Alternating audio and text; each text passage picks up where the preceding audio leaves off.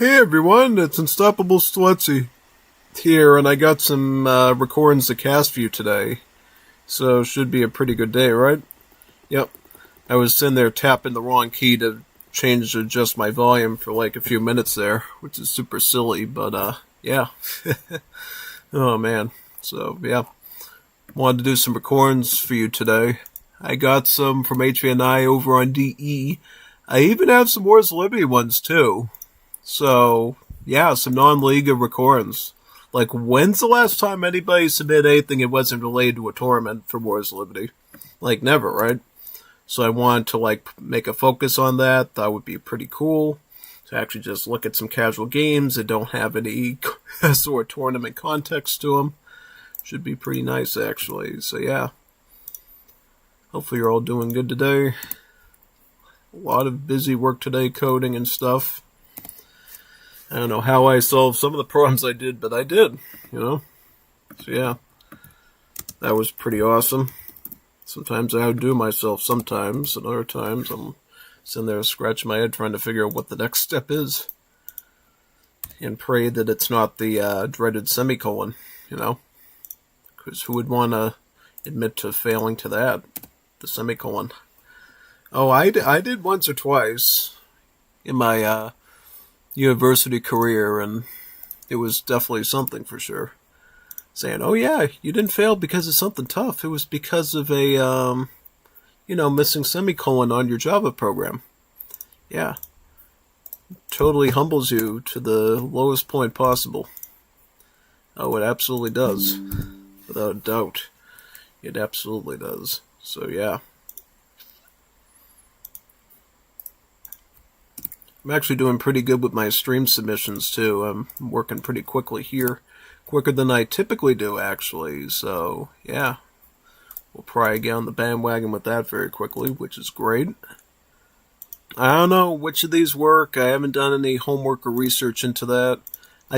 For me, if I have like at least 6 submissions, I just go with the stream anyways, because it's like, at least one of these has to work. You know what I mean? Oh, the odds of all these not working would be like nigh impossible. So, yeah, I decided just to go with this. Plus, I think we got 3 or so over on Wars of Liberty 2, which is a rare treat. So I was like, yeah, we're definitely picking up that one. You know what I mean? Like, when does people ever submit a casual Wars of Liberty games anymore that's not related to a tournament? I mean, we got 2 of them going on. I should probably just ping tomorrow to figure out if the people that need to submit their recordings for me, do theirs, and then obviously we're waiting on people to do their stuff for Nathan, which is the one I'm part of. And then after that, mine is done.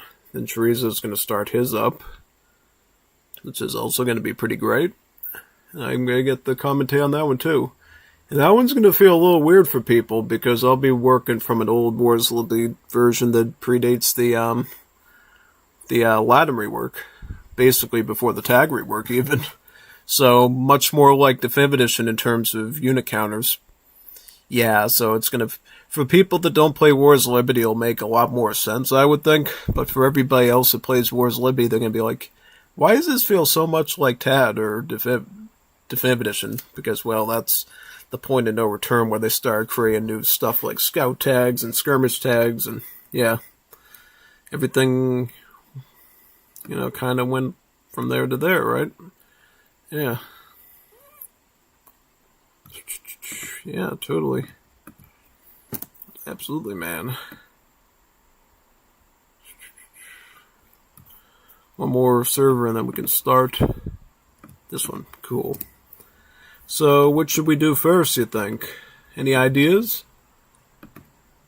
Wow. And you know what I did too, which is pretty awesome? I cycled through all those Discord servers in 4 minutes or less, which is very quick, actually. I don't know why I'm usually not that diligent with my handwork, my finger work. Like, I was, like, really just flipping through stuff like a book at that point. I'm like, wow, I'm usually not this attentive to that stuff, but here we are. I can tell you're all enthusiastic because I don't see anyone viewing the stream right now, so I might just end up talking to myself for probably 2 or 3 hours until I reach the end of the matches, because I don't know how big these are. I don't know how many of them actually work. So yeah, which ones did we submit around? These ones, alright? And this one too. So, let's start from the top one. China versus British pike bow stuff. Okay, HVNY is Descend to Ascend, by the way. Sai Koda, 9-4 is British. Pomerania. So this should be a good 1 versus 1 here. Let's see how it works, alright? Ready. So, 1v1, Brits versus Chinese. Looking forward to this. And you might be asking what happened to that wonderful overlay done by Hell Punch. Well, the fact of the matter is I haven't used it since the open beta came out for the Polish and Danish. And I tried running it again, and for some reason, the thing didn't work. So, either A, I forgot how it works, or B, because I went onto the site to check if there was any new updates and said it was discontinued. So I don't know if he was using some sort of web-based API and it shut down now or whatever. So I said, you know what, we'll just do it the old school way, which is good, you know what I mean? Yeah. But yep, here we are, good old British versus Chinese. So for this matchup, there's a lot of interesting aspects of it. This is a matchup that I have actually done a few times when I used to do ranked Definitive Edition 3, so I actually can speak a little bit on this one. Now, one thing that really bothered me one time when I was in this matchup is when the Brit player actually decided to do a fish boom on top of a mana boom on the war map, much like this. So, for me, if I was a Brit player and I knew my APM and macro was pretty good, I would throw a fish boom in with the mana boom, go mega wood. At least, that worked on me. I mean, obviously, HVNY is a lot more of a quick player. He's very tactical. He knows his build. So, maybe that wouldn't work against him, but it definitely worked against me. For sure. So, yeah. I can only imagine what sort of fun build HVNY has with the Chinese here. Probably something along the lines of the French consulate to porcelain tower build order that we saw from the Breaking Me fella not too long ago. That would actually be a pretty decent strategy. He's just sent the T export card now, so he has the free consulate with the plus 100 export it comes with, and export trickle that enriches him the rest of the game too. You can see the consulate right here. I would most certainly say he's going to go French. That's what the current meta describes. Yep, French. Back in the Ouija days, it was Russians. Now it's French. It's a pretty good idea, actually. I mean, it's very intelligent because what it does, it gives you a stronger amount of food than the old school 300 food shipment from the home city would give you as the Chinese. So, in a way, you're getting even more for your buck. So instead of 300 food, you're getting 400 food, which you can see laid out right here next to the village. Not only that, because you're aligned with the French, you get the improved gather rate to your villagers while you're active on that French alliance as well, right?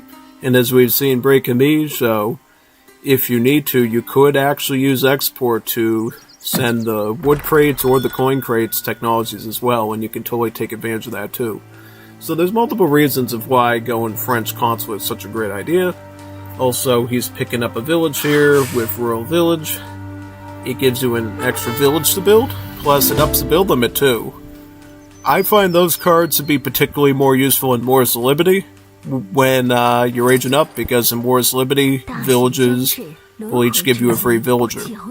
But it could certainly be good in DE as well if you need some quick population, so I find it a bit fascinating that he's going for that. Now, this is very interesting. He is going with the Confucian Academy first, before any other wonder. This means he's going to get access to the Flying Crows early, but because he's getting it earlier, I believe the spawn rate will be slower than if he got it at a later age. Going Confucian Academy this early is wild, and I believe since it's this early, wouldn't he get you Canoe instead of Arquebusiers? Yep, that's right, he would. So, should be very, very fascinating, actually. Totally. 100%. Yep, it says right here, 4 True Canoes, so he'll get a bit of skirmishers from that. Should be able to save his Explorer and grab the 40 coin, 40 XP right there. How about Brit player? Is he doing anything weird?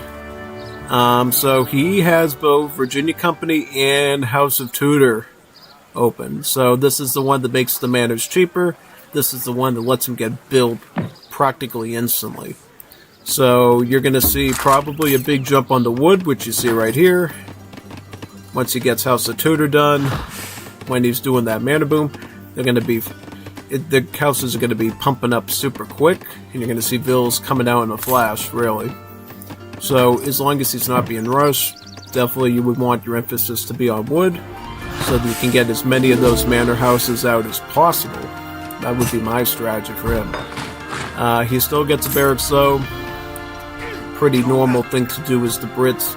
Honestly, as British, you should always open up with the barracks, just get some muskets out if you don't know what to do.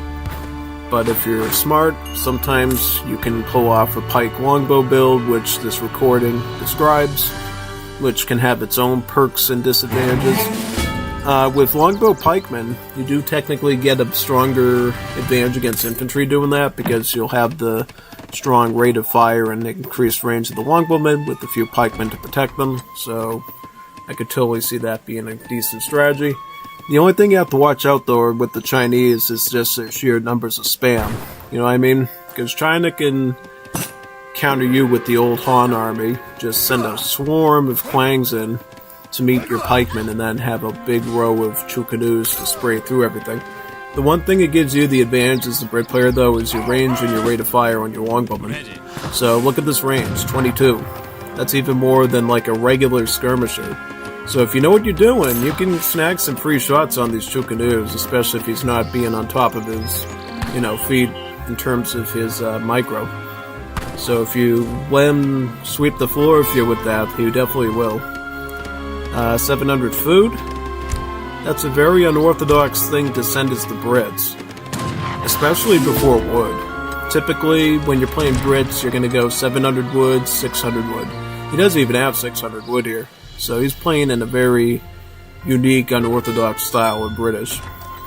Definitely House of Tudor is something I rarely see as well, so I should have known, as soon as I saw that card showing up, that something was definitely very off here, I would say for sure. 2 pikemen. Not going to do a lot against these step riders. They'll get a little damage done. He'll need just a little bit more pikemen to get some sort of decent protection. He has the wood for it. I don't know if he's just being greedy and... Okay, no, he commits to the extra troops. I was wondering if he was just trying to be greedy and say, is he going to leave? Can I get another free villager from a manor house? Or am I going to actually have to commit to a defense? Looks like he is going to have to commit to a defense. Fencing school. Now, fencing school into 1v1, that's a very interesting choice. It's something we rarely ever see for British. We often see it a lot for certain cities like the Russians, who pry on spammable quick infantry training, but fencing school for Brits, more on the rarer side, especially when he hasn't even sent the 700 wood yet. Again, 700 wood hasn't been sent. Surprising that he's focused purely on unit training this early. Perhaps it's a build that he's done before, about getting up some quick army, fending off your enemy, and then focusing on the vills. That could work too. It's just a bit different. HVNY is going to snag a manor house down here. He's going to get a ton of XP for it. He's going to get about 84 XP. That's the thing. Manor houses are technically more expensive than standard houses because of the whole free villager thing. So naturally, if you siege one of those houses, you will get a lot of XP for it. 84 XP is very nice. The only issue is, of course, if the Brit player gets his wood up very quickly, he could, of course, get another free settler now because you gave him the opportunity to get another one from rebuilding the manor. Though that's more of a long-term concern. Short-term, taking out the manor so you can get some more shipments yourself can be a very good move. Just be aware of that one little teeny-weeny settler that might bite you later. You know what I mean? Yeah. Okay, so pikes, longbows moving in formation. Right now the Chu canoe are microing very appropriately. Only minimal damage on... well, actually, no. This one's almost kind of dead now. It's a little bit huffed to evade the longbowmen because they have that more superior range and they shoot very quickly too, 1.5. They're basically shooting twice as fast as your Chu canoes are, so that's a big problem in itself. Pikemen fend off a step rider and send them retreating. Where are we at now? Got a flying crow rolling in. This is definitely one advantage of going with the Confucian Academy this early, is you do get that early artillery. Yeah, because for most civs, as you know, you wouldn't have access to artillery until at least the Fortress Age. So the fact that you can get a cannon now, even if the spawn rate is kind of trash, is definitely something. Oh wow, and he also gets the Fortress Age in too, so he's going to get a natural shadow upgrade to it. So that's great. What does he get now? The Temple of Heaven. Interesting wonder to get. It's not one we see a lot of, honestly. And he looks like he gets the covered wagon from it too, which is really neat. That's why I went for that prize, so he could get a bit of a TC boom. 2 town centers and early Confucian. Very fascinating strategy. Already having a flying crow helps out too. Now, as the Brit player, what do you do about this? What is your game plan? Also, China's adding in forbidden armies, by the way, too. So we're going to soon see iron flails and meteor hammers be added in. Plus a imperial army that's going to have iron flails and arquebusiers. So even more stuff, right? Also, looks like he got fed on the Chukanus, though he doesn't have a lot of them. Yep, Chinese military upgrades are rather cheap, since the units themselves are pretty cheap and weak, so it's just like 100 wood and 50 food, 50 gold for a vet upgrade. Okay, so longbowman, pikeman right here. How does he defend? Well, first, you don't want the step riders getting into your vills. Secondly, you gotta stop the advancing force of infantry and artillery if you can. But still don't lose your longbowman, obviously, to that flying crow if you can avoid it, right? Because obviously the flying crow is going to be able to outrange you by about 1. So it's not like you can do any fancy schmancy tactics until you get Yaoman on them. Because once you get Yaoman, you'll get a range of 24, and you could actually maybe sneak in some shots safely. But until then, it's not going to work. Positionally, it looks like there's a hunt here unfinished. Longbowman getting some free snags there on the Chukanus. It's about 2 kills, which is not bad. Free kill's a free kill. Scouts out the flying crow with the longbowman. Sacrifices it. At least he knows where the artillery is now. Question is, what do you do from here, right? And how many manners is he on? He is on about 20. But looks like, well, technically he got 21 free villagers because he had to rebuild a manor, so consider that to be 21 free settlers. What is his actual settler number? 49, so about the average at this stage for someone that has 20 manor houses, so that's pretty much standard, I would say. Ships in some Totenkopf Hussars. These are House of Hanover native Hussars with the charge attack where they start spinning their sword around like a tornado and then they do a big stab and do a ton of damage to you. So that's actually one of the units that would go right here. Your main target is this flying crow. Focus on that, ignore everything else. Don't even go after the arcs and the Chukanus, just get the flying crow down. And I promise you'll have a great time. A really great time here. For sure, so definitely focus on that. But again, if HVNY keeps killing manor houses, Brit player can keep rebuilding them, and he's going to get free settlers, so you're kind of feeding the beast too, so just be careful of that. Okay, he's got the second flying crow now, which doubles the stakes of the artillery. How much units has he got? So he's got about 43 pikers. How many longbowmen? 22, plus the Totenkopfs just arrived. What does he have left for cards? So he has, really just upgrades. Frontier defenses is good because he could use that to potentially turtle, worst case scenario. And obviously, range attacks from towers will hurt the cavalry quite a bit, so those step riders, meteor hammers, iron flails could get injured by that if he lays them out correctly.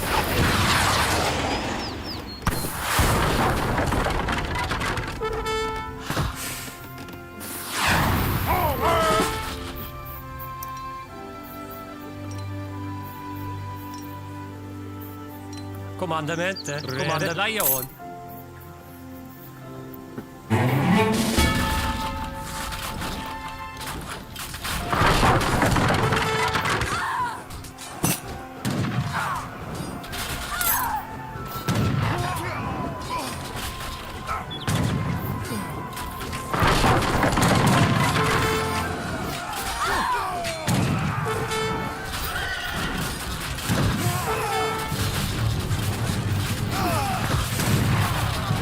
Oh, good advance by Brit player. Like how he's charging the Chukanews with the pikemen. It is true, if you have a ton of pikemen, you can charge Chukanews with them head on, because Chukanews are a pretty flimsy range unit with not a lot of HP until they get their wonderful Age 4 Reforms card, so definitely take them out now if you can. Some of the pikemen focusing on sieging a TC, while the other ones are focused on ripping through cavalry. Yes, will he get through them all? Looks like, nah, it doesn't look like it. He's getting very close to it, though. Fortunately, some of the sentries distracting his units too a bit. Did he put those some of the Changas are in cover mode now. Good move by HVNY there to install himself some time with those range attacks. And it looks... No, that's defensive mode. That's not stagger. Yeah, I was trying to figure out if that was like the protect formation to gain the extra armor. It's not. Okay, it looks like their HVNY successfully defends. Brit players pretty low on resources right now too, something I'm observing as we go along here. Whereas HVNY, he's got a ton of food. He's starting to implement its natives now with marriage politics from the House of Wen. This could be pretty scary because if he wants, he could start bringing in some of the Saxon Cuirassiers and the Trabants, and those combined could be a serious threat. So we'll find out quickly if that's going to be implemented or not in his strategy.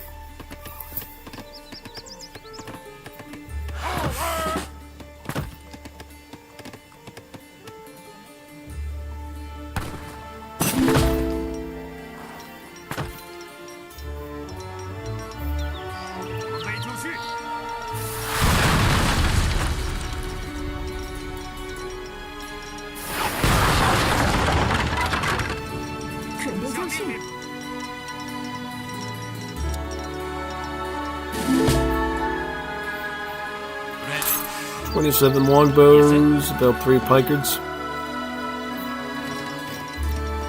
I notice he is stacking up a bit more food and gold. Would be great if he had a stable. Could get some hussars.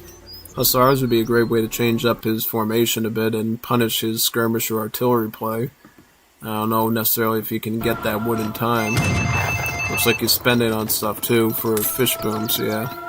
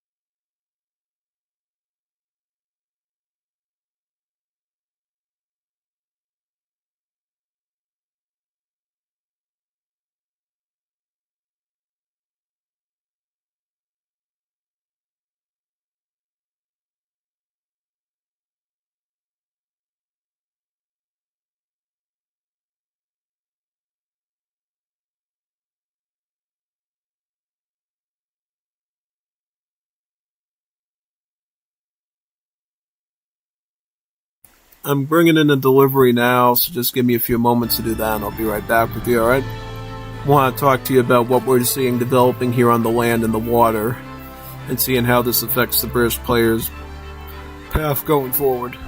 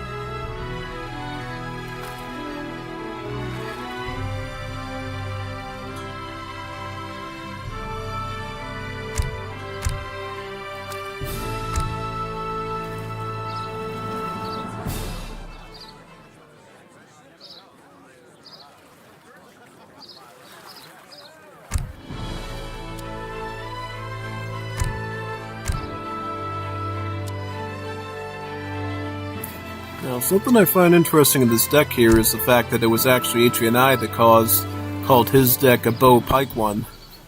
And it was the Brit player that actually ran a specific pikeman and longbowman build, so in theory his should have been called bow pike instead of the other guy. But yeah, I mean, HVNY's was more of a mix of flying crows and cavalry with, hand infantry and archer skirmishing it, so his was the farthest from a bow and pike build, I would say, whereas the other guy was more of the organic definition of it. Just so I point that out. But right now, what I'm seeing is a bit of an interesting situation where Brit player is now trying to implement the fish boom because he knows he's going to need some extra resources. But unfortunately for you, you're trying to run longbow pikemen, so you need wood for that, right? So how do you balance this with this? Well, right now, obviously, he's devoting everything to the military side. But when it comes time to start doing fishing boats, how do you make that balance? You know what I mean?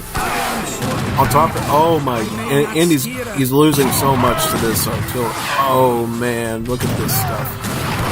Oh wow. You know what he just did? He just used his ability from the Wonder. He did, because I saw the HP increase on that unit. He just used the heal ability from his temple, his Wonder Temple there. It's the Temple of Heaven, right? Yep, the Temple of Heaven. He just healed up his artillery. Crazy timing, isn't it? Because that was so devastating, because he needed all the force he could do just to get that cannon down, and then he's like, no, just heal it up. You're not killing this cannon, you're losing your army. So that is a kind of a breaking point now. He's dealing with a huge army of arquebusiers, other units, one cannon. He's also has some cavalry rolling through his base. The only brick wall British player has to really keep himself safe is about 4 outposts, 2 on each side of the town center. Those frontier defenses did indeed come very handy, so that's what he's taking advantage of. HVNY right now going full herdable. It's one of the things that HVNY is well known for, is being good with this herdable economy. With China, of course, your villages are literally livestock pens, so you can make a mixture of animals. He's got his goats, and he's got his water buffaloes too. So he's got his little herdables, and his big herdables too. He unlocked that through water buffalo ranching, so that should be very good for him. Yep. Once these are all fattened up, he also sent foaling mills, which means he'll basically be able to gather from those animals rather instantly, It increases your gather rate from herdables by about 300%, so like triples it. Triples the gather rate. That's a big amount. Tripling the gather rate from a herdable. Actually, doesn't it quadruple it though if it's 300%? Because 100% increase would be doubling. 200% would be tripling. So 300% would be quadrupling. It's basically like an instant grab of the meat. You know what I mean? It's almost like you're a meat processing plant at that point. Not even a real butcher anymore. It's like one of those big, Smithfield type pork factories out in the Midwest that makes all the hams for Thanksgiving that people buy at the standard supermarkets rather than the real stuff, basically.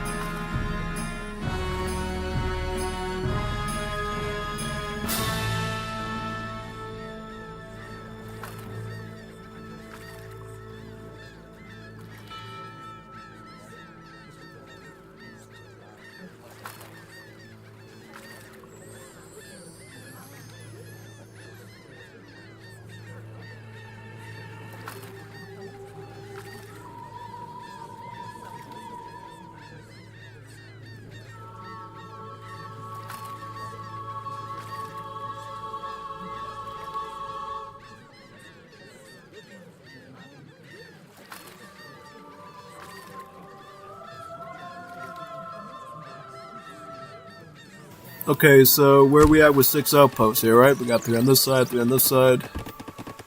I think China's clearly, obviously, an advantage here. You can tell from a resource standpoint. Obviously, he has total map control now. Control of the native site. Putting his third wonder right in this dead center there. If he can safely do that, that's a big sign of confidence. Also picking up Leipzig trade fair. So still bringing in native text too. And he's going to be an age ahead of his opponent again. Which means he can pick up some quick upgrades, really get ahead of the Brit player, who hasn't even gone veteran longbow or pikeman yet, right? Does he have the cards to support this? He does not. Doesn't have Gentleman of the Pike, doesn't have Yeoman, doesn't have Siege Archery, so he's going with 2 units that he's not really focusing deeply on right now. He's got cards up focused on Cavalry, Muskets, and Grenadiers. That's about it.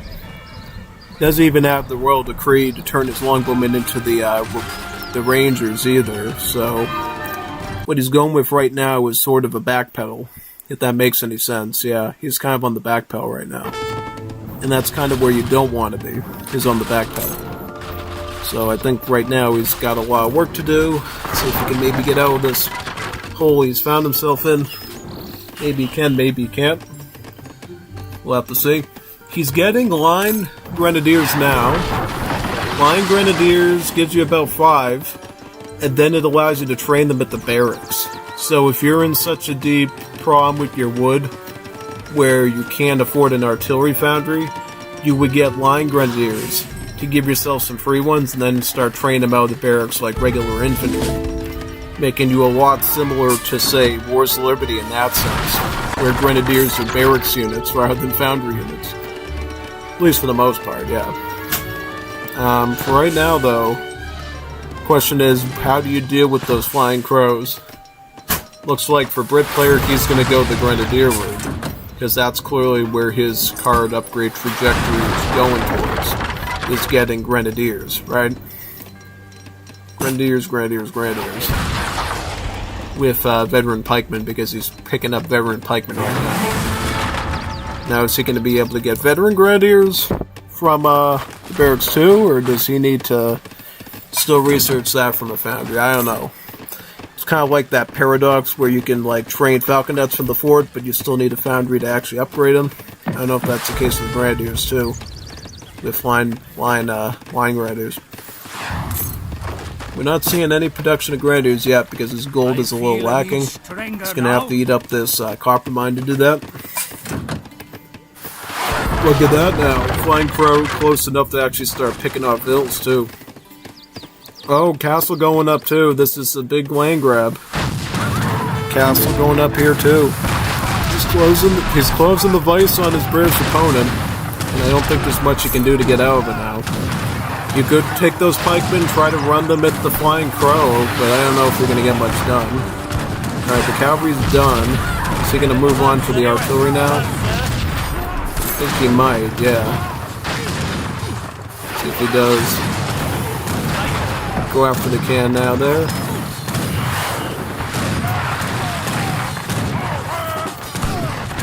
And some hussars there. Yep, cuts right through the skirmish. Very neat. Siege down the tower too, the castle.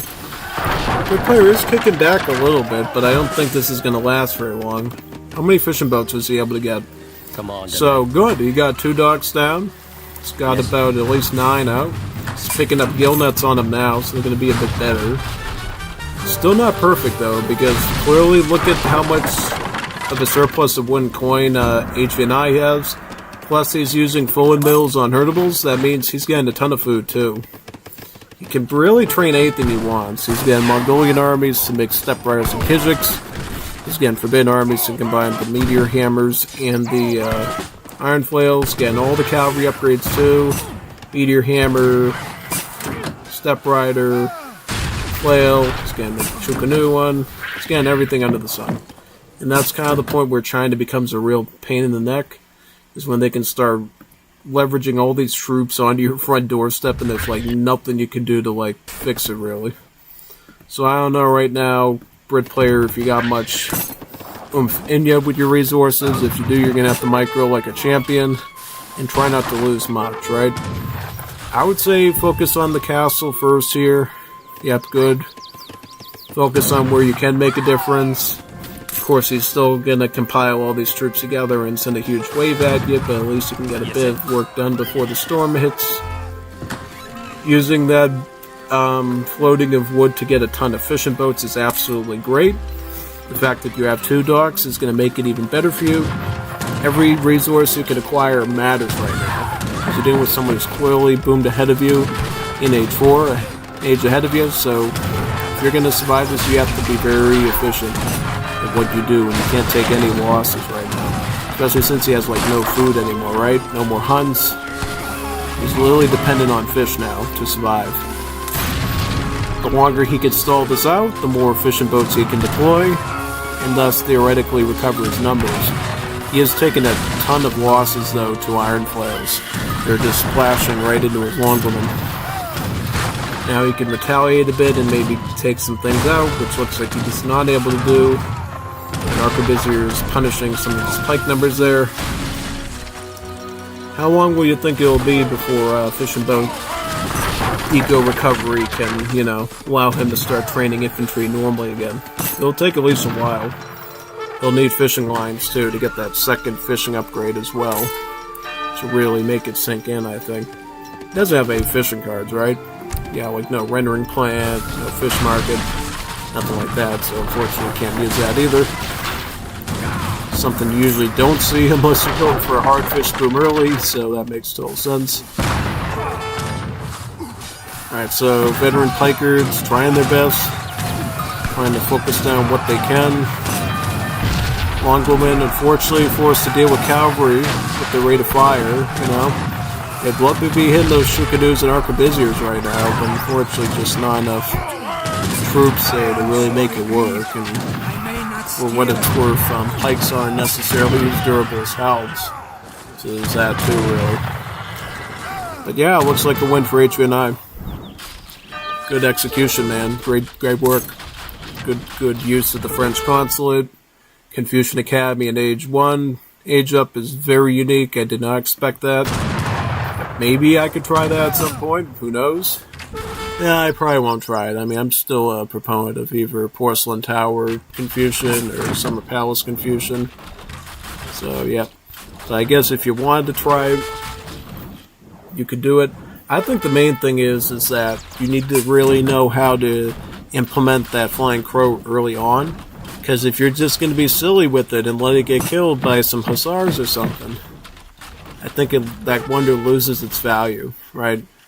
And obviously, again, the 4 for each Chukanus is pretty decent too, because it gives you a little bit more range mass to keep on the side of that Flying Crow in the event they go bow rider or something. So, I mean, I guess there's that nuance to it as well. So, yeah, totally, absolutely. Yeah, we're getting pretty close to the end of this. He's about to start losing structures now. How many fishing boats was he able to get to? About 20. Not the worst. Would have liked to see a little bit more. And a little bit too late, he's moving into musket now. See, this is the thing. He built a deck around muskets, but he never used muskets for the majority of the game. Which makes me think, hey, maybe you should have focused more on muskets this time. It probably would have been a bit more flexible because you could have actually used those muskets to do range combat and then move them in right up against those Flying Crows to like stab them with your bayonets directly. That would have been helpful. Like, you know, geek them a bit. But there's that. We got another one too here. What's this one? Record game. Whatever this is. And then we have 5 more of them, right? 1, 2, 3, 4, 5. Let's see how these are. Invalid. So that might be something for me. It might be a leftover spoil for me, perhaps. 2v2 funny rear base build distract. What is a 2v2 funny rear base build distract? So I'm guessing they're attacking them in the rear of their base using some sort of raiding tech. 2 Portuguese. We rush. Oh man, that's pretty scary. I see what you mean now. So When you see a team of 2 Portuguese players, especially on a map that has water potential like this one, you got some problems there, you know? Because here's the issue. Portugal's main bonus is they age up, they get a free covered wagon to build another TC with. So, if both of these guys successfully fast fortress, which they theoretically should as the Portuguese, they're down here by the way, the 2 Portuguese players, then they're going to combine to have like 6 town centers protecting this whole area.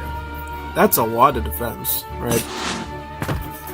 But on the other side, though, we got HVNY playing one of his German builds. HVNY is a very notorious Germany player, so he should do very good here. And he's allied with Vince 42, who is using Dutch. And it looks like he check their decks. Yep, we'll have to check their decks too, actually, on that note. But it looks like Vince clearly knows how to play Dutch because he's already offering to send the House of Nassau for his ally. Which deck would that be? Just curious. It would be this one, I would assume, Terre.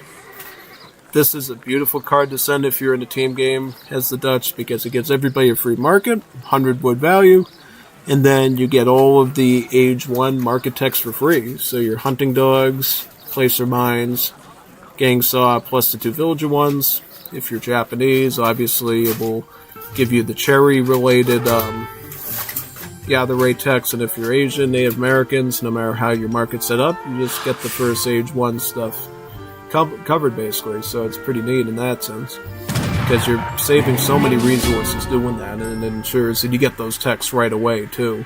So you're getting the immediate improvement to your macro, which is awesome. The one thing that sets this map a little bit different than other ones is that there's blueberry bushes here, right? So blueberry bushes are these special bushes that, with one of the nearby treasures to your base, you'll actually be able to gather from them faster than standard berry bushes. So you'll be able to eat them up super quickly. You get a ton of food from them, almost as if you were like hunting, right? And later on, of course, you do have hunts. You got moose, and you got caribou up here, so you do get to herd some of those animals as well. So it is pretty neat. But we'll see how Dutch and Germany holds out here. Let's see what builds they got. So this Terre is indeed going to be the deck of the Dutch player. He's got 700 food, the 2 wood cards. It's got the full setup for full bank economy, which is good. You always want that. He has 12 Swiss pikeman shipment. He does have the Blue Guards card too, so he could go musket at some point if he wanted as well. And nothing else more than a standard fortress age, right? 8 skirm, 9 Reuter. How about Germany? Germany's the one I want to wonder about. So, Germany, 2v2 treaty 10 minute. What does that mean exactly? Well, it looks like he's got the Outlaw Relay card here for the Inquisitors, right? Witch Hammer. That's a pretty fascinating one. Prince Electors, Mercenary Camps, Improved Mercenary. So this is a very mercenary-heavy setup. And it looks like in late game, he is going to be relying on this card, the Highland Mercenary Army. It gives you Highlanders, like a strong Musketeer Mercenary. Swiss Pikemen, well, it's a Pikeman, and then the Harquebusiers. Range, heavy cavalry, right? So they have this big, giant early firearm, does some splash damage, that's a ton of damage, but it's very short range. You have to be at like point-blank range to use it. So it's almost practically a melee unit in that sense, but not really. So, yeah, good pick. Quartermaster for Germany. How about Dutch? Dutch is probably going to do the same, right? I'm assuming. Yep, Quartermaster for you too. And let's look at those Portuguese decks so we know what they're planning, right? So, King of Emily is going with a land-based Portuguese deck here. 1v1 land. Has all the setup for a fast fortress. Look, they're already taking out 700 coin now. This is going to be a fast fortress, which means get to age 3 quickly. And that's a pretty obvious trick if you're Portuguese, right? You want to get that fast fortress right away. Because every age up you do as Portuguese gives you another free town center or another free covered wagon. So if you can get the age 3 and clinch that in, you're talking about the difference between 3 and 2 town centers. gives you like way more map control, way more defense, and way more boom, because every town center you can queue settlers at. So basically triple the economy of a single town center player, right?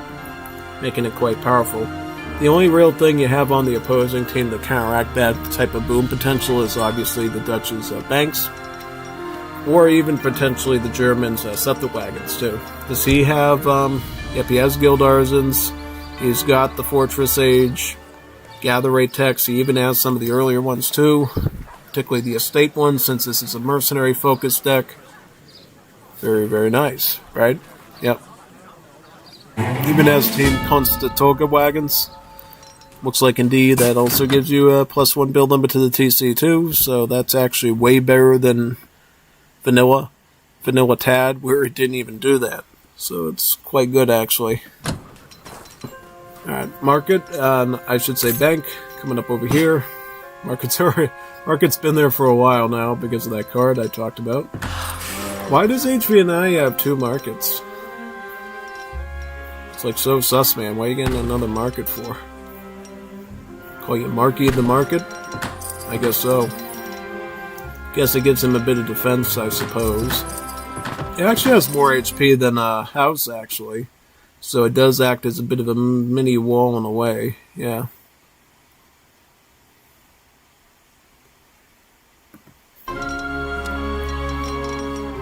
Alright, so let's see how we do here.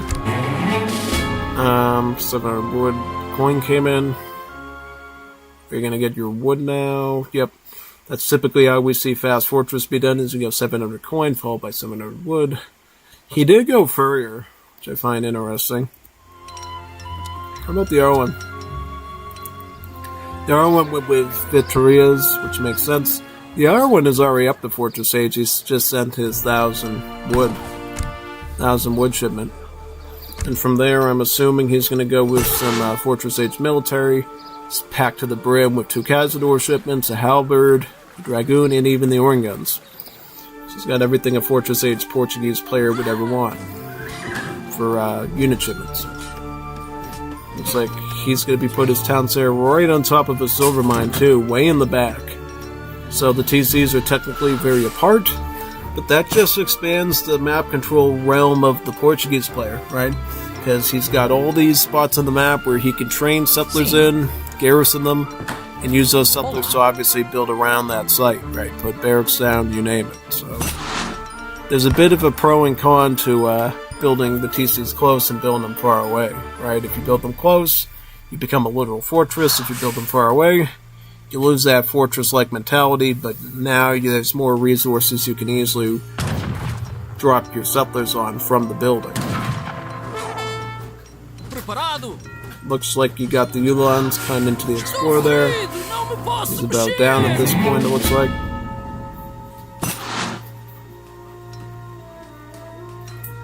Looks like the Ulans are going for a raid. What is this now? Look at this! Building a TC on top of a TC.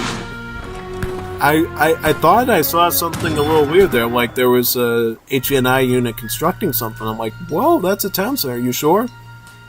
Absolutely. I mean, this is the thing though, because Germany, every shipment you get gives you free Ulans. You could, in theory, whether you're sending an economic shipment or any shipment, you're going to get free cavalry. And that means you can constantly be pushing in hand cav to threaten the players above you here. It's a constant danger that you can keep applying, right? So I'm going to be watching his cards very closely and seeing what he can send. So yeah, all these upgrades he wants. 3 Ulan, 3 Ulan, 3 Ulan. You got Sage 4, even there you get these 4 Ulan shipments, and then eventually he's going to be able to run this. That's going to be really tough, because then you have the Highlanders and the Swiss pikemen dropping heavy siege, potentially wiping out some major buildings along the way. So that's really nice. Well, if you're the Portuguese players, of course, you're going to counter that with Dragoons. Dragoons, your ranged cavalry option for fighting hand cav with, because they're multipliers. So whenever he sees Ulans coming about, he'll just send a group of Dragoons, and they should be able to shoot right through them, right? Yep, that's kind of the idea.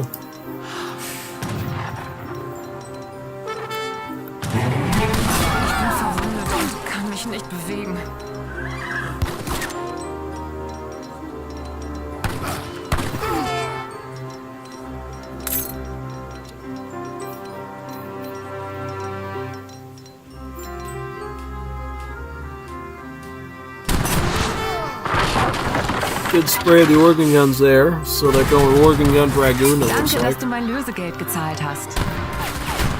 Wow. Using the Explorer to fight the, Is she using an umbrella? Is that an umbrella she's using? She's smacking him with an umbrella stick. Look at that. Never quite noticed that about that Explorer type.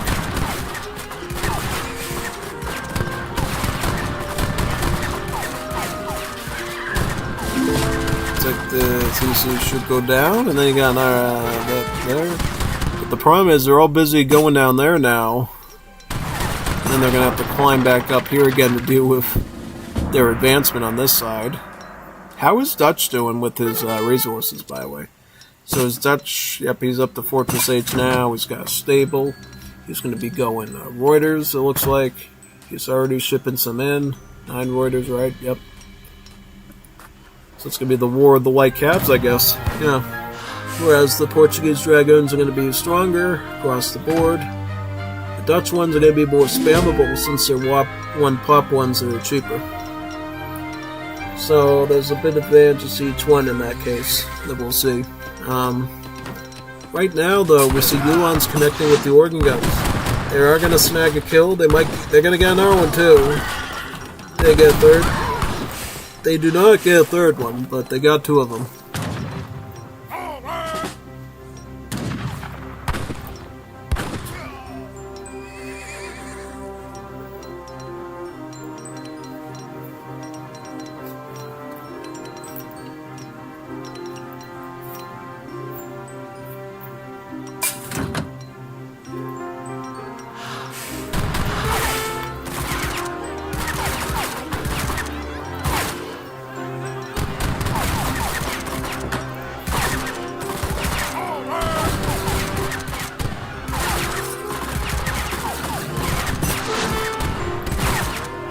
Alright, the GC is going down now over here.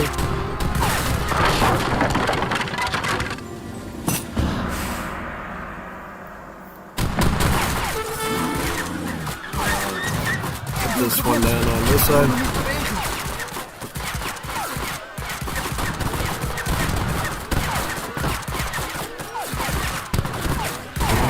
That's a big push by them. You know, they're gaining some pretty significant ground at this point.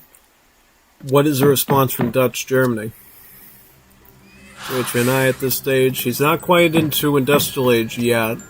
He's got a foundry and he's going to be doing culverins to deal with the organ guns, which is totally appropriate. A very long range, pretty easy to snipe solution for those cannons, really.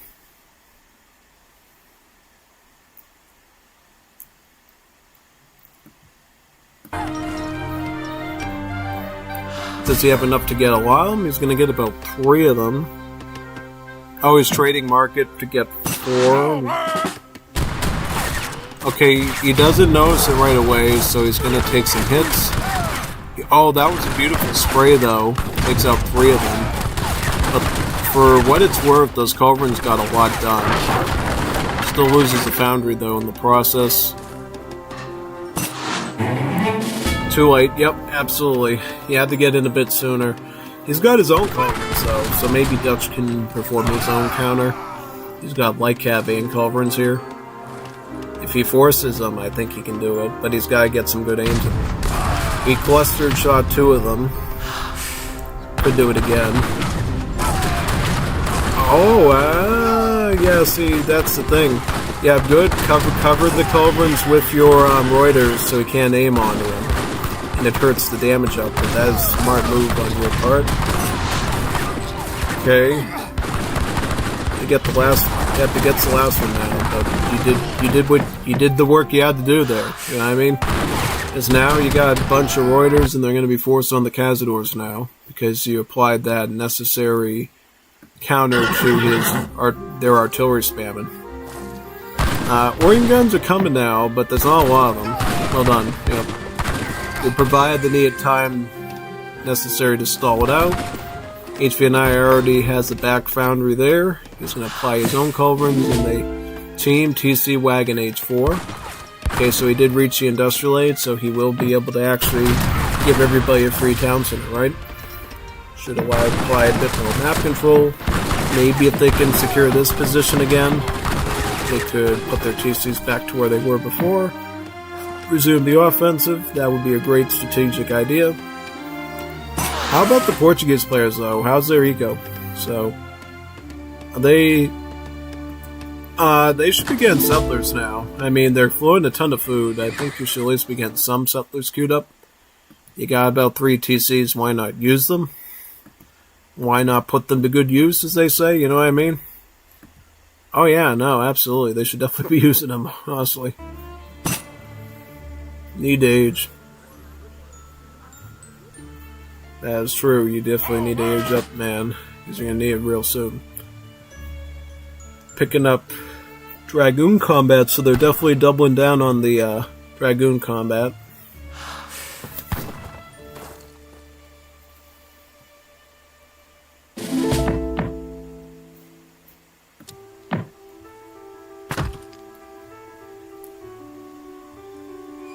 Alright, more culverins come in for Germany.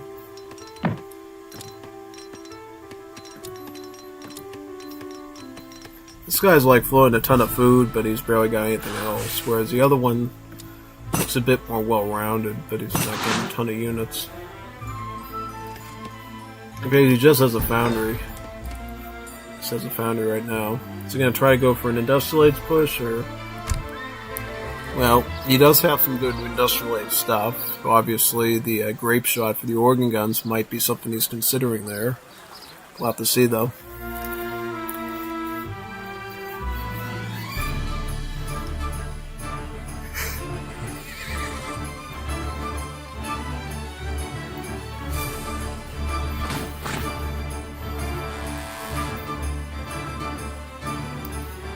I would say if you're the 2 Portugueses, try to get some Cazadors out and try to make an advance soon.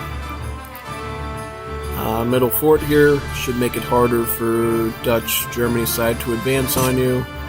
The fact that they went with all these culverins, you know, kind of good for you, because if you can like get a huge emphasis on Dragoons and Cazadors, you definitely have a way of, you know, making those culverins sort of weigh on them a bit.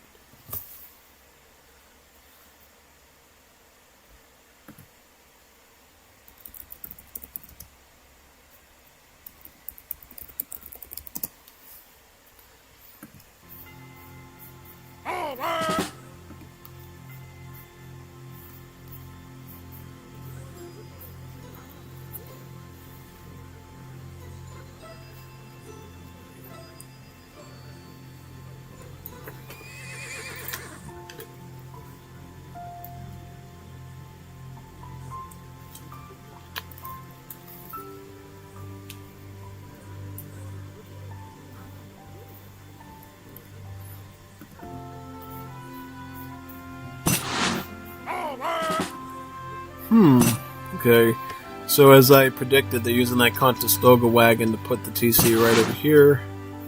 Set up an accessive attack. It's going to go in first with the Ulons and scout and raid a bit. Distract the Dragoons a bit to hurt their positioning. Now, if one of these Portugals gets to, you know, industrial age, they can get the Aviz card to get the range up on them, which could be potentially good.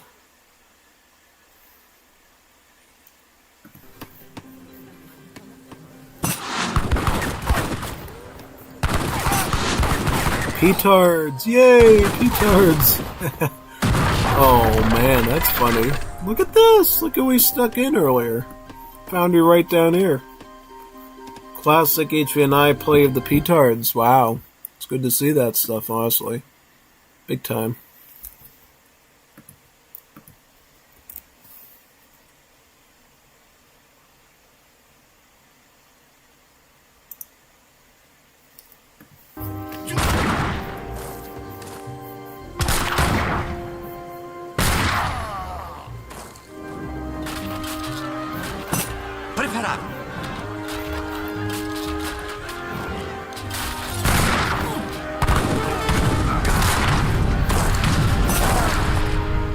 That's a lot of cones.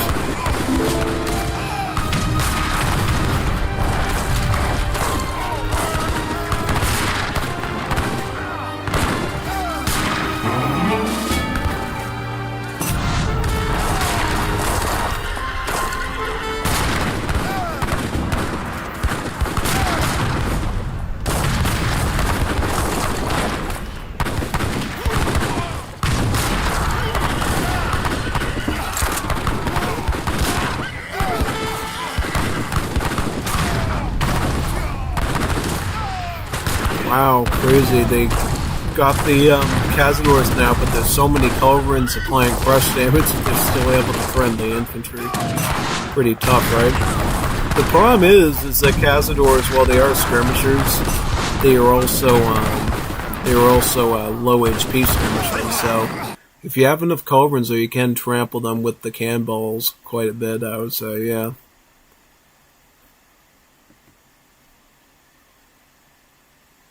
Not bad.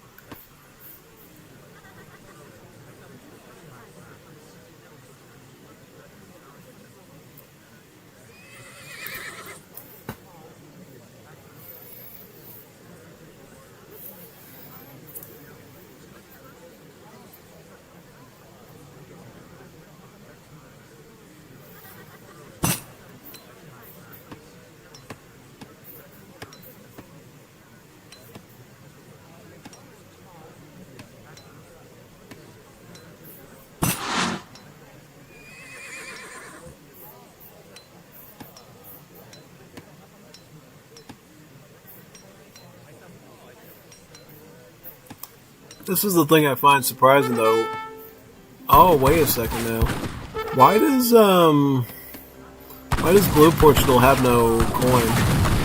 Maybe it's the map control too. Yep, they got all the triangle of mines right here under. Yep. Oh yeah, that's a little tough. It's kind of one of those moments you wish you had fishing boats and you went with the Portuguese fish boom, so that way you'd be able to at least take advantage of the whales on there, perhaps.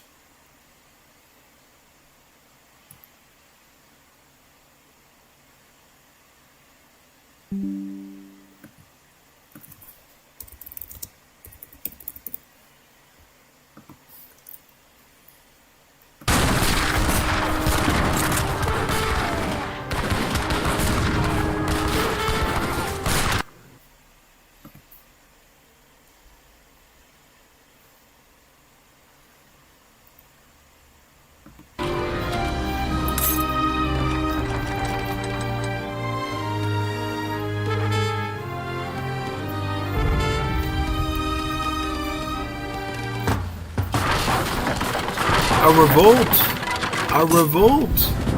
You got a revolt into the Barbary states, Barbary pirates. Everybody is now a Corsair marksman, it looks like, yeah. Look at that, Corsair marksman, Barbary warriors, pretty good. Let's see what cards he ends up sending. This is the Barbary cards if you are curious. This has got all these. Big emphasis on infinite shipments there. You also got this to be able to send builds again. Corsair Captain.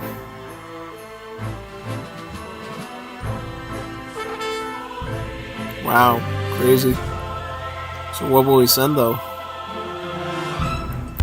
It's kind of a more limited revolt, I think, though, honestly. Yeah, there's definitely stronger revolts. I think the big revolts for me would be the ones that they're going to be releasing in the DLC for the Polish. To me, those revolts are very peak. So if I had to put my money on a revolt I would want to do, it would probably be one of those, honestly.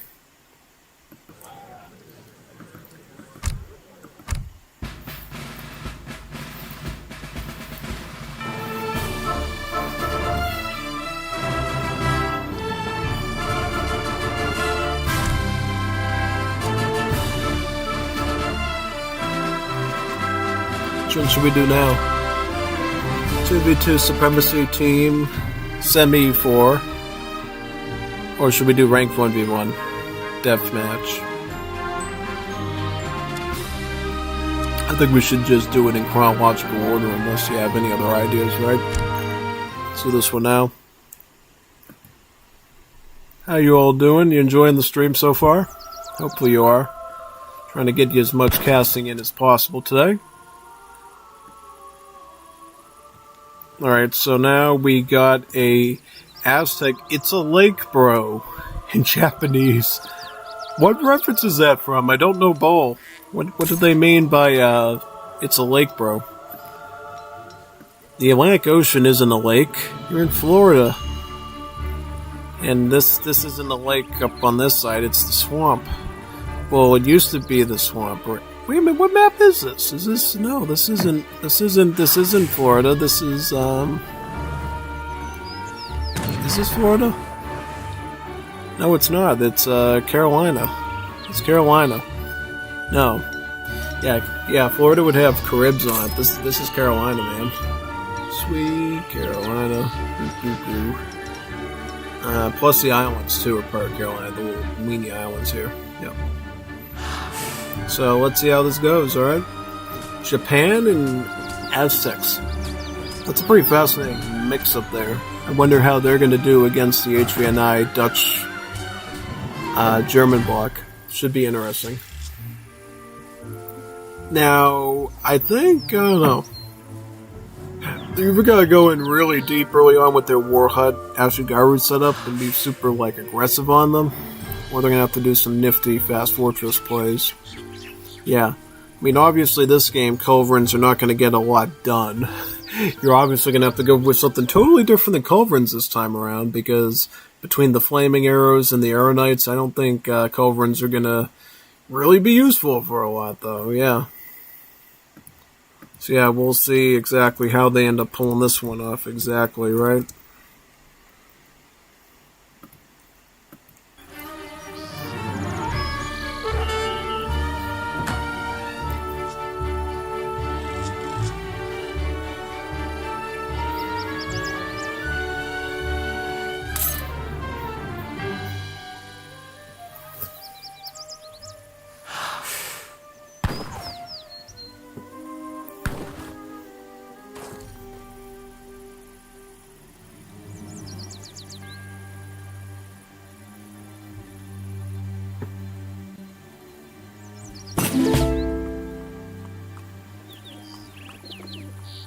A forward market, I see. Very interesting.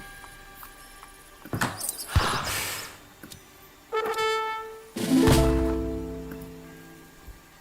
see Germany's going to put theirs somewhere around here.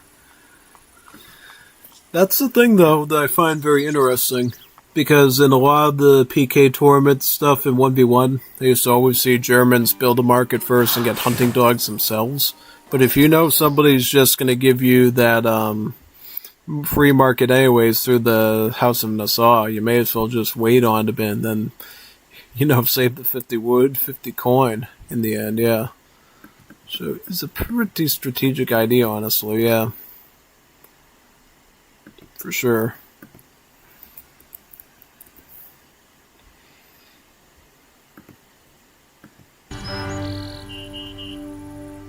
This is a train post here, right? Yep.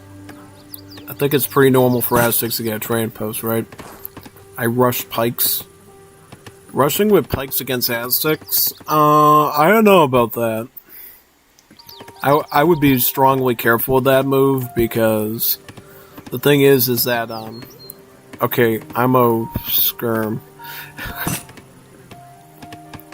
Yeah, skirm would be way better against Aztecs, because the thing is if you go hard in with just pikemen, Aztec player's just going to hit you with Fontanins, and then Japan can clobber you, not even with Yumis, just using Ashigarus, because Ashigarus have that really quick movement speed, and they can outrun your pikemen and punish them.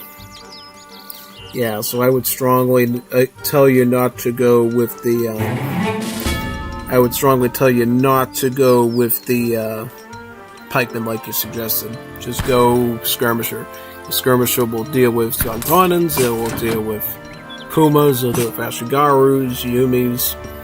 You give yourself a bigger support there. I mean, the only thing you'd have to worry about is a transition in the Coyotes for the Aztec player. Japan would have to get a full stable and stuff just to do the Naganas, and they're kind of expensive, so yeah, no. That would be it, basically.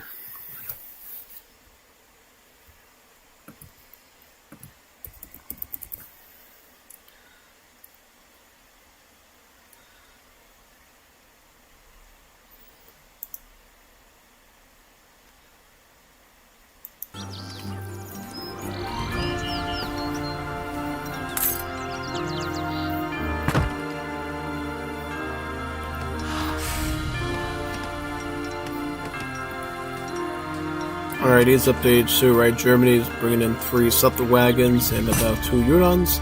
It's such a valuable card because it's really like... It's actually better than a 6 Settler shipment because the Suttler wagons actually gather slightly better than 2 Settlers combined. So really, it's arguably close to the 7 Settler numbers, really. Yeah. So, definitely a very fascinating one to say the least.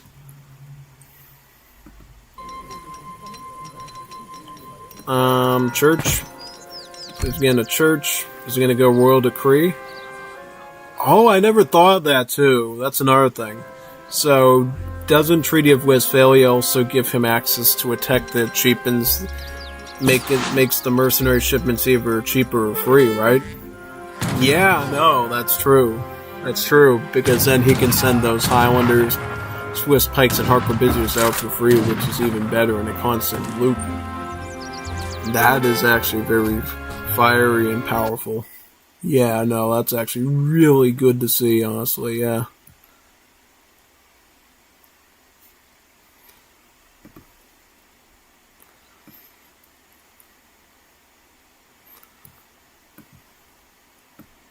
That is definitely for sure.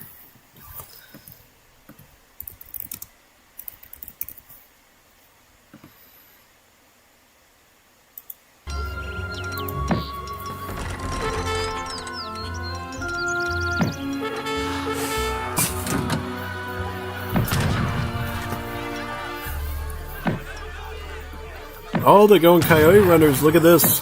We got Coyote Runners on the move. That's going to be pretty powerful because now if Dutch player wants to go Skirmisher, they will have a bit of an issue. Okay, so he's going defensive, right? Building a ton of banks. Okay. That's fine as long as you can turtle good. Because honestly, again, those banks now will reward you later. Because if you want to potentially go mercenaries around Fortress Age, you do have that option, right?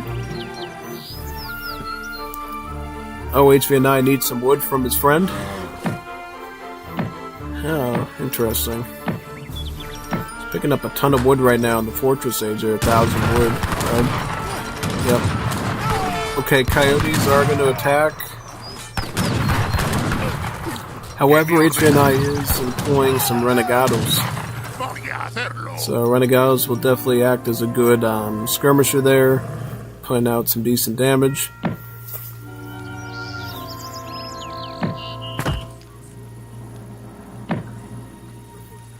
Now comes the bigger force. He's got a mix of Coyote Runners with the Antonins. It's a pretty big mass there. Whereas Japan's going to be coming up with a couple of Ashigarus and trying to shift some things out over there, yeah.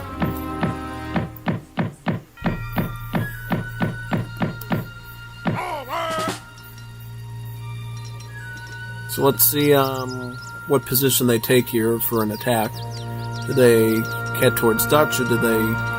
I think they might head towards Dutch. Looks like they are. Oh, look at this, though. Manchu. We got Manchu being trained from HVNI. Manchu is very powerful. That's a strong horse archer. That will actually get a lot done, honestly, yeah. So let's see how they pull that off.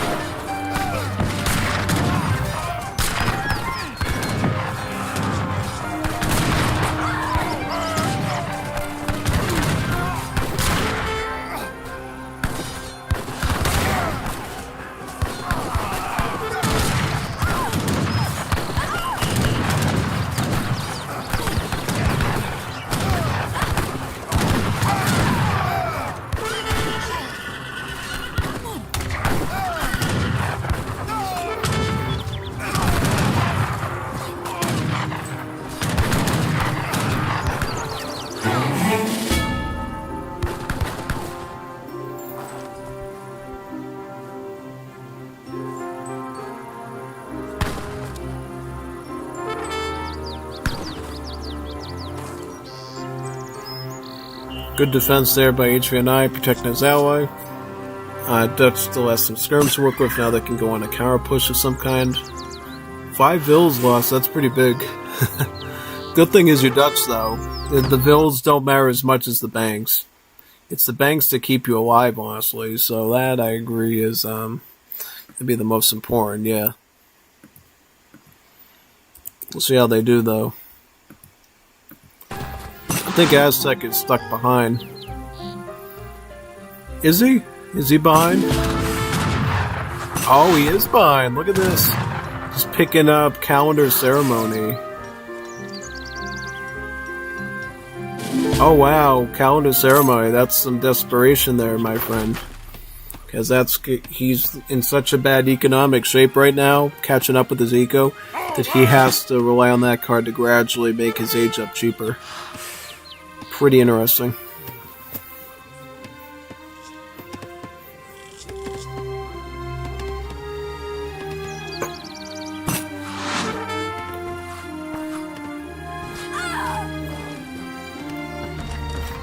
Oh, Bosniak, so this is even better because these guys have a huge charge attack.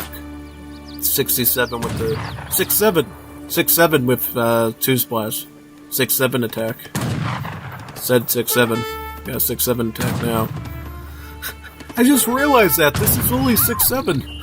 It does 6-7. I should send that.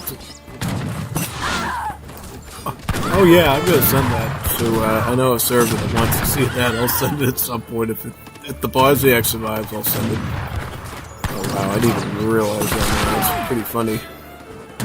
Actual 6-7 in real time. Okay, it looks like the Bosniaks are doing some good damage, right? It looks like they'll get cooked. Unfortunately, yeah. The Renegados are still alive. Having more Ashigaras alive, though. They're all veteran upgrade, right? Yep.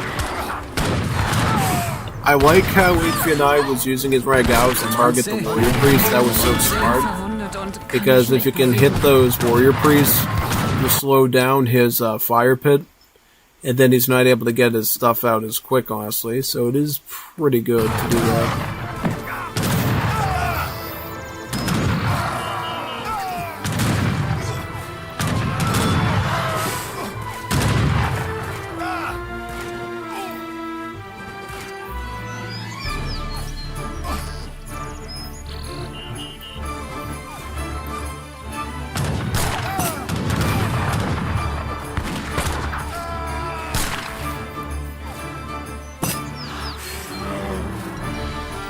Red lost a lot. Oh, absolutely. He lost villagers. He lost warrior priests.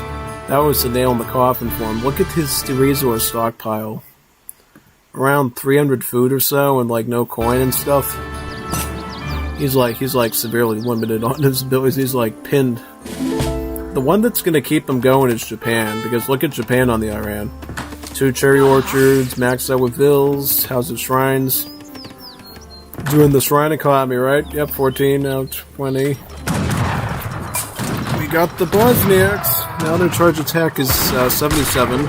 So it looks like HVNY got a combat upgrade, so unfortunately, no 6-7 to send to a chat. It's very sad. Won my 6-7. Looks like right now those Ashigaras are doing some good work though, and they are plowing ahead. Protecting the shrine effectively, and could theoretically attack that house as well in Germany to push them back a bit. How much pop does Germany have? Okay, 130. So taking that out will be a minor setback. There is a TC over here too. So yeah, it's going to be defending it fiercely. Yeah, just try to get that house at least so you can get some XP, Japan. 40 XP, not the worst. Now that I look at Japan's like food eco, that's like some really good floating there. He can kind of get anything he wants almost. He's pretty close to actually getting his 3rd wonder, probably his shogunate. That way he can cheapen all these troops. Have the daimyo in front with him. Does he have any daimyos to send into? Yep, he's got Modotada and he's got Tokugawa. So he does have other daimyos if he so wishes, which is kind of great. Could get a lot done there. Big time.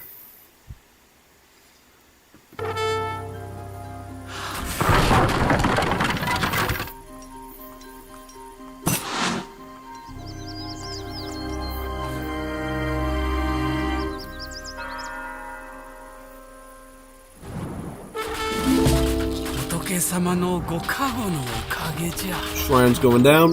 This is the one way you hurt Japan. I remember somebody said this in like a Wars Liberty match I was spectating a long time ago. You want to punish Japan, kill their shrines.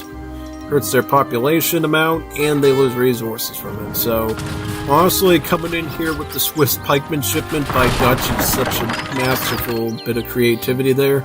It's going to hurt the Japan player a lot. Because obviously Aztec player is slumped behind right now, so anything you can do to, slump him even more, even better. Still no coin from Aztec yet. This is how bad his eco is right now.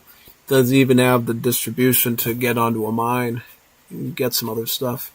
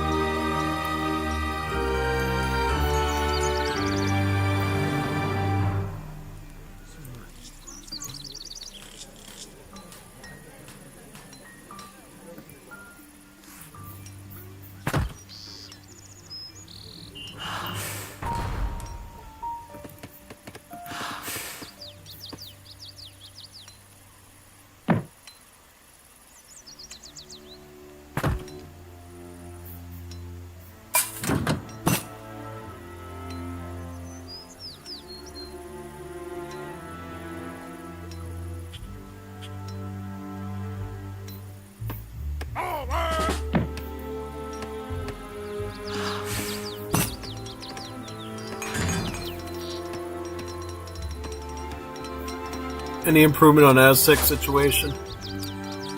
At least he's getting some coin now. Over time, Aztec players should be able to afford his age up, since he got the calendar. Eventually he'll be able to add in some like noble head units and maybe do slightly better things too. Overall though, masked up Ashigaru like that with a couple of Nagis. Veteran upgrade should be very good. On time, Slinger's acting as a good support. So I like that this little cohort that they have going here should get a lot done.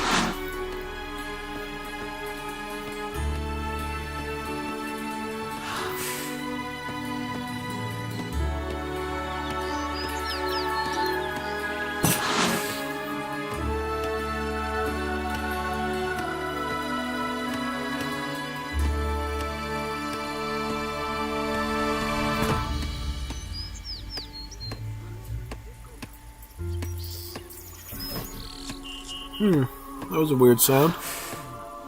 Heard something freaking in the other room. A war ball or something.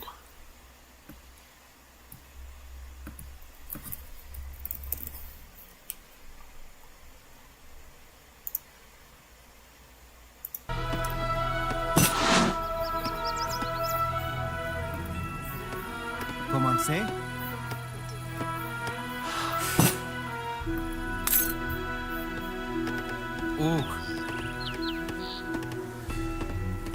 Age up cost 7 minus 7 resources per second. It affects the current age up, right? Only. Ah, yeah. Okay. So where's it? So right now, he could actually afford the age up now. Does he go for it now? Probably. Because who knows what the rest of the match is going to have. So he might actually want to grab it right now unless he wants to be super greedy. Yeah, because I mean, in theory, if he holds out longer, if he can, he's going to be able to save more of those resources into noble hut games. Which could be good for him. We got one. Okay, we got the flaming arrows. Those will counter the horse artillery. That's what makes Japanese artillery so good. It's like a falconet and a culverin at the same time, kind of like the HVNY cans. And then you can like basically clean everything out, right? The infantry, the artillery. As long as you know how to micro them, it's like a beautiful mixture. And that's what we see, all the horse artillery going down. Now you got a mix of Ashigarus with Fontanins, and they will hold the line for all those units. Very, very nice.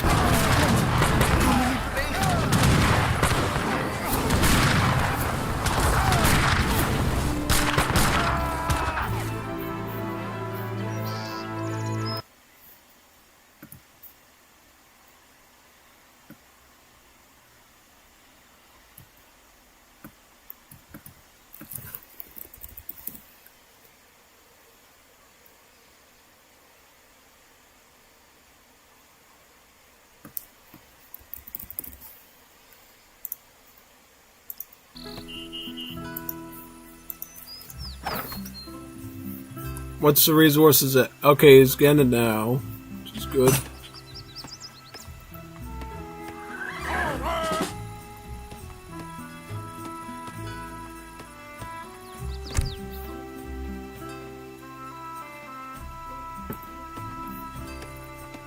The Elder, right? Yep.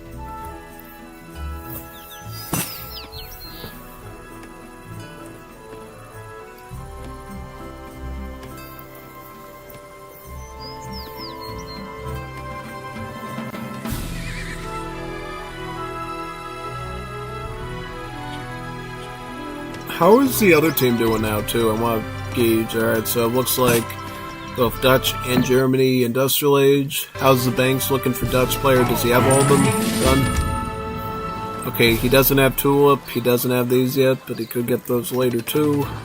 That would be a good thing for you to maybe go for if you can. Maybe try to pick these up since you have a lot of floating food and wood. That way your coin eco is maxed out if you're Dutch. Japan, how's the Shrines doing now for those little raids? 20 maxed out. I mean, he wasn't able to get any, unfortunately, on the animals that he wanted to, which is going to hurt his ego a bit, but at least he has them. Picking up more towers now. So going for the siege. The siege now. Very, very good.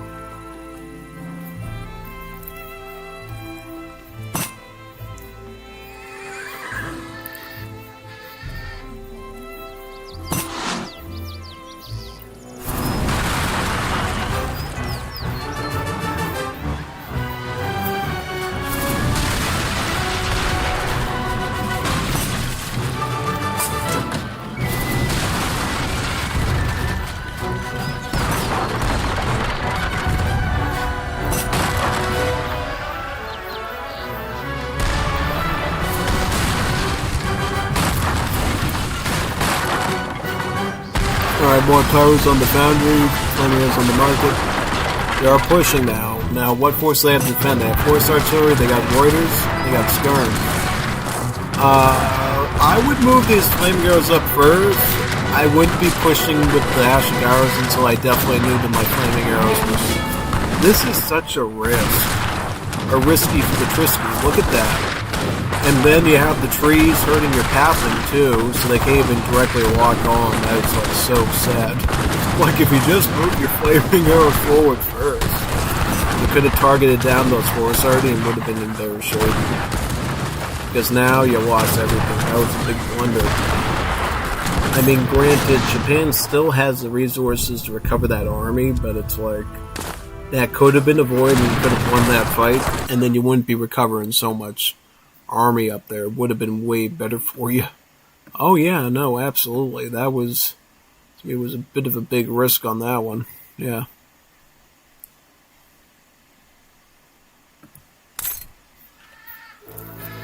Straight into Aztec Eco. Yep.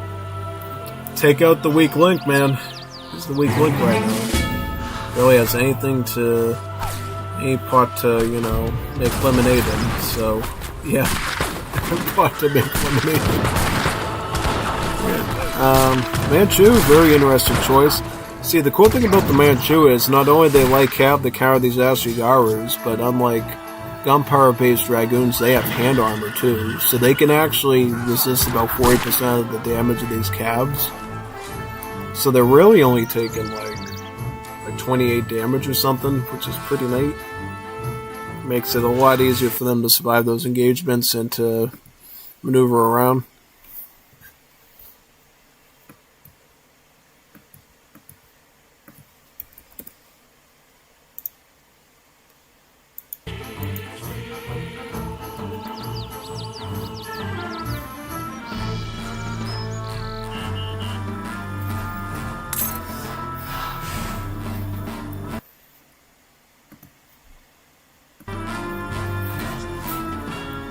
Okay, so you got Ashigaru, Nagi, Flaming Arrow. How about Aztec? So you got Veteran upgrade on Taunan, unupgrade Coyote.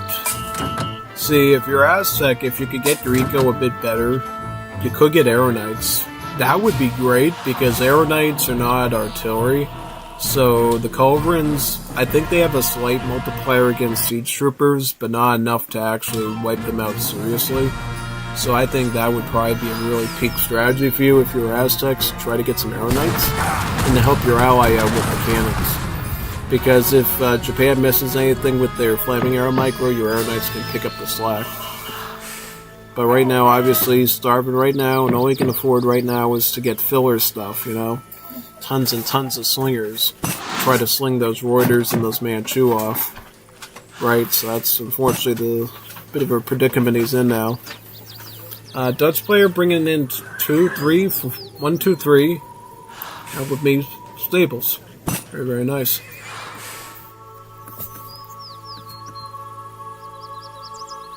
And there's a bit of Nagi pressure up here, but unfortunately, you're not going to get a lot done with Manchu. Manchu, being a horse archer, shoots twice as fast, so really, when it comes to the standard shoot time of a gunpowder cab, they're really doing 62 damage with the multiplier, which is very great actually.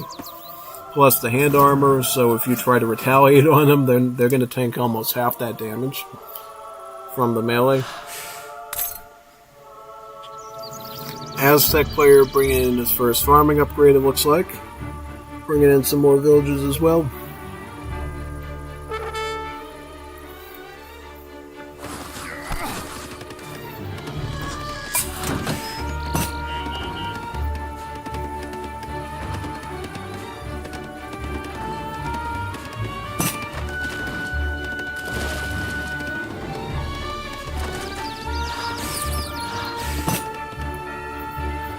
Full army and go, yep.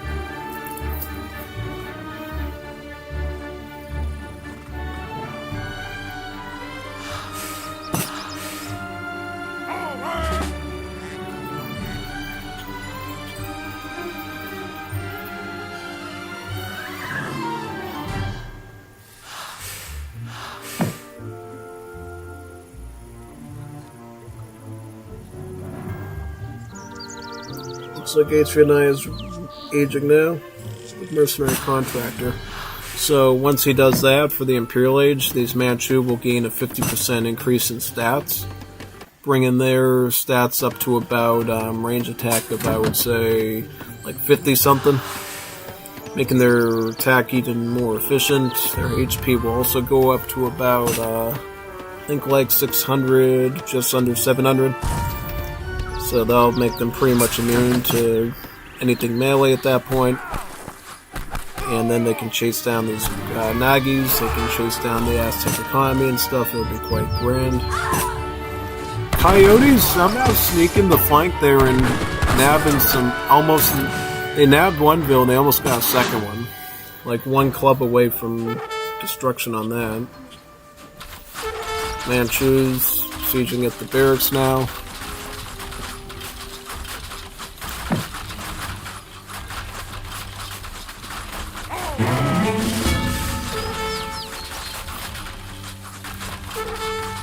What's going on in this sector? We got... Oh, Inquisitors! Very interesting defense there. Was Aztec really thinking he was going to get down a factory with just a couple of Coyote runners? I hope not. That would definitely not work under any circumstances. We got one more Ataru here, though. Taking some of the frontier houses of the German. So Moritaru can start sieging away at the buildings.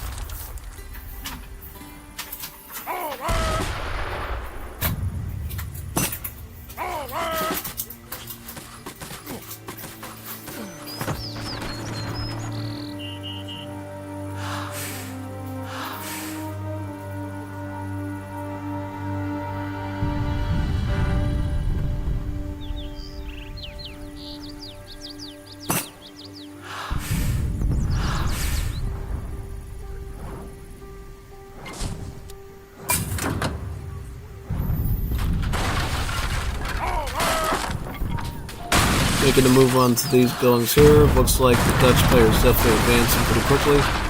How many heavy cans? So he's got the 2 heavy cans shipment too, right? Oh, wait a minute, no, those are from... So he sent those from the factory? No, he got that through the Imperial Age. Yeah, that's right. I don't think he got Mercenary Contractor, right? I don't think so, based on what I'm seeing.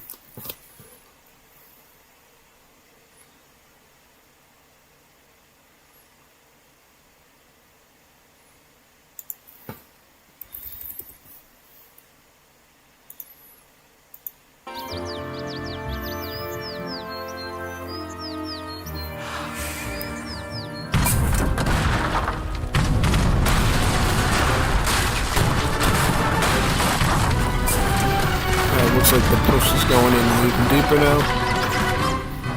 What's this? So you got Manchu, Inquisitors, and Sharktooth Bowman. Very nice.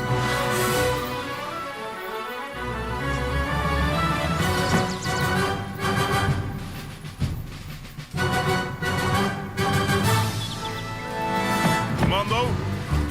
Ja?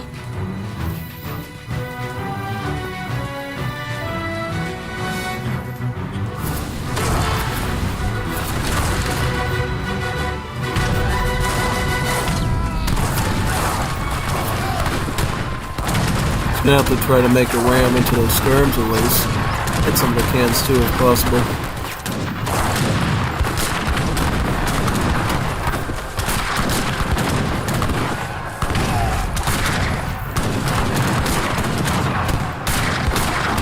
Looks like the Dutch artillery is winning though. There's about 2 flaming arrows left. Does Japan have enough to retrain? Yes.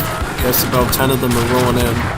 That's one thing that gives Japan a bit of an advantage in fights is they can send Bushido principles from Japanese isolation to train units in up to flocks of 10. So about 10 pieces of artillery there. Should be enough to deal with the artillery as long as he aims correctly. So we'll see if we can do that perhaps.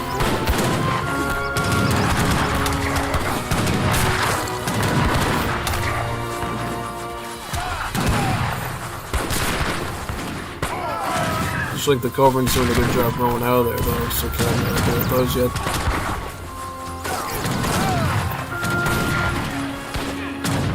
Okay, so Aztec player's still doing Untorn spam, right?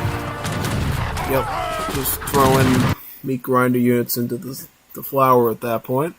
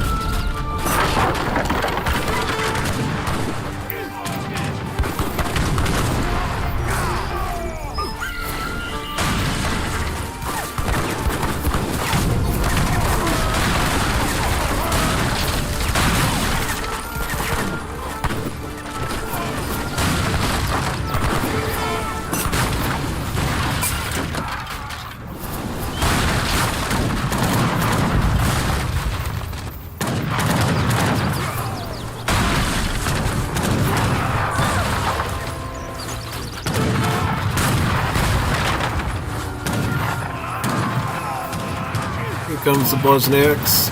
Let's get a ram right into those slingers. Very, very nice.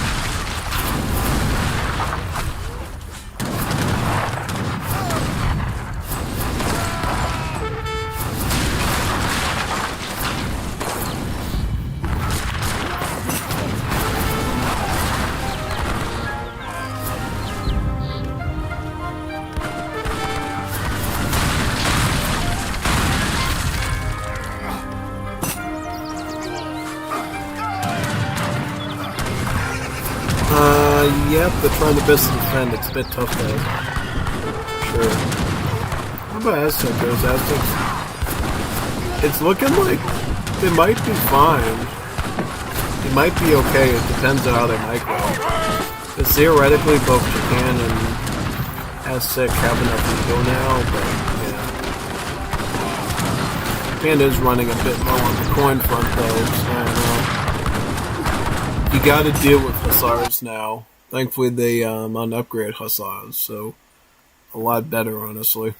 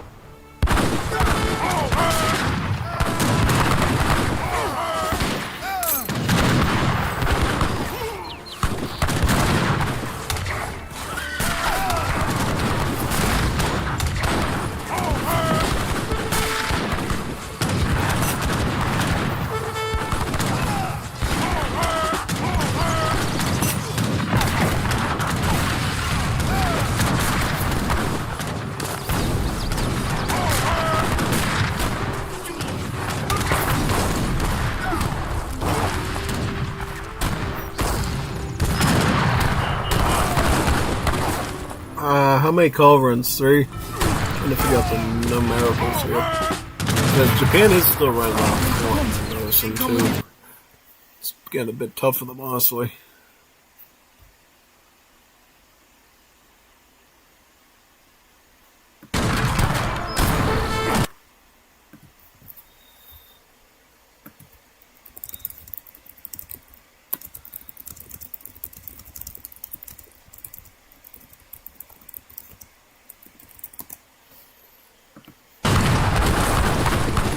Okay, so Flaming Arrow's trying to line the micro here.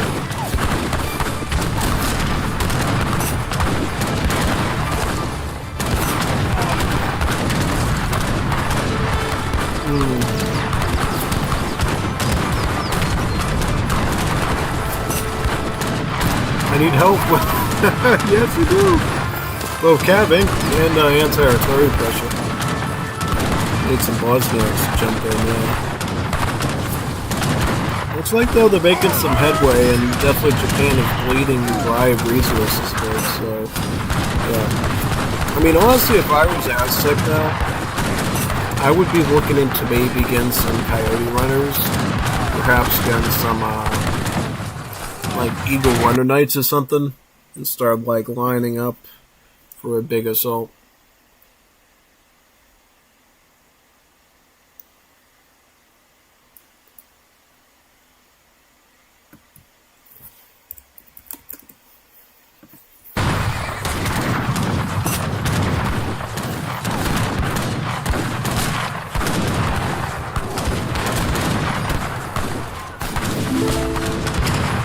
Ooh, Hasugaru shipping right into the daimyo.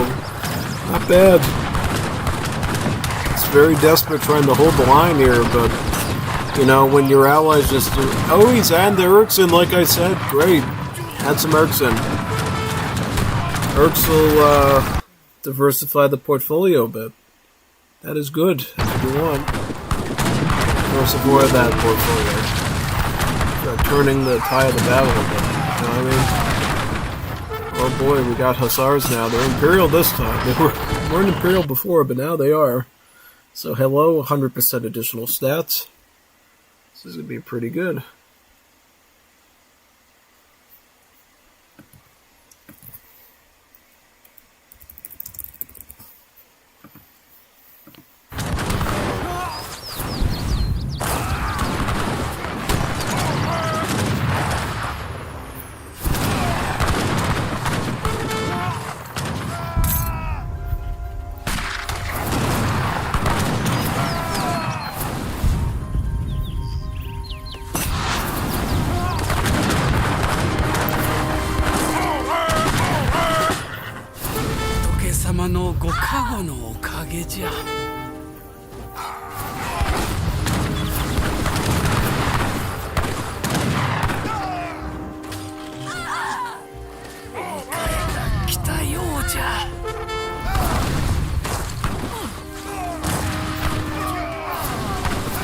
Looks like they're pushing back somewhat, though. Oh man, though, look at the rating. Ooh. That's a bit of an issue there, though, so I don't know.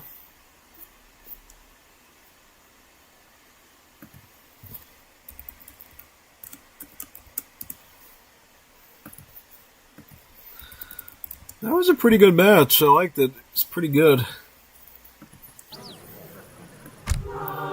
Let's do the next one now. Which one do we got here? Do we have a deathmatch next? We don't. We got ranked deathmatch. Oh, it is deathmatch. Awesome. Let's do this one now. Spain versus Germany 1v1 deathmatch. I love deathmatch. Alright, so here we go. Deathmatch. Ooh, the real big J44. Wow. Awesome, awesome. We play against him all the time in Risk and Colosseum Budokai. So this is how you play deathmatch. So you get 20k of each resource. You have to build a church right away. Build an iglesia, you know. So you can research mercantilism right away. And then you get a ton of free shipments, right? Like 4 or 5 free cards to send.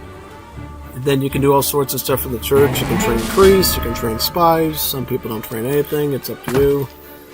So he's going Contestolga wagon to get another TC, factories, and then I'm assuming training stuff, right? It's kind of the way the ship blows. Doppelcylinder mortar. Got some spies in there. Looks like he battles his Minutemen. You also send out your Minutemen too, typically. What is Spain Gen for getting there? Trying to figure this out. Like, what is Spain Gen? I was gonna say Spain's Gen for. Like, what is he getting? So he's got the barracks there. He's building awfully slowly though, TBH. Like, he's gotta work quickly. Okay, so he's got Liberation March, good. Hidalgo's good, they'll help with training. Stonemasons, faster building. Unction, Cavalry Combat, Calaberos. So, emphasizing a big stack of the cavalry and hand infantry there. That is actually pretty good.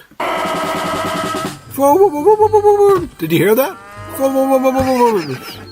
Yeah, if you didn't know, if you have Hidalgos with Liberation March, in Deathmatch, your pikemen will train instantly. Instantly training pikemen.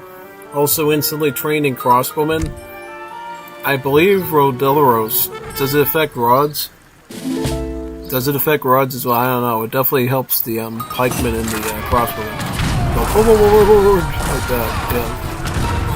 Oh, look at that big push of the pikers. Oh, those tercios going in there, man. That's pretty big. He's ramming right into the artillery now. Look at that. Oh, yes. On ataque. That's pretty good. That's a big push. It's a really good one. Impressive. Nice work. I like that. Whoa, wow. That's a good one. And then you add the missionaries in. They do more attack, too. So then they get like almost double damage, right? And then you add the Galochistas in, here comes the Galochistas, the Lancers. It looks like HVNY is trying to clean it up with Doppelcylinders, which is actually the best thing to do because it's anti-cav with splash attack. So it'll clean up cavalry and it'll clean up pikemen. However, JJ's adding in some dragoons, bit of a range solution there. Try to pick off the swordsmen one by one. It's not going to work though. He's going to send in more swordies to Doppelcylinders. Got that 3 founders right here too. So we'll see if we can potentially do something about that. Should be pretty nice. Oh, the missionaries are being picked off though. I have to retrain those again if we're not careful.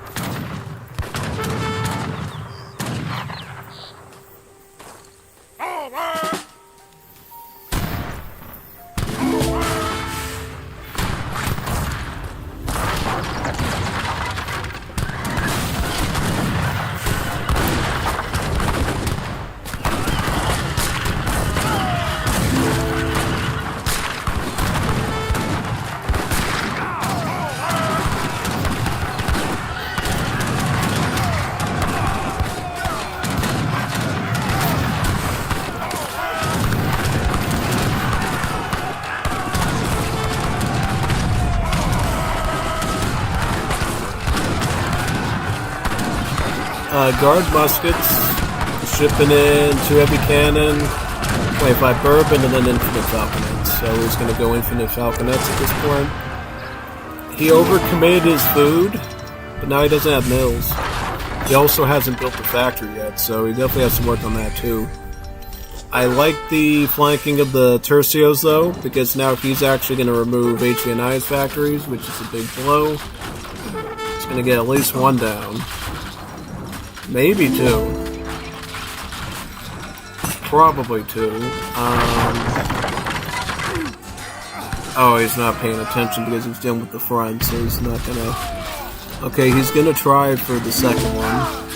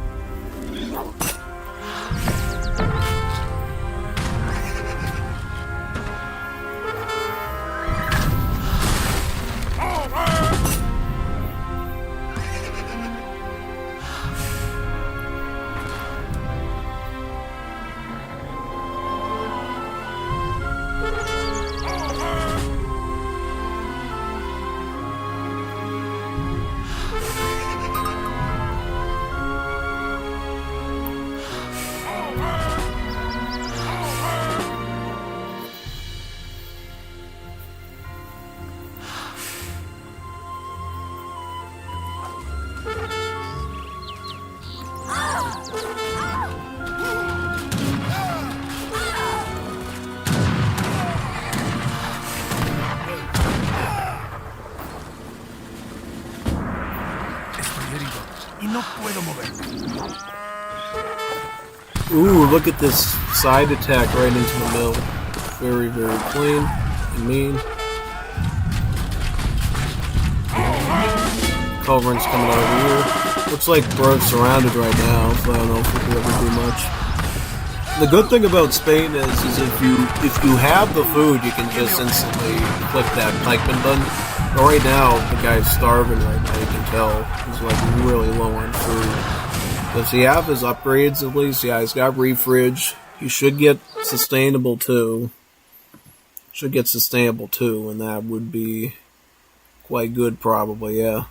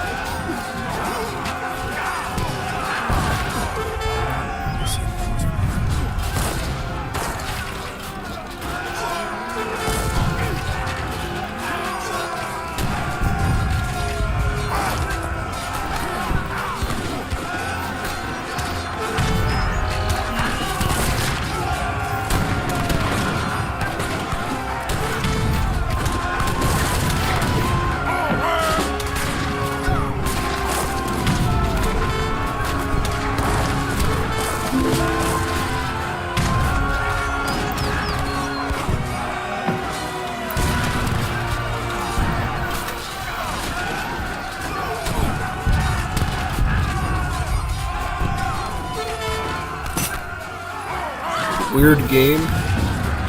No, you just gotta practice, son. That's not weird. Why? Why is it weird? You sure you're not just weird, man? I mean, I've never seen JJ play deathmatch before, so this might legit be his like first time in the mode. I had to put money on it.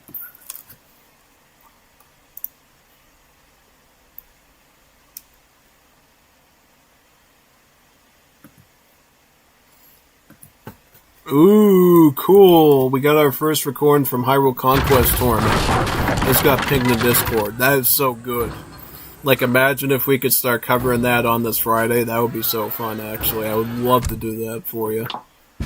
No, I wouldn't do it on Friday. I would probably do it on, what would be a good day to do that? Maybe a Thursday, because Thursday is kind of a slow day anyways. Yeah. Totally. That was a cool little deathmatch, though. Yeah. Is this the same as the one we just did, or is it a... I don't know. Hopefully it's not a duplicate.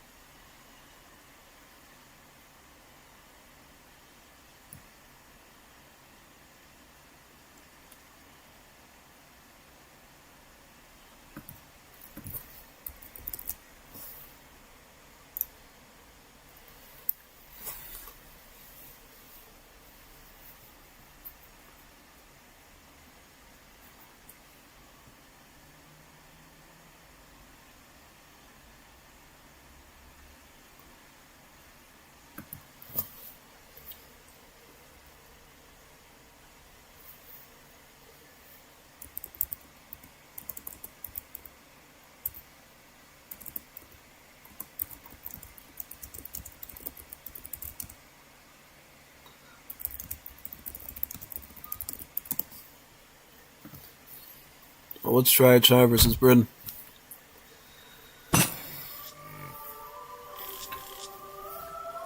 Okay, so it is indeed another unique China versus Britain here. So let's see how we do.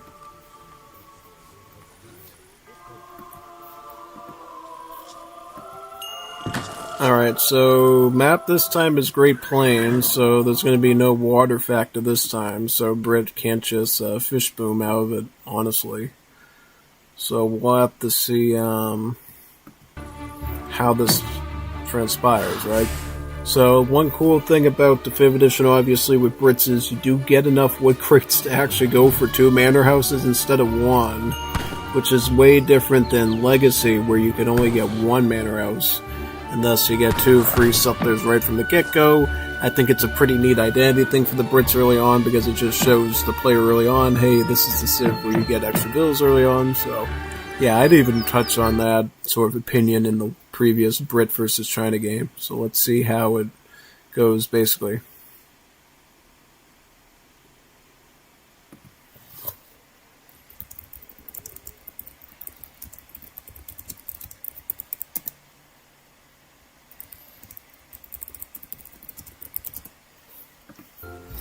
Higher?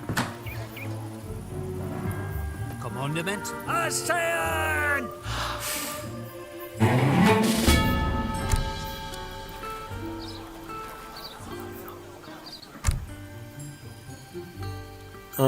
Three settlers, very nice.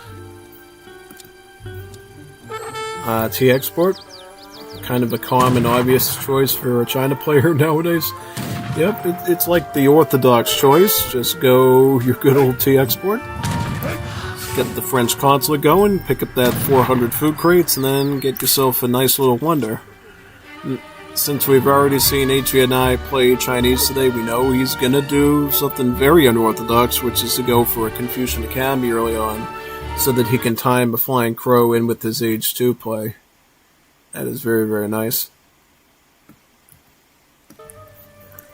准备好了，请下命令，孙子。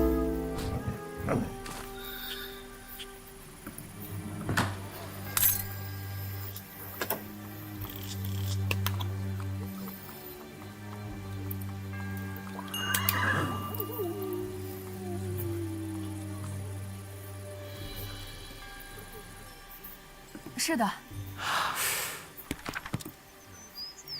How's the deck of this guy? So this guy does have Yeoman. So he won't run into the same pitfall that the other guy did with not having a longbow upgrade, right? He also has the option of doing the Royal Decree to turn them into rangers later to get the higher skirmisher multipliers, so it's got that bit of advantage as well, really.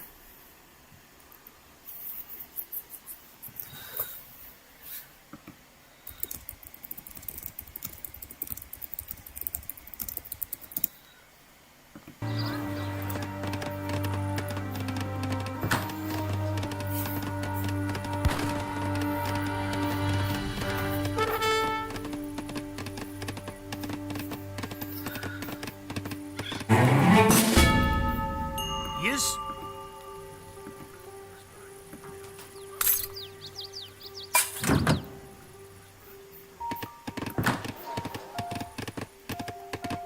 Looks like Governor is about 3/4 into age up there. Good. Still in the Confucian, right? Yep. Setting up the market, picking up that extra village. Now I sort of understand what the extra village thing is all about. It's really a way so he doesn't have to invest into much wood, so that he can set up his boom easier and get a decent setup with the Flying Crow. Which is not bad actually. No, it's definitely not. After this we'll have one more Recording 2 theoretically if it doesn't out-sync. Quite good. And then we'll move on to the Wars of Liberty ones too. Those should be very good. I think we got about three of them. Unless anybody sent any new ones, then we'll have more.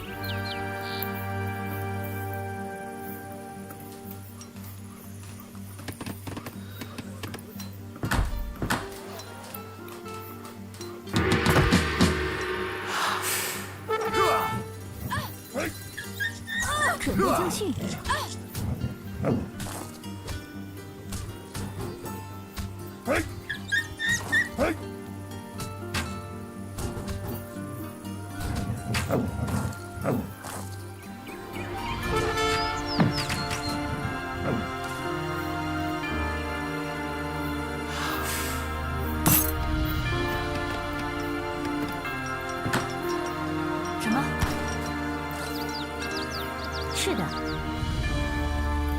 Wife of Yipman? Is that from a TV show? Yeah, basically.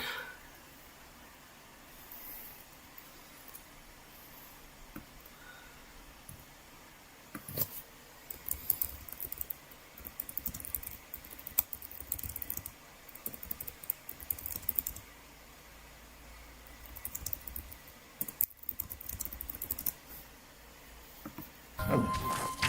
请下命令。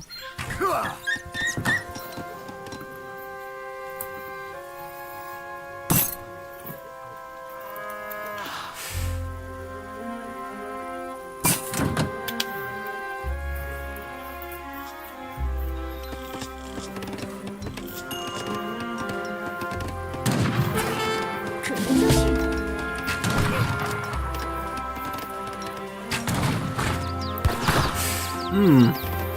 Ooh. Imagine killing a Chukanu with a settler. Could he do it? No, it's too high. What is this? What is this? What is this? What is this? What is this? What is this? The bro guy's macro severely wrong here. Look at this! Oh man. Whoa. That's why you gotta set your... This is something that actually happens to me a lot. See, what happens to me when I play Brits, because I'm not always experienced with them, is I overcommit to certain resources and I overcommit to mana booming, and then I end up in this exact same situation. So, what I can tell you is, unless you really know what you're doing with the macro, it's better just to have a weaker mana boom early on, just so you can establish the military so you don't die like this within less than 10 minutes. No, this is something I ran into right here. This is like a serious problem, man. It's like really bad, like crazy bad. I mean, I was thinking, what's going on here? Is he like not like defending properly or something? I'm like, oh snap! I know what he did. He overcommitted to stuff, and he didn't. Yeah, no. Yeah, you gotta be careful of that. If you don't think you can macro precisely early on, just lower the manners that you put down, just focus on the barracks, get some muskets out, and at least try to defend a bit. Because honestly, this should have been easy to defend here. For Chokanoosh should have been a shoo-in, because he doesn't even have the Swiss pikards in there, honestly. Yeah, so I think that's right, indeed. That's exactly it. I don't know, man. Kinda crazy.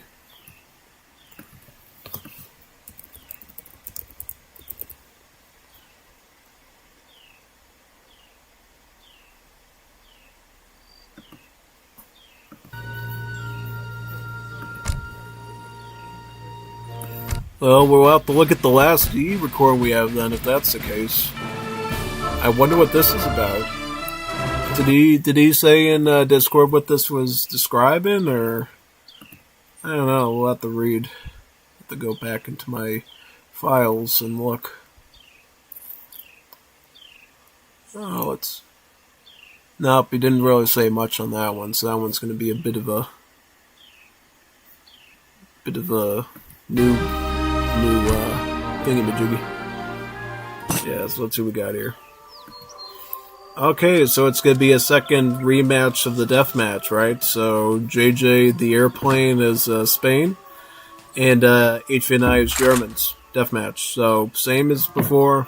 First thing you want to do in a deathmatch is, well, get your church up, get the mercantilism, get those 5 shipments, and then plan accordingly. Build houses, build barracks, send your Minutemen out and run them at your enemy's base so you can harass them. That's the thing you don't realize about deathmatch is, you think when you get 20k resources you can just sit on them and build comfortably at home.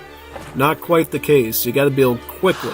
Get your population up to 200, start putting up production buildings, start spamming. You gotta be very quick in deathmatch, and you also have to send the right... Oh wow, this is really smart. So if you're on a map that has a House of Habsburg site, you can send Congress of Vienna to get another shipment too. That is really smart by JJ. I love that he did that. I think HVNY should do the same thing. JJ, I think, definitely did a good play doing that. That was really peak. Alright, so the Foundry's up now, Barracks is up. He's resuming building, right? I'm trying to make sure JJ's being quick on his feet, doing everything he can. Just being precise across the board, you know what I mean? You can't really be too slow when this happens, basically, yeah.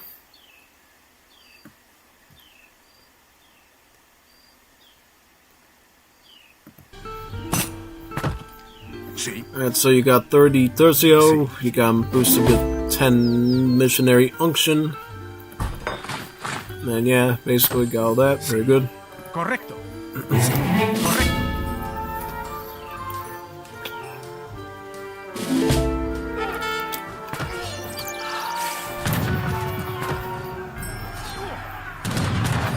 Ooh, spies. Interesting. See, spies are kind of an interesting choice because the spies, for what it's worth, actually not the worst thing to send into a melee either because they got some good HP on them. And they're good distracting units so that your doppels can get more splash attacks in and clean this up. Yeah, because normally you would assume that doppels would be the counter to cavalry, but they can kill hand infantry too, because that splash attack mathematically compounds how much damage they get done before they get taken out. So yeah, any unit with splash attack, whether it's a samurai, a skull knight, doppel, they're going to be great for cutting through multiple units there, basically.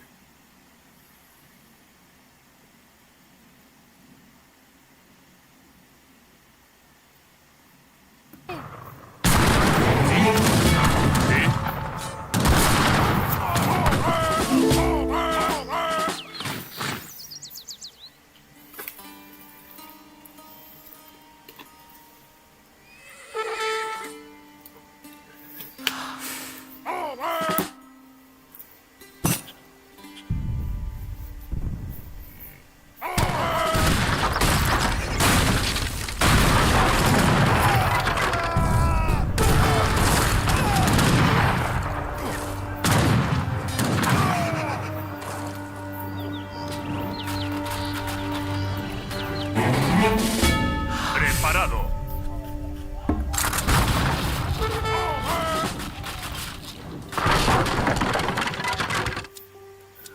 Oh, a direct spam of Gologista, musket, skirm, horse artillery, and fiction. Also, more reinforcements coming from the back, too. Also, some culverts. Let's see if we can aim right away onto this horse artillery. Micro this down. Alright, the muskets are being hit. You gotta respond to that. You gotta lock on to this.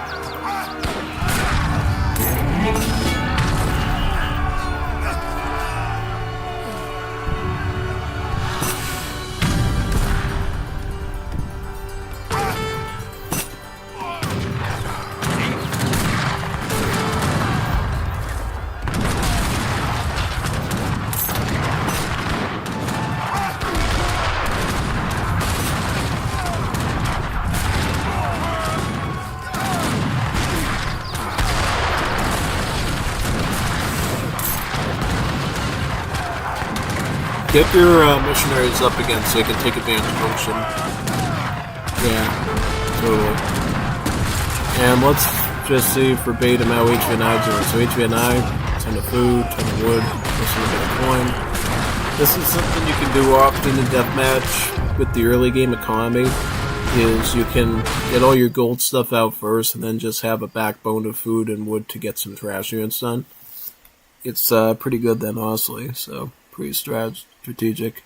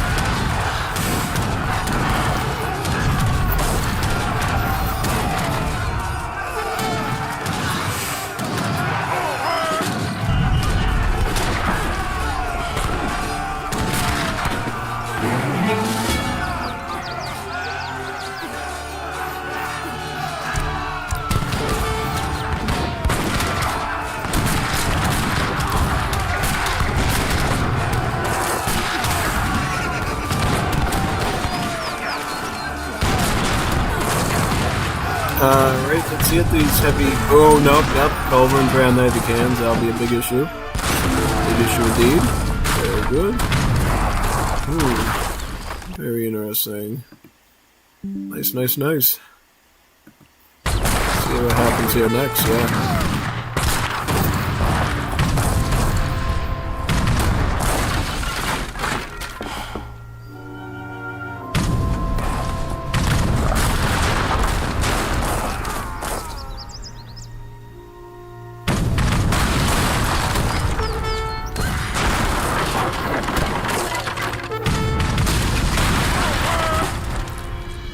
Looks like right now HVNY's got a good position here. He's got a nice line of heavy cannons. He's got culverins. He's got some protective handover units. Some pikards in there to protect. Also, I like the inclusion of priests because priests will heal up your army so that you'll be able to keep your units there longer and lead to less of a starvation of stuff in the long haul. So it is pretty good.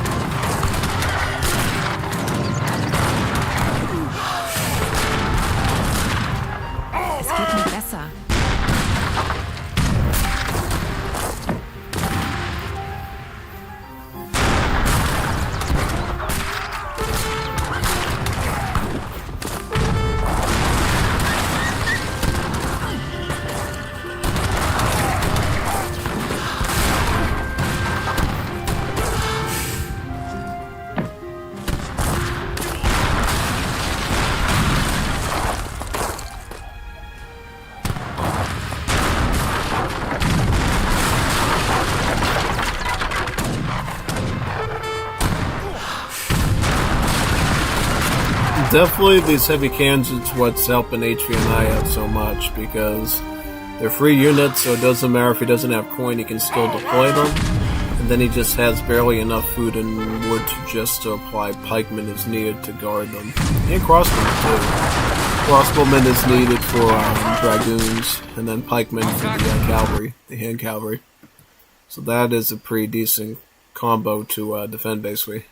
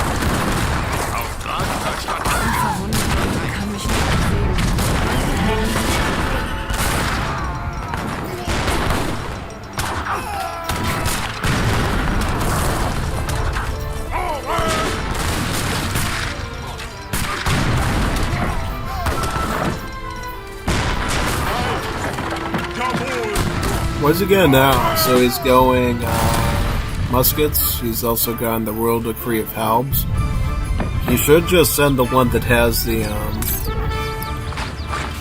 Brigadiers if he can as well, right? And the one with the Brigadiers and the Fusiliers too, yeah. Should be pretty good.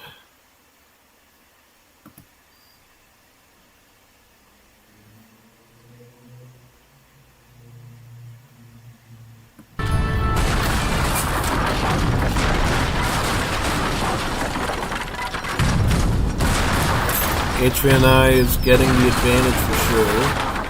How's his resources though? So his food and coin is peaked. This is very big because if he has a ton of food and coin, that means he can get doppels, he can get Mulons, he can get war wagons. Gives him a lot of defense options there. I guess his artillery's in a really good position now too. And he's got boots on the front lines to heal, so kind of a lot of good things going on at the same time there. Yeah.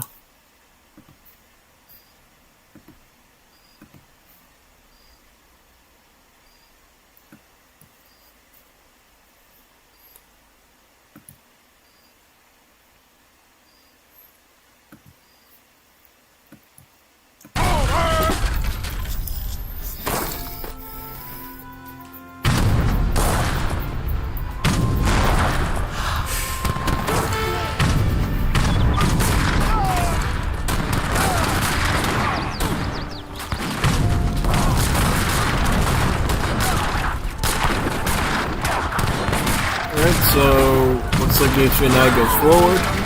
Goes for a big push. He's able to down the Falconets, right? Yep. But he lost everything in the push forward, so now he's just got Coles and Priests. Get your Priesties out of there. Yeah, no, get your Priesties out of there. Looks like you could probably get your Culverins out too. He's gonna try a defensive line here with his heavy cannons. Got some doppels there. He's also getting really greedy and forward basing with his economy, sending all settler wagons and settlers forward to grab his wood on his flanks over there too. So yeah, that's big in itself. Yeah.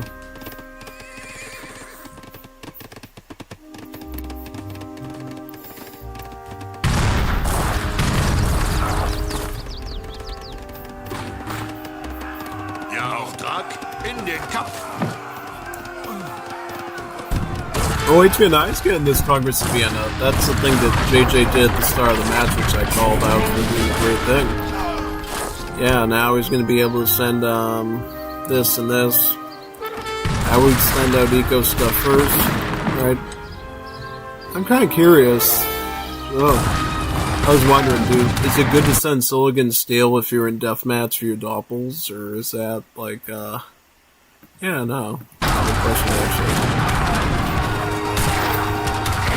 Danke, dass du mein Lösegeld bezahlt hast.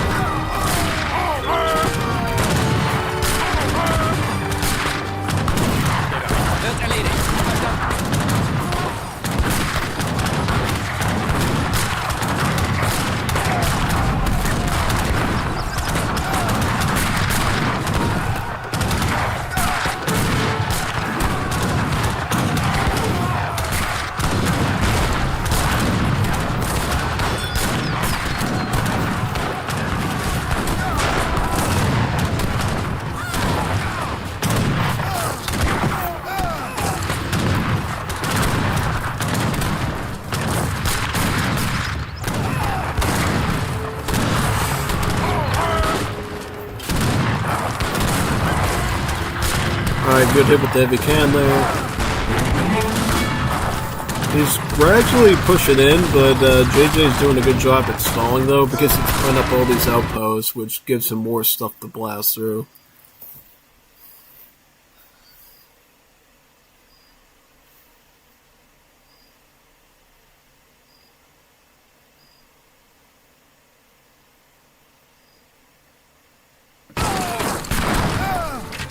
Crosswoman? Yeah, crosswoman. The skirmishes you have at home. Crossbowman. Yeah. Kind of funny. Oh, now you've just got some Maggie Hussars and Maggie Grenadiers, right? Yep. The Radetsky's March coming in. Those will be some tanky units you got there, right? Yep. Send it right in onto that Falconer. Should have enough HP to dismantle it, and maybe even tank a bit over there. Yep. Okay, how much?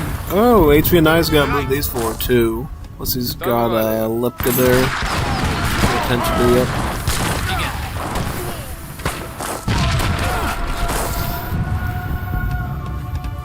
So this map has Jaglian, right? Jaglian and Habsburg. Yep, cool.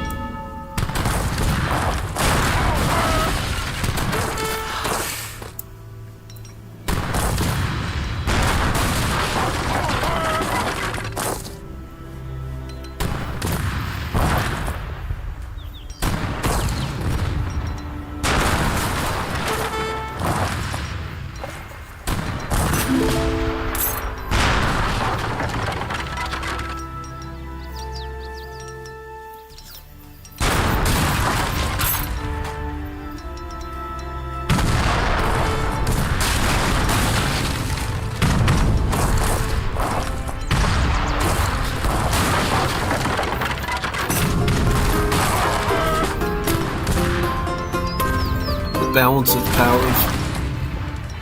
Basically, it balances out your resource stockpile, so that if you're floating too much of a given resource, it distributes it to the allies. It's like a really neat ability, especially for deathmatch. Because if you use it in deathmatch, you avoid the dilemma of running out of stuff usually. You got surplus. What does he get now? So JJ got his bourbon shipment now. Let's give him a huge amount of pushback because now he can use their decent stats to kick him back a bit. Pretty good. There's got culverins here, he's got some heavy cans, got some muskets. Oh wow, he's got some garagistas to pinch the bills and stuff. Complete turnaround on that one. However, HVNY does have a stockpile of food and wood. So I think in the end he still is in pretty good shape. It's also getting Panzerni to get the stats up on some cavalry. A couple of shock riders there.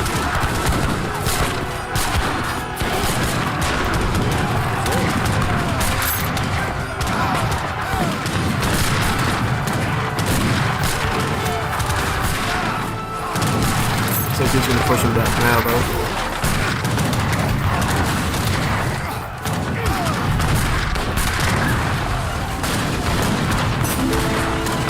Also just sent in mercenary combat. Wow.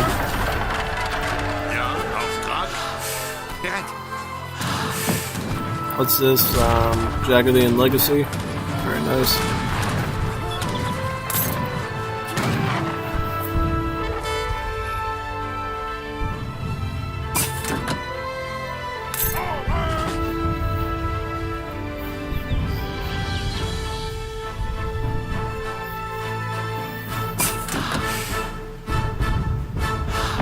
Es geht mir besser.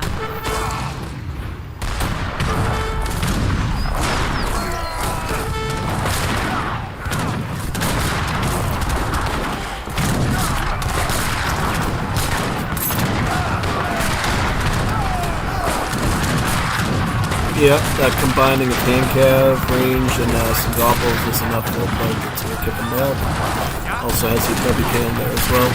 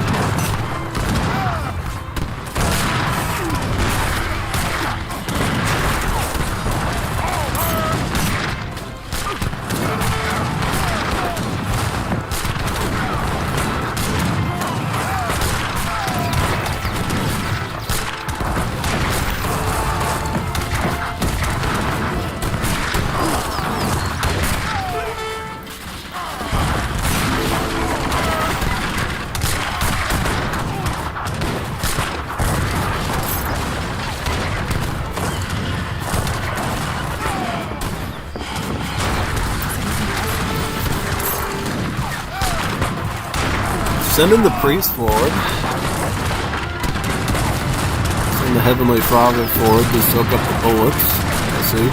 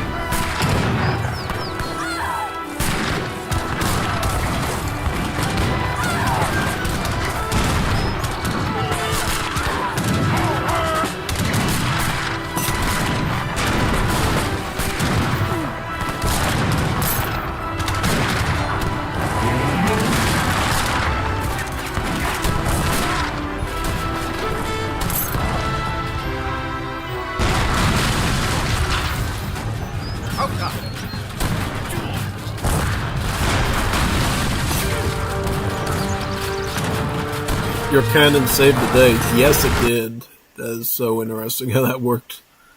Totally, totally.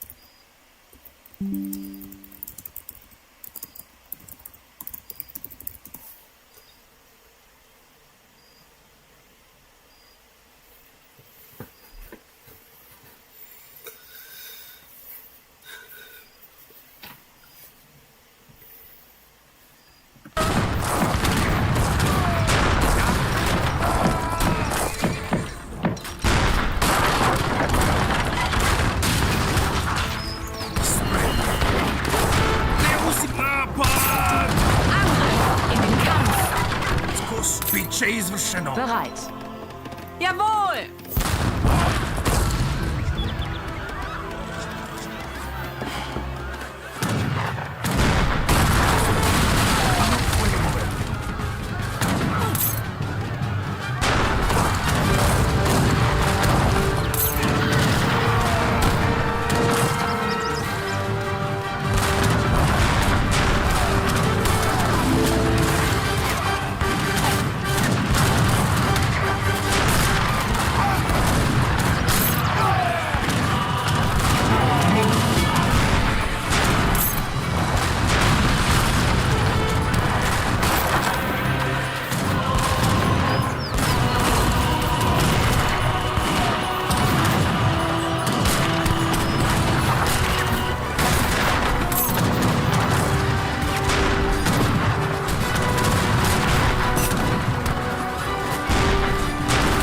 It's not called luck, it's called skill, brother. It's called skill. Defend your artillery is like a critical part of deathmatch, brother. So you just gotta do it. You just gotta defend it. Yeah.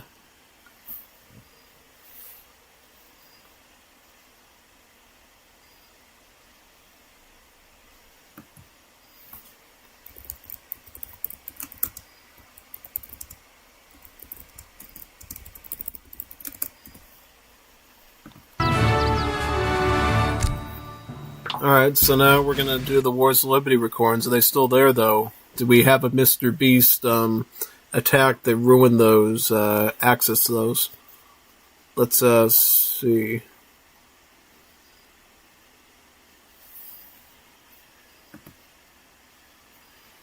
Okay, we got him.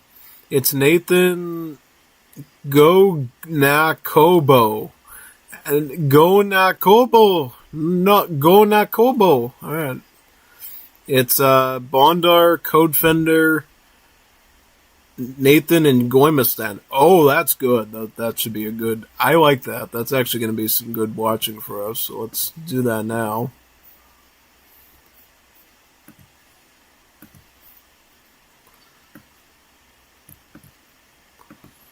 Well, let's do that now. Very good.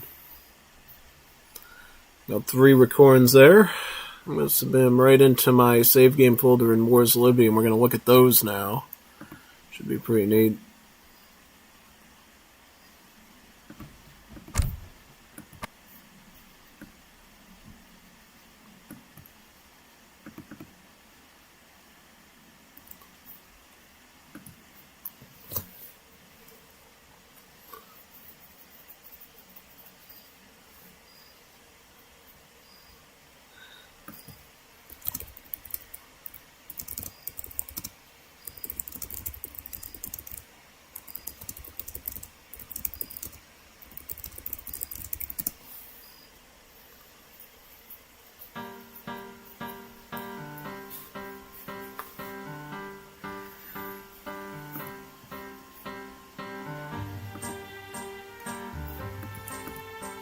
I just pasted them in here. Go-Nakobo.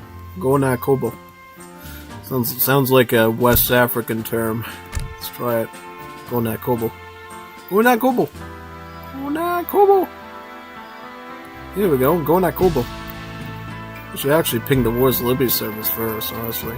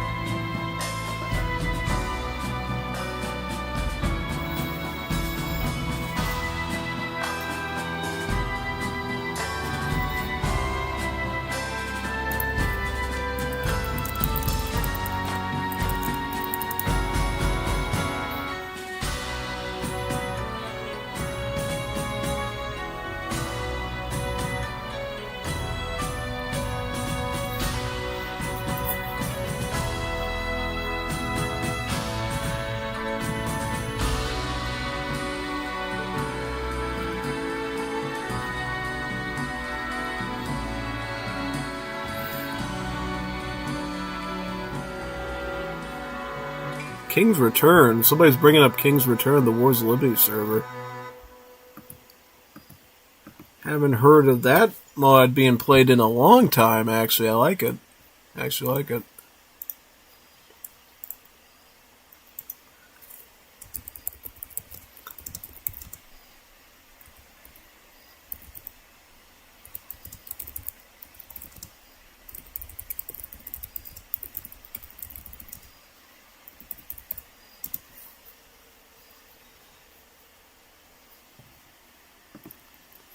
Un little tiempo. Un little tiempo. Well, nobody's speaking in the Wol server since 5:10 this afternoon, so yeah. Probably gonna wake up a ton of people when I ping this, probably. Yeah. Wouldn't be surprised. Un little tiempo. There we go. Awesome. Yeah, if you guys are still around from the DE games, we're gonna be looking at some Wars of Liberty 2v2s right now. And then I'm probably gonna play some matches for the rest of the night and probably eat a turkey and cheese sandwich while I do it. Yeah. I won't do that until I'm done with my talking, though, because I don't want to choke on dry turkey and start gobbling like a Pentecostal pastor. Just trying to, look at matches and stuff. It would be a little weird, so let's do it.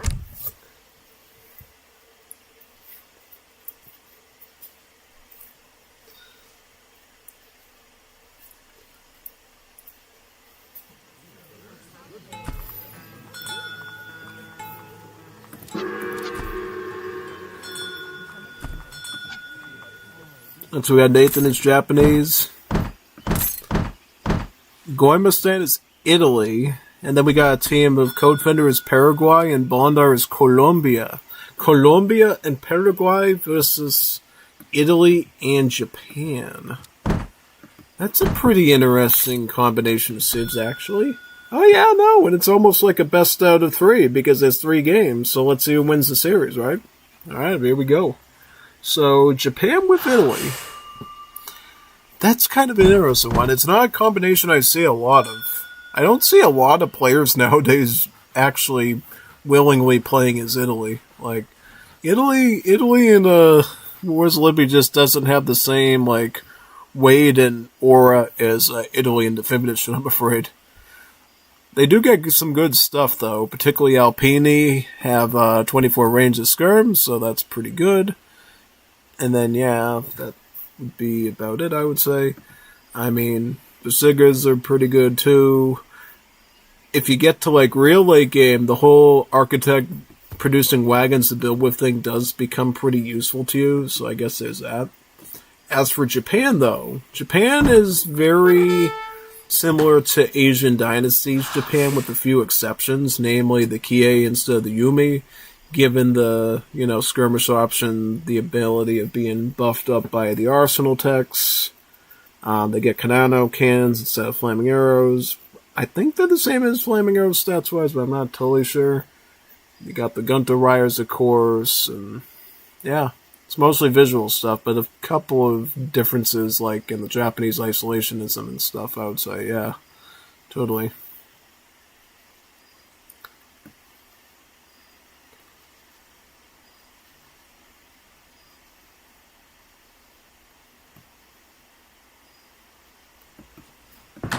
What decks too, by the way? So we have Bow, Build Order. So essentially a cap level Japanese deck. You got your standard Shiguma, Kie shipments. Kie, this guy is sort of your Yumi replacement. This would be your Ashigaru replacement. Pretty much statistically similar except for this guy, which is gunpowder, so he's going to have slightly more text that it can benefit him. He has dojos in there. Interesting.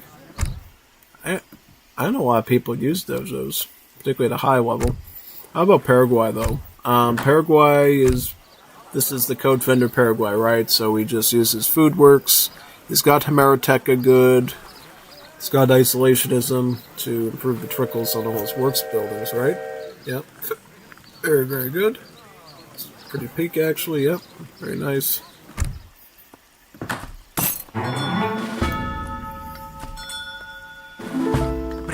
What's he got here? He's got the Foodworks, right? Yep. Hola, lo haré. And how about Bondar with this Colombia? How's it set up? That's one I'm most interested in because Colombia is a civ that you can play in probably 50 billion ways. You can play around ultimate units, you can play around voltageros, you can play early game Minero Conscripto stuff, Macheteros, you can play immigrant play. Now, Colombia is actually very flexible. So many decisions, really. They're not strong, though. I mean, they're pretty average, but they're just really flexible. So it's kind of a fun thingy-majiggy. Yeah, that's all I can say.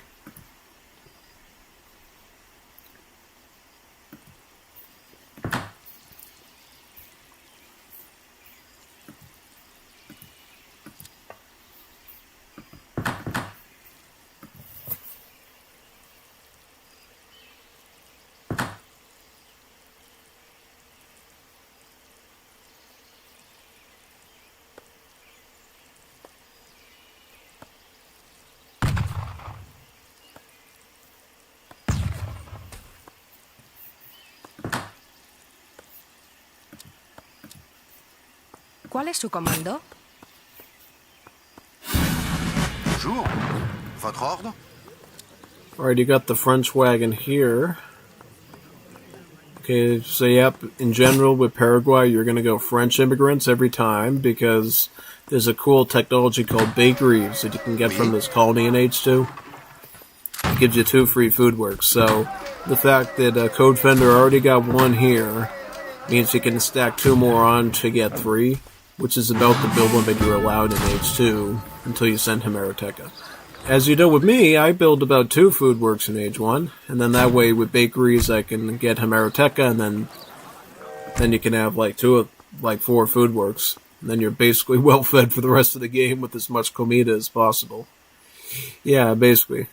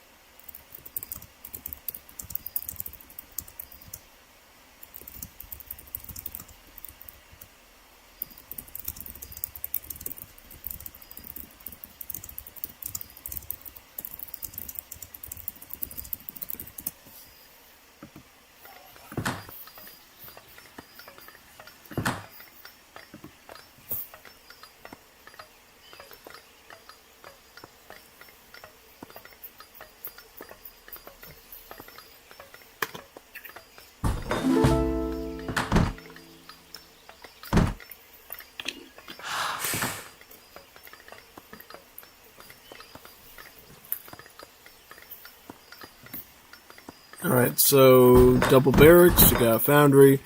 This is interesting. I'd never seen a Paraguay quite set up like this before. Again, the artisanal cannons early. I see some pros and cons to this setup. See, I think the main problem is that you're playing around artillery pikemen when you do this, because the pardos are your spearmen, and then the artisanals are your early artillery.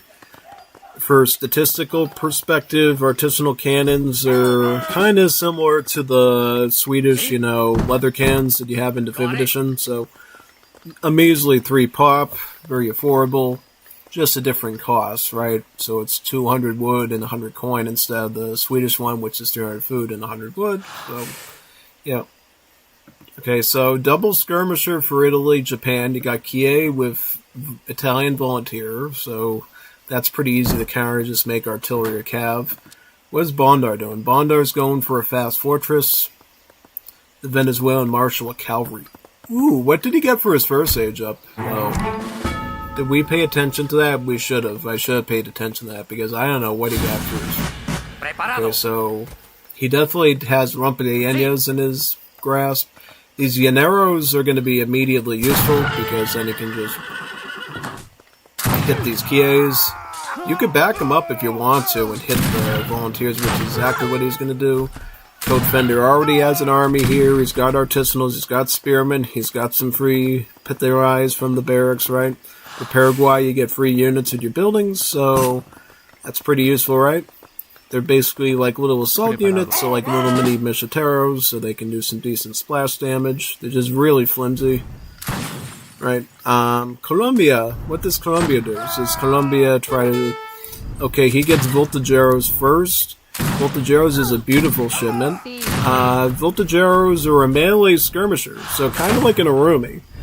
But they're a little bit different, so what they do is they have a rifle, right? They'll shoot you with the rifle, and then they'll pull their machete out and start hacking you apart with it. And attack damage, too. It's not pierce damage like the Arumi is, so... Whole different set of counters. It's beautiful for killing skirms just because attack damage instead of pierce. In some ways, in some ways it's even scarier than an Arumi. Plus you get that starting range attack too, so it's always guaranteed to at least get something done damage-wise. And look at these Voltageros just clean up the board there for Bondar. Whereas Codefender coming in on the side with artisanal cannons and Pardos is very, very nice. Using some of these Serenos to chase off Japanese player. Looks like he went with the Dutch consulate allies and got the light bataljons. These are your musketeer crossbow hybrids that the Dutch get access to. So they move really quickly. They got a movement speed actually on par with the Ashigarus, 4.5. Range multipliers of crossbows and a hand attack of that of a musket. Or a pikeman, I should say. Kind of like a pike musket. Because the hand attack is really small, but the multipliers are kind of on par with pikards. Yeah, totally.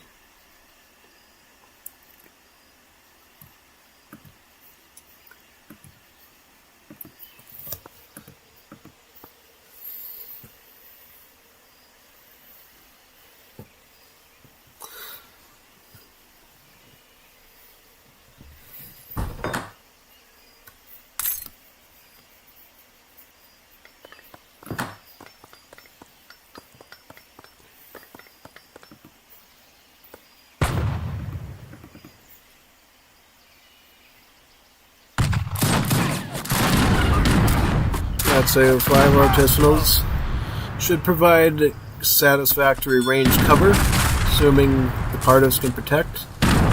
Notice how there's no cavalry, though, from both of these players here, so really the Pardos are going to have a bit more of a challenge because they literally have to act as a brick wall against these partisans, these pikemen. It's not a cut-and-dry counter like it is with cavalry, so yeah, it's going to be a bit hard for them. Bondar is going to back up with more Voltageros. If they can get a clean cut, you can get a good machete swing on here with the Voltageros, and it should be very good. Yep, HVNY is already pumping me in with additional Definitive Edition 3 uploads. Yep. To cast, we'll probably, unless if you can get me a huge stack of those, we'll probably do those next week at some point. Remember, we're getting pretty close to the release of the DLC, too. DLC is coming out in like 3 weeks, man. 3 weeks. So, not a lot of time left in our current version. So we'll have to be very diligent about, getting all the recordings done before the DLC release date, which would be September 10th. The day before, the other big day. Yeah. Solemn day, indeed. Very bad day, actually, you know. I was actually, like, when I was a kid, I was actually having, like, I believe some sort of medical stuff on the same day that that special day happened, you know? And we didn't know what was going to happen. Like, it looked like we might be going to, like, World War III or something. It was pretty scary. And I actually knew someone I went to school with that was actually on one of the planes that crashed into the towers. Very fascinating, you know? It was his father, apparently. So definitely hits a lot closer to home when you literally live in the state where those planes were loaded up with the people that did their stuff, you know what I mean? Yeah. So, yeah, right now it looks like Paraguay doing a good job advancing. You got like 7 artisanals here. You got a nice brick wall of hand infantry. What's going on this flank, though? Well, I don't see anything happen there. I think Nathan the French Frog is retreating right now. And, yep.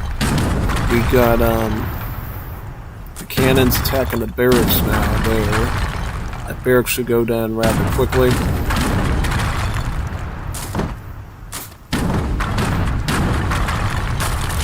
Eric's just down.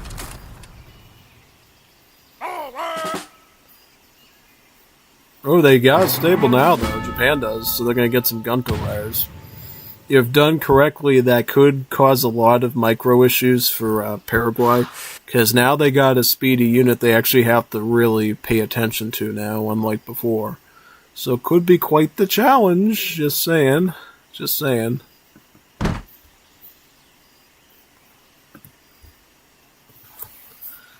And I'm assuming at some point these voltage arrows are going to be put into action. Yep. Looks like they are now. Okay, nothing but shrines here, right? And what's their siege? Their siege is about 19. It's not the best. It's not crazy. I mean, Pardos, for instance, have 28, and they're not even, like, veteran upgrade yet. He's going to pick up gunpowder combat, though, so the stats will go up a bit. Slightly in the siege, and definitely more in the hand attack and HP. Because look at how much HP they got. They're like a fully fledged melee unit, so they can, you know, take a few bullets. And the other thing that makes voltage arrows a bit more unique is they actually have double armor. So they get pierce armor and they get melee armor. 10% melee armor and 20% pierce armor. So they actually, you know, can resist anything except for like artillery fire, which is pretty neat.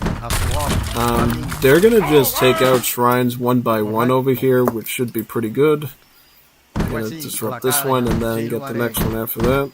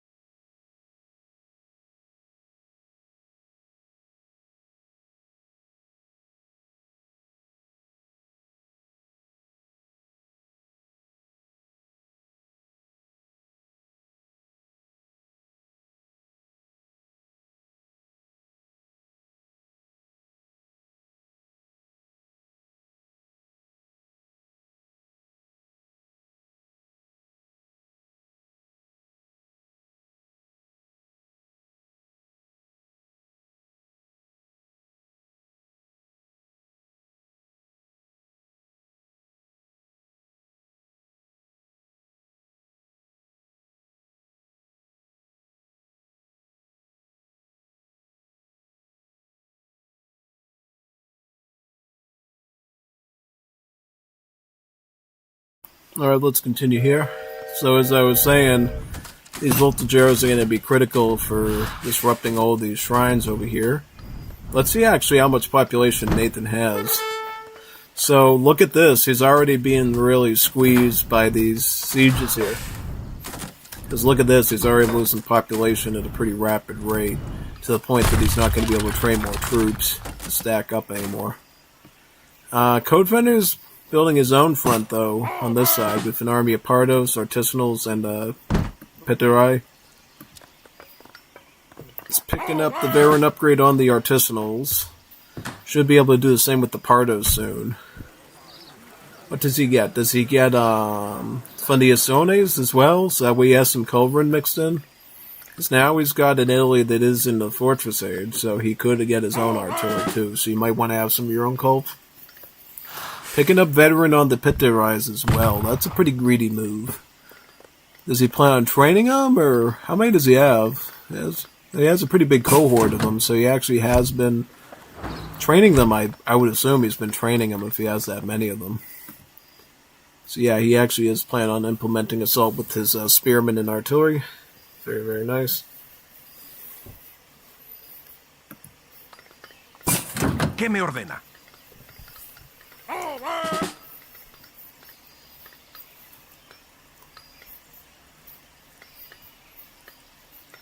Preparado. Lo haré. Sí. Lo haré. Voy a hacerlo. ¿Qué me ordena?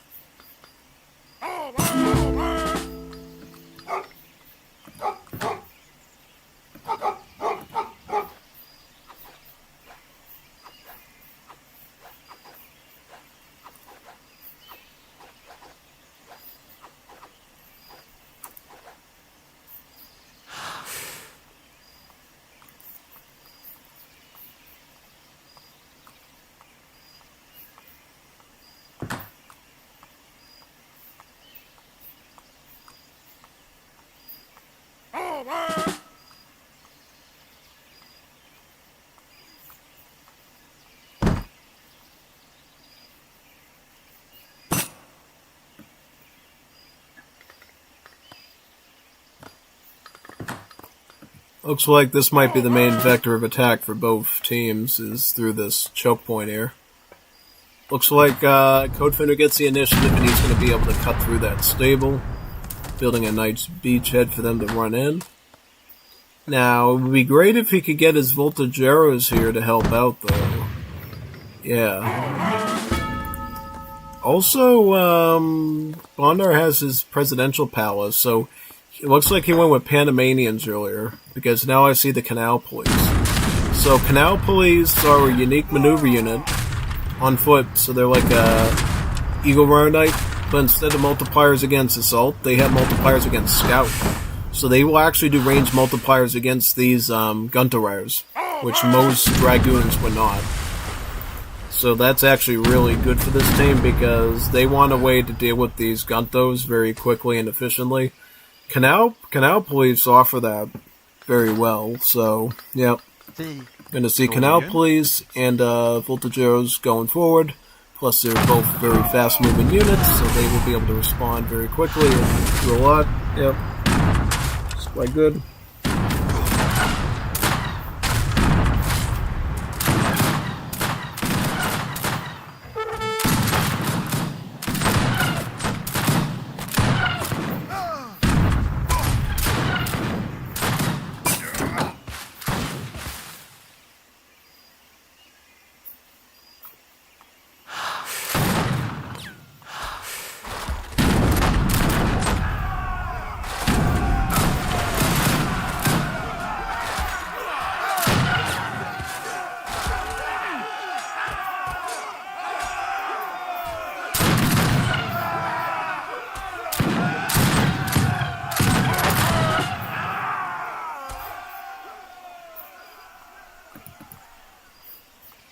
Okay, so right now I notice he's retreating.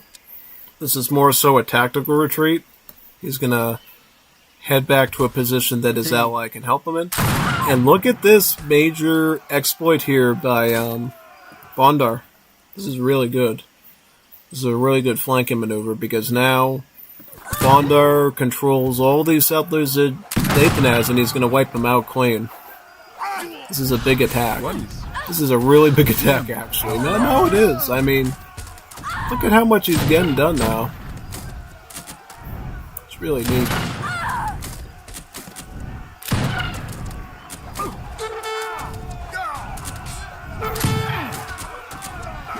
Alright, so the Canal Police are going to start blasting into the Guntos. Now they're coming full throttle. This is what I don't like, for Bondo's sake. They're both coming in as a combined front. When they come in as a combined front, you know, that could be a big issue. Yeah, no, that's absolutely right. That could be a huge issue. So, we'll have to watch this very, very, very closely and see, you know, how that transpires.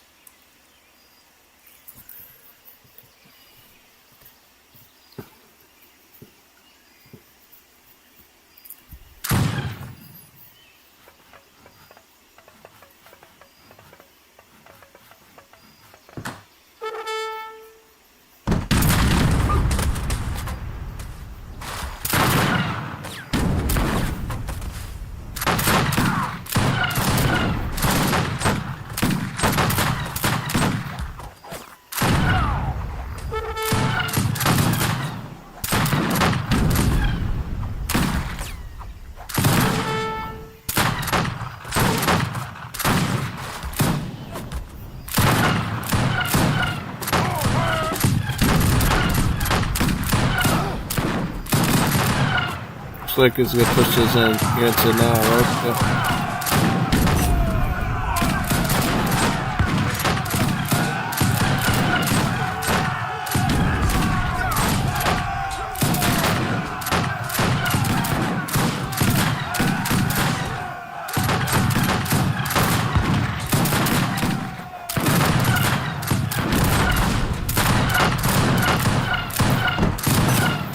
Yeah, the combined front here with both Nathan Goemistan, very strong. Very powerful. Bonder is desperate at this point. He's just going to try to build a fort. He's getting some Rapilianas. Rapilianas, these are cavalry multipliers against heavy infantry. So, class is assault. Basically, if pikemen were able to kill musketeers, it's about a 5x multiplier. A 5x multiplier is very strong indeed. It's closer to like 100 damage almost, yeah. Takes out the artillery there. Very good.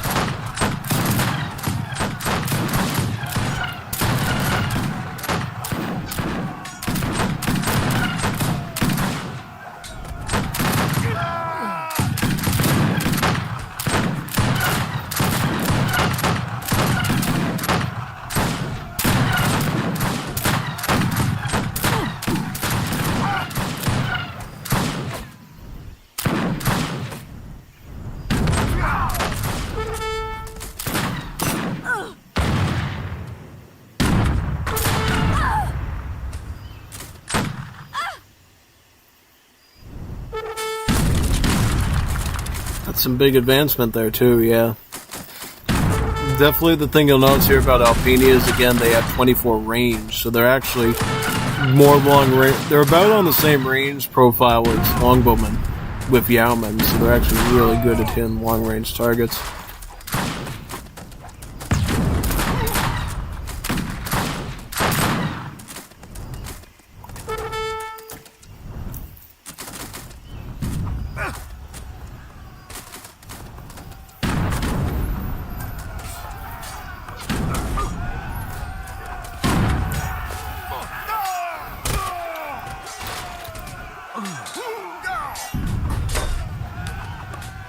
Oh no, the presidential palace is down. Colombia's on the run.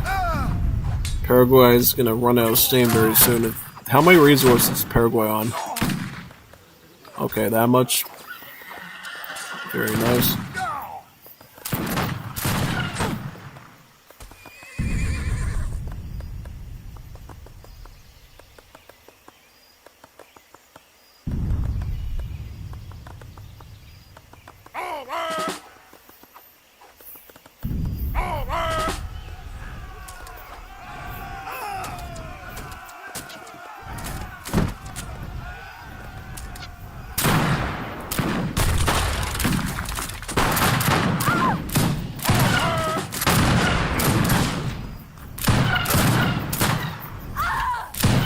Volante's coming in now.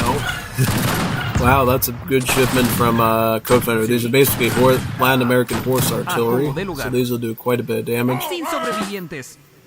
A los plomas. Sin sobrevivientes. A guerrear. Just has to find a good place to Sin target from. sobrevivientes.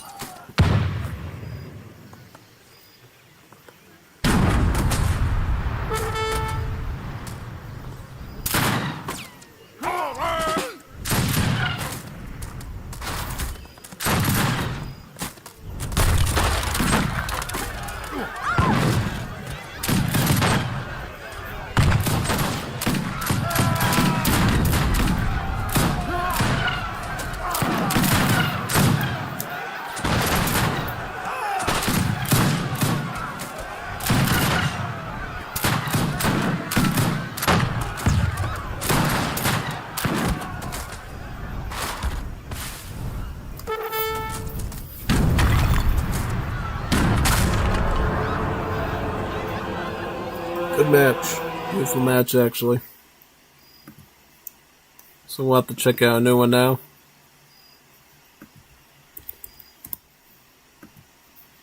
See what the next one looks like.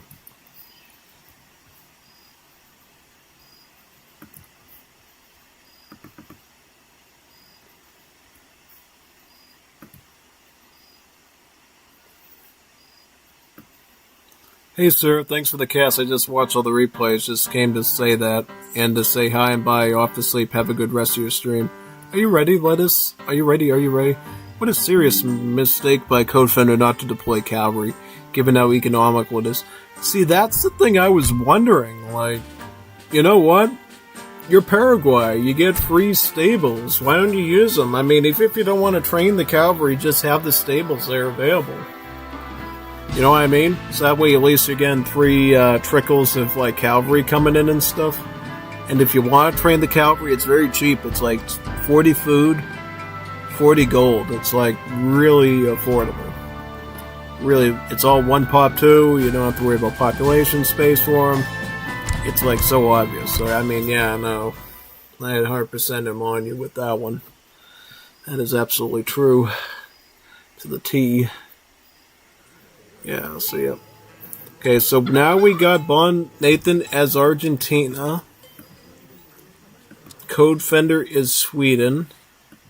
Guaymastan is Romania, and then Bondar is Paraguay. So now we got Bondar as Paraguay teamed up with Nathan the French Frog as Argentina.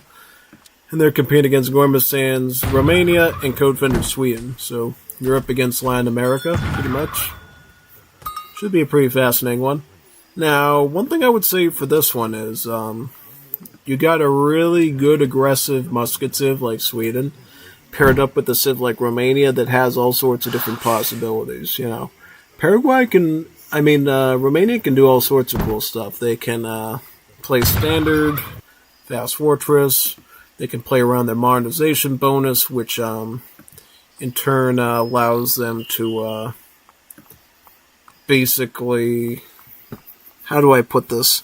The modernization bonus allows him to get technologies early, but for increased cost. And then if you wait till later ages and age up, the techs that were from the previous age will actually cheapen a bit too. So, yeah, no, you can. There's many ways to skin a cat as like Romania in terms of gameplay. Also, if you research techs, it actually cheapens your current age up too.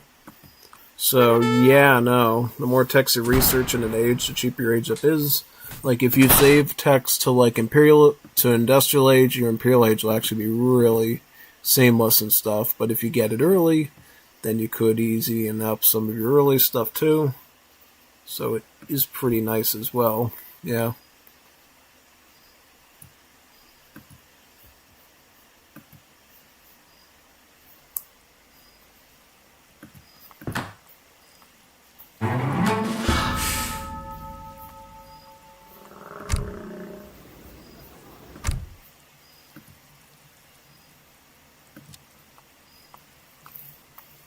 So it looks like Verdun with 2 gypsies here for Romania.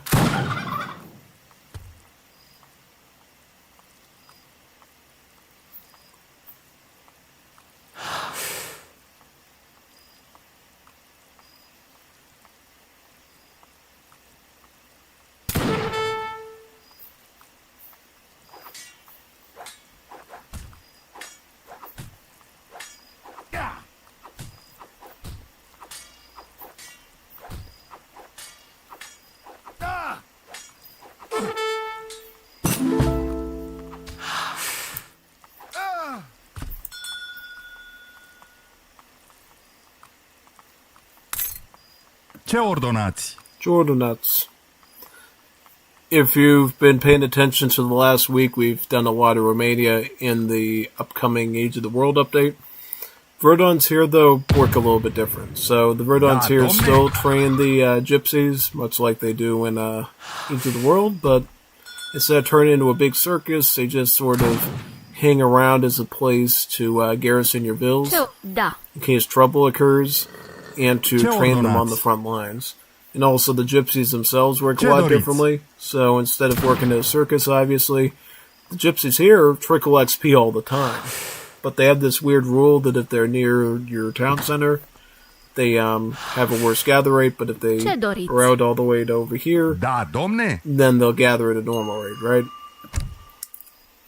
You also get this good card too, Lautari, which also allows the Verdon to improve your Roma gypsy gather rate even further. So the Verdon at that point doesn't just become defensive, it also becomes economical too, to have your gypsies actually gathering at a better rate, which is good.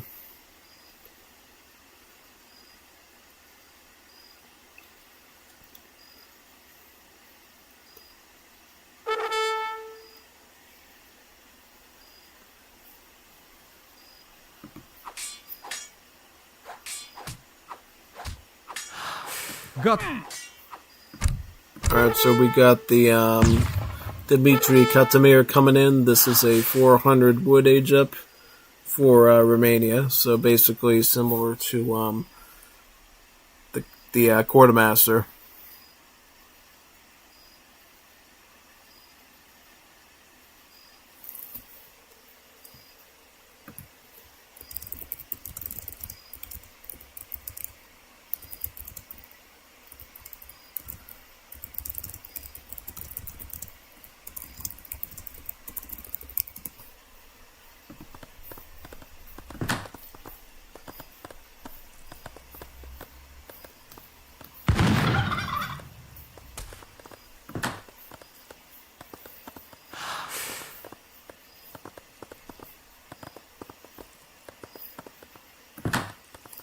Let's see here.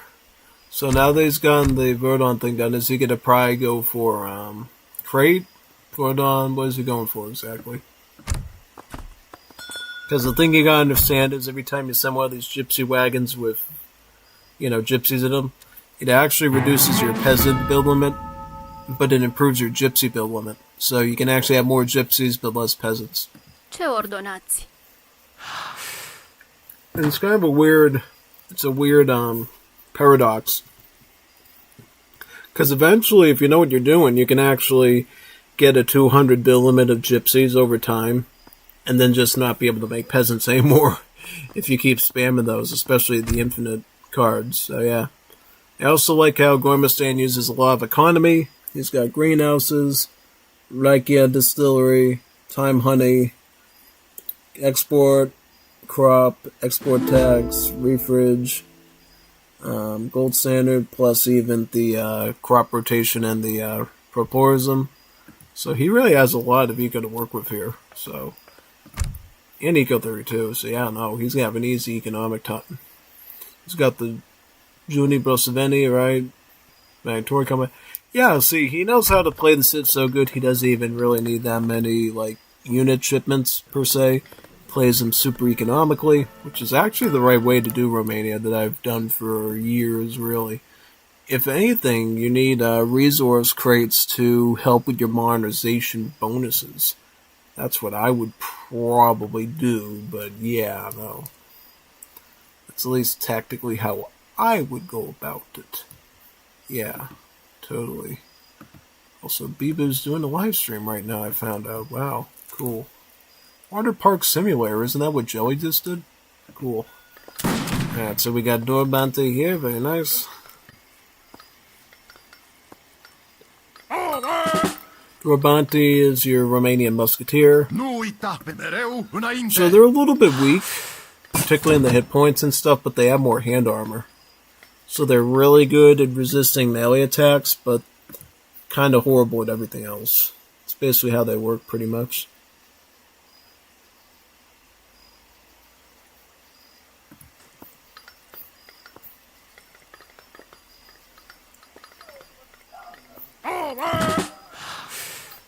Sunt pregătiți de luptă!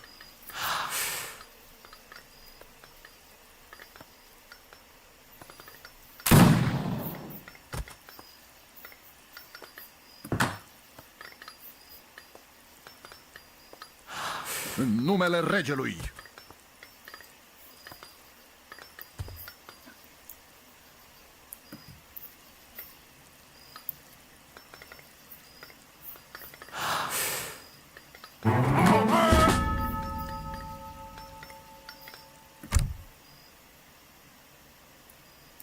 $700 coin.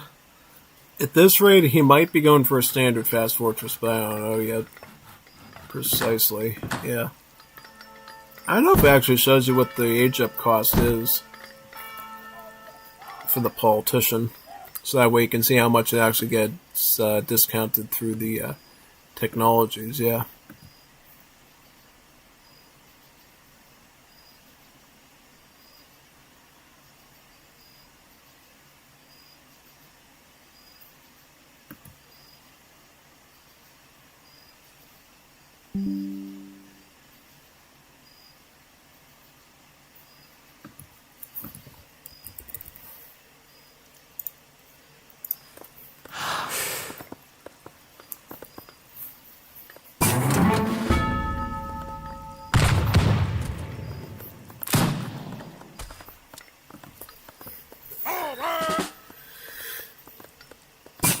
So four mule artilleries and some Dorbantes here. Cool.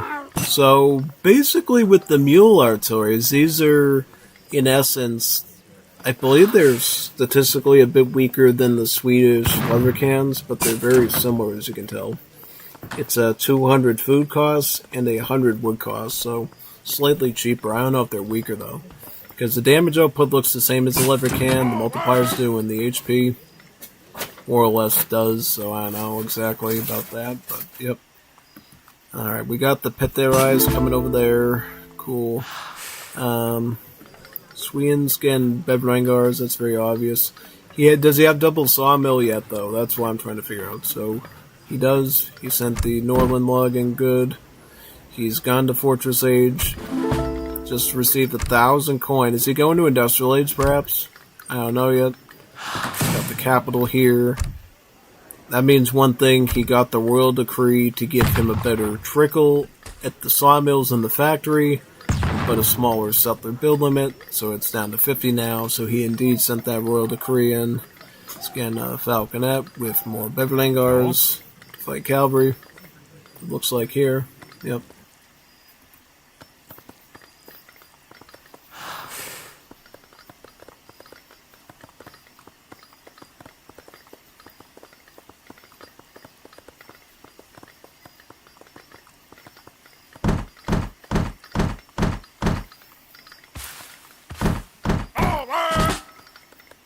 More wood coming in, great.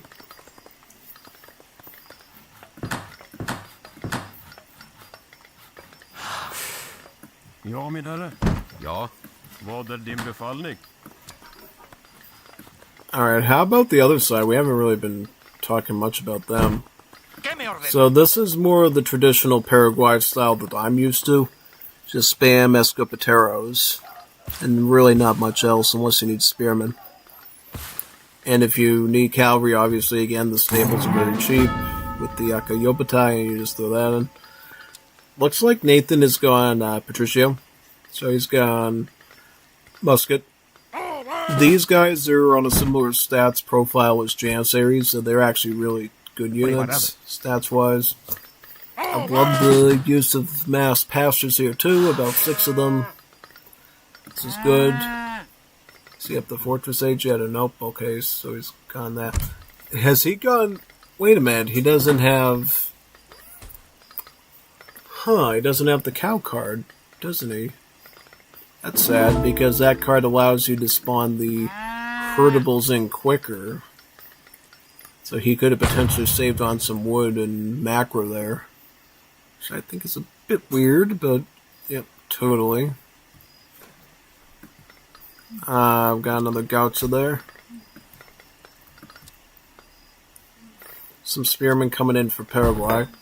You need some sort of spear protection for these Escopetielos. Oh, blowgunners! He's getting blowgunners too. Oh, that's great. Blowgunners will be a good addition as well. What do they count as? They count as skirmish, okay. Even though their multipliers are a bit different. I'm surprised they don't get class as assault. Because their multipliers are much more of that of an assault unit, yeah.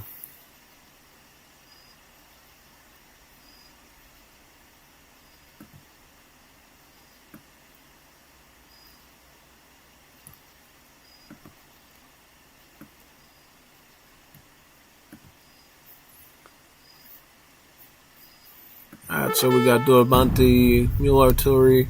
Sweden going to be pushing in with them. Yes, he's in the front. He's taking the brunt of it. He's got the Bevlangars battle off the Indians.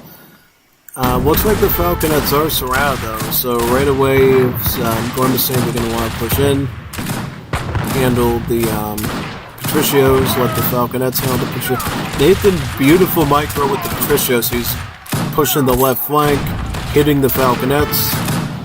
Good hit.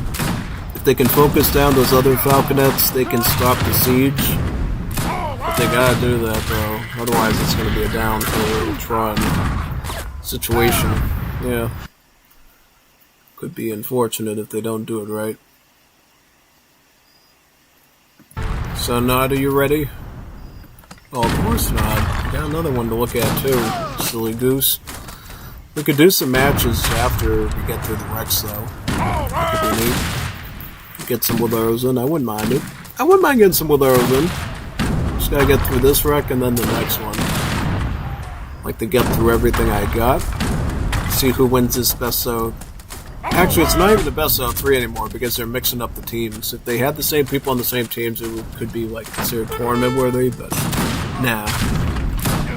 Unless you want to attribute like individual scorecards on who wins on whose team. In that case, it looks like Gorbastan's the homecoming champion then. Yeah. Oh lordy, they're going onto the works now. Once you start losing those, oh boy, watch out. That's like the heart of the Paraguayan eco. I mean, he's got some surplus now, but that's gonna hurt later when he has to rebuild those. The only good thing is he'll get a ton of XP though from like that he can put towards shipments. That's about it. One thing I find interesting here, looking at this Paraguay deck, is he did get a native deck, War of the Seven Reducciones, with native militia, Mestizaje. So this is clearly a native focus deck. Even as Palanque to get the terrain rate up too. Yeah, so that was a pretty native based deck.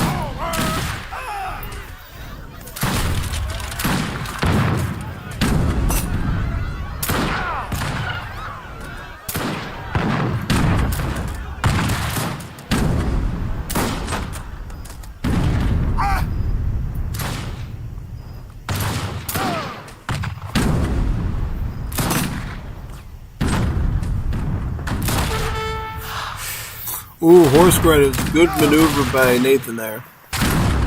Did you ship those in? He did. Good boy. Good job. Save that front. Right. Now, this is going to be tough because they still have to somehow clean up all this stuff too. Okay, so Mule Artillery are being dispatched now. He's going to get 2 of them down at least. Still have to do a 4 mules and then okay, so yeah, this is a big issue too. Since these guys have a movement speed default of 5, it's gonna take a while before you can really handle them because they're gonna just be running around your base like crazy. It makes it a lot harder for you to help Argentina out here. Yep. At this point, Nathan is forced to go into Escolta because he does not have his Estancia yet. But he does have this card here, San Lorenzo. Get some more horse grenadiers. He's gonna aim their range attack right onto the artillery, I believe. Right? Go for that, and then you can thrust in on the side here with the lancers. That's very, very good. Yeah. Very, very nice. Okay, so he's gonna hack through that stuff, right? Very, very good. Yes, yes, yes. Very nice. Artillery down. Problem solved. I think, yeah, just let those Escopeteros spray them like bug spray. Those Dorabante will fall rather quick. They don't have as much HP as a regular musket, so even easier time, really. After all that, alright, well, so how's Bondar doing now? So Bondar doesn't even have any works anymore. Oh, how's his eco doing? That was a big, devastating hit to him. Was it not? Oh, that was very serious.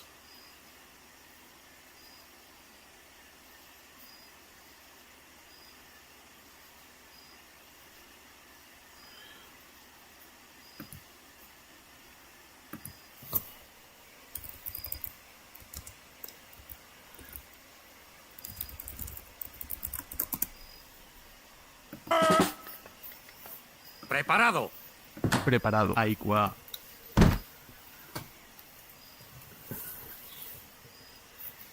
¿Qué me ordena?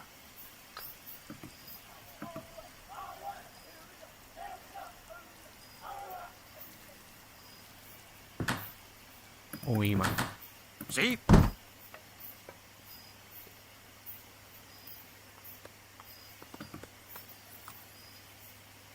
Dígame, mariscal.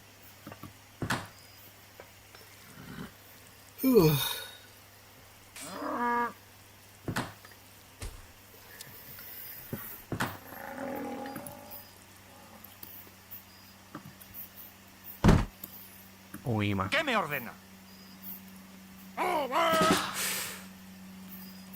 Preparado. Sí.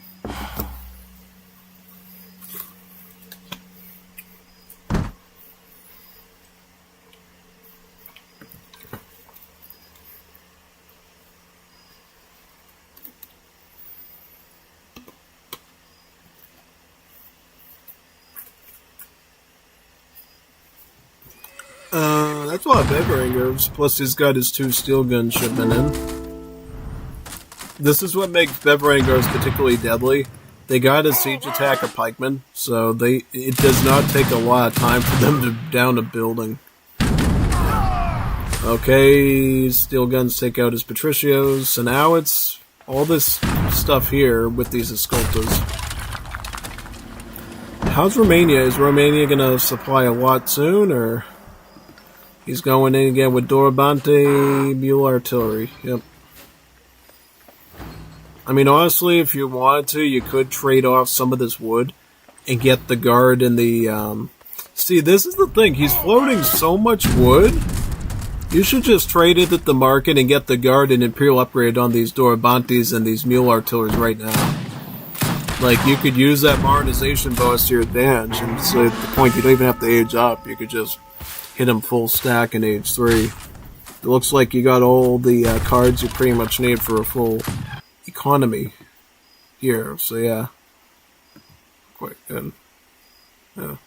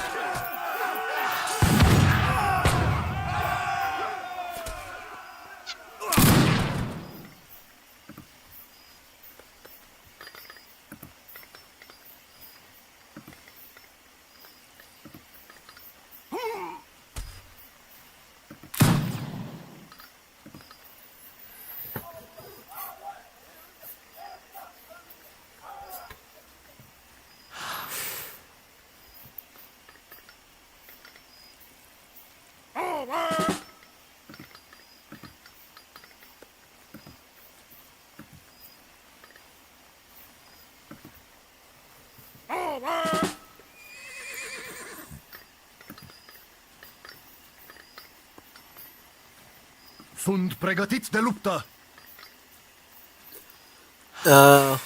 Age is up with Vasily Alexandri. Yeah.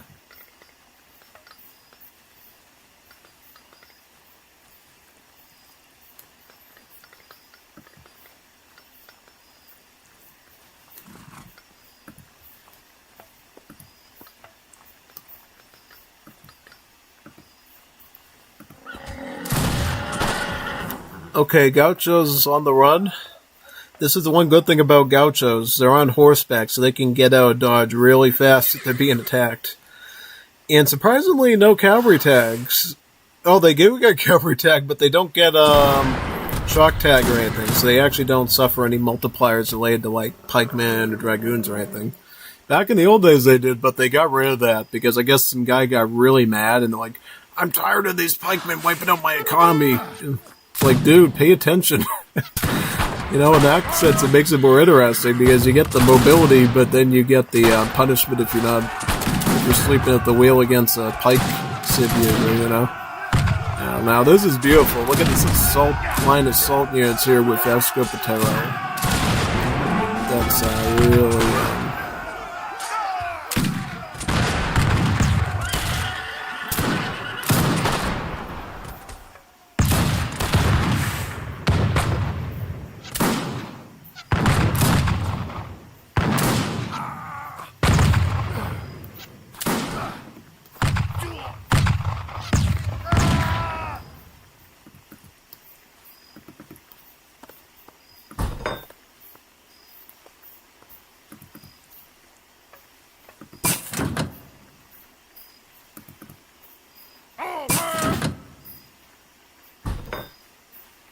Poruncă?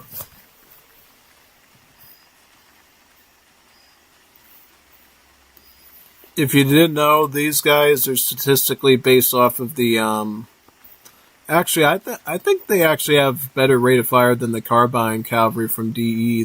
I think they actually have the same rate of fire as rifle arrows, so they're actually even better. Pretty cool, right? Alright, so we got Falconet, Beveringer. Da? Gormistan still going heavy eco, now he's going Caloras. Ce doriți? Patriotic Gata de Caloras. luptă. He's going to want to turn these into the Rosiori soon so he can get the charge attack on them. Honestly, though, like, you could begin the Imperial upgrade on these if you really want to. It's, like, such an obvious choice. I don't know why Gormistan, like, never caps on the modernization bonus of the Civ to get the upgrades early. It's like he's so good with the APM, the macro and everything, but capping on the Civ bonus with it might be because he's so focused on the APM stuff that he doesn't calculate that stuff, but I would be on top of that. It's why I'm like such a good Romanian myself, is I know the modernization bonus in and out and how to milk it for everything it's worth. Like, some people don't know how to do that for me, I do. And thus I get some pretty good combos with them. Like, I can get like age 2 mobile armors. I can get like early Imperial Rosioris and just like turn into like a zombie civ and start devouring other units and turn them into more cavalry. You just really need to like, know what you're doing basically, yeah. Totally, so, Good time. 100%.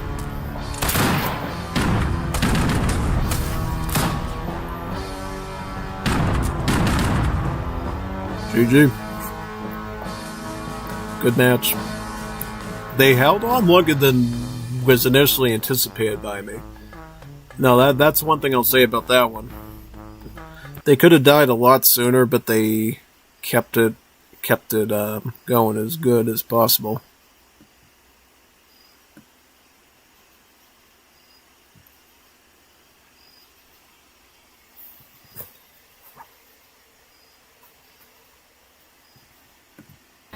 Ce doriți?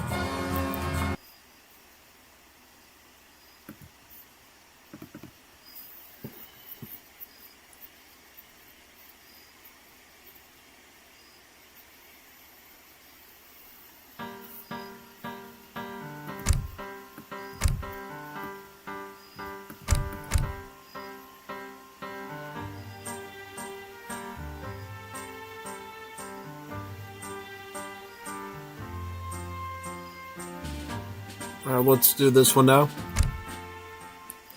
I wonder what the team matchup's going to be this time.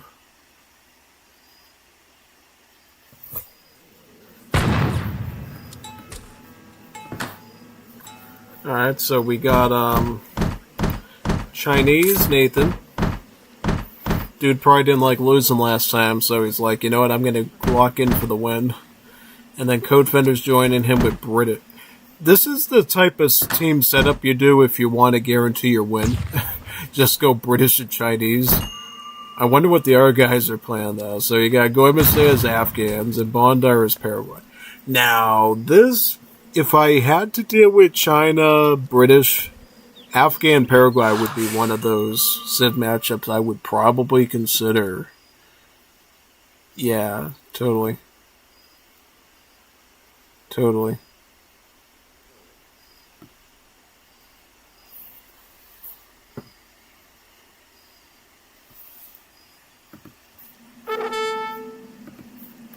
¿Sí? Voy a hacerlo. Lo haré.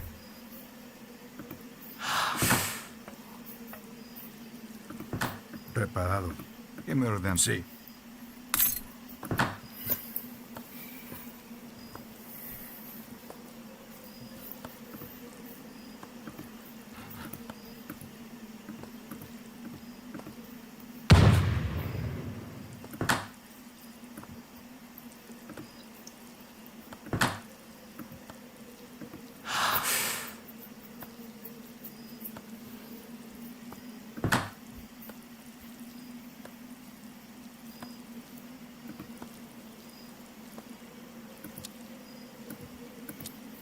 Alright, so let's see what order he gets his stuff in. Alright, so he's going to go Nimastia first. That's a pretty obvious choice because the Civ literally gives you the opportunity to get that instantly because it gives you that extra 100 cord of wood to get it, so you probably should get his Afghans. He's also picking up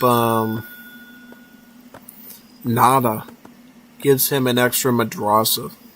Now, this is a card you send if you really know your build order, macro, APM. This is like a really advanced strategy because if you get this, Nada, then you can queue up multiple Madrasa techs at the same well, not even queue up because you can already queue up multiple Madrasa techs at the same time. You can research multiple Madrasa techs at the same time. So you can get a red one done while you're doing a yellow one while you're doing a blue one while you're doing a red one.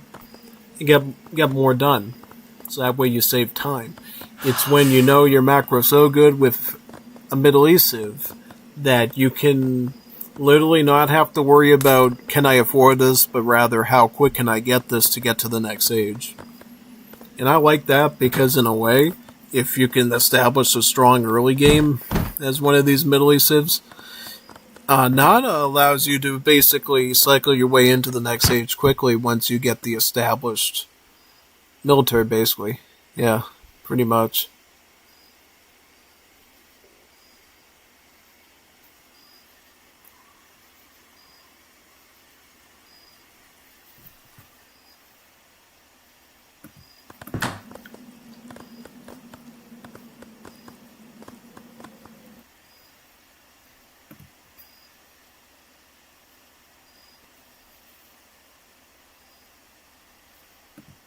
آماده هستم.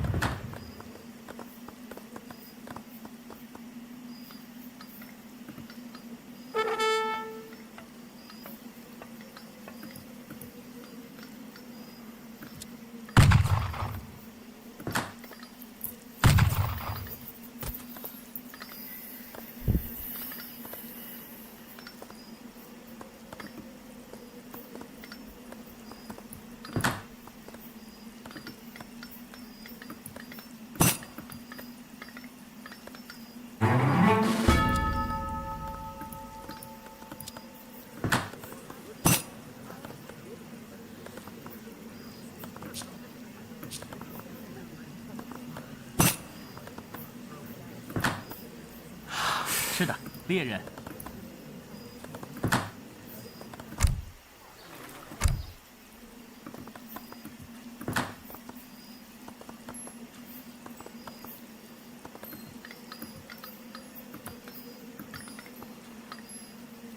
French colony, pretty standard. Yeah, see, for me, I would have gone the two food works with Hemeroteca bakery setup that I do. So that way I have enough food in my back pocket to fight these dudes. Because I think that's something I've done in the past when I've dealt with Brits and Chinese. It's like really, really tough, yeah.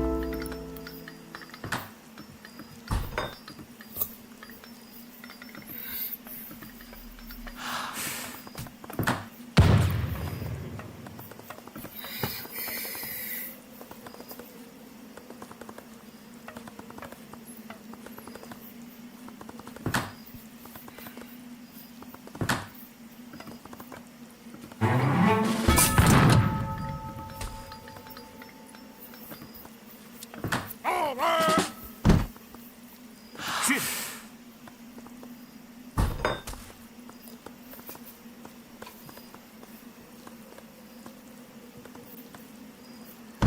请下命令。请下命令。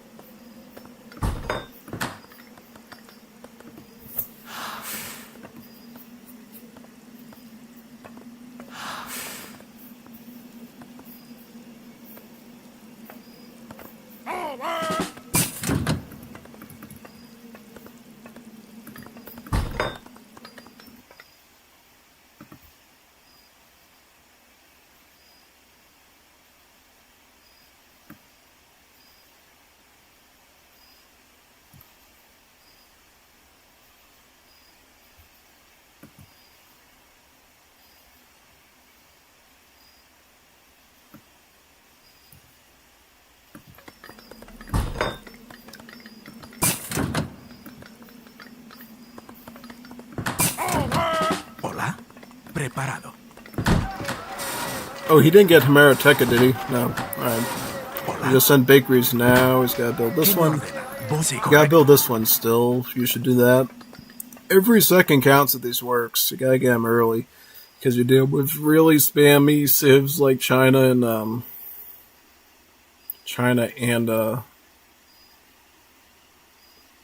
British, so you gotta definitely be on top of it.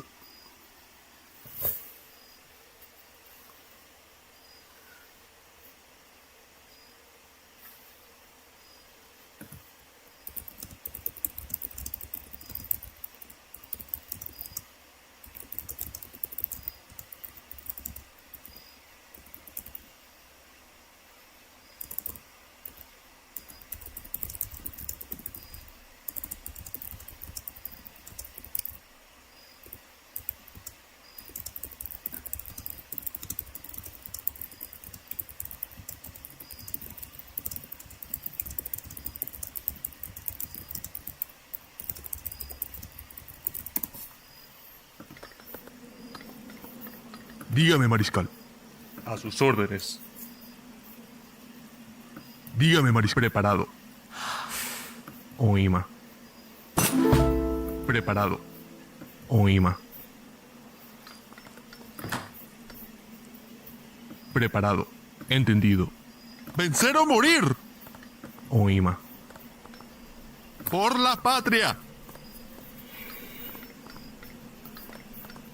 Dígame, mariscal. Aikwa.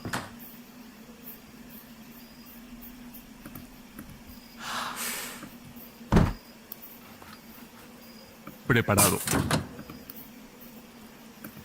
Ooh, the snow leopards. Now, the snow leopards are pretty nice includes because the snow leopards are actually a really good meat shield unit that will help. Oh man, this is awesome. Look at this meat shield. Now, unfortunately, it looks like the cavalry's still breaking through, but wow. They're still tanking for him, though. Plus, with the midfish shipment, he's able to take out some. My problem is he has no support. Yeah.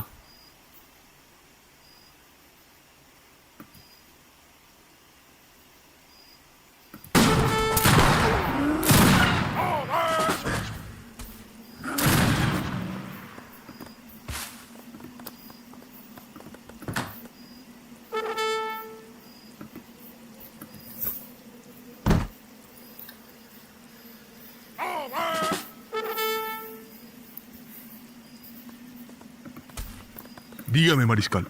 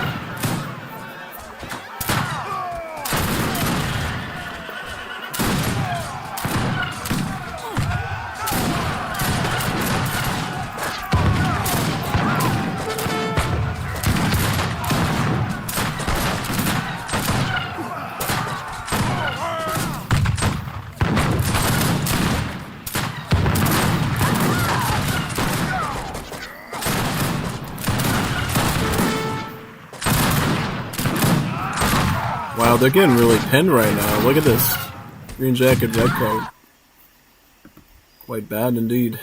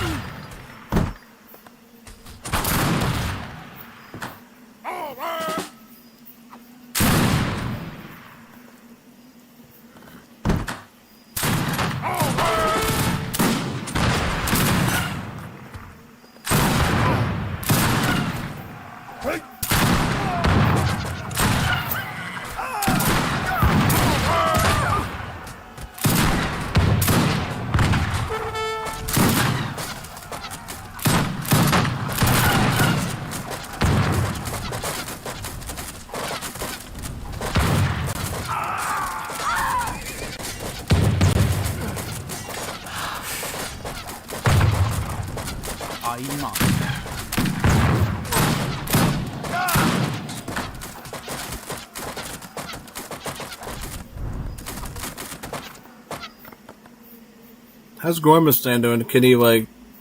Oh, he can't get much. He's completely melted. Yeah. Completely melted right now. Now, Paraguay's got some surplus, but he needs the buildings, though. Unfortunately, these guys are working so quickly to dismantle that there's not much they can do.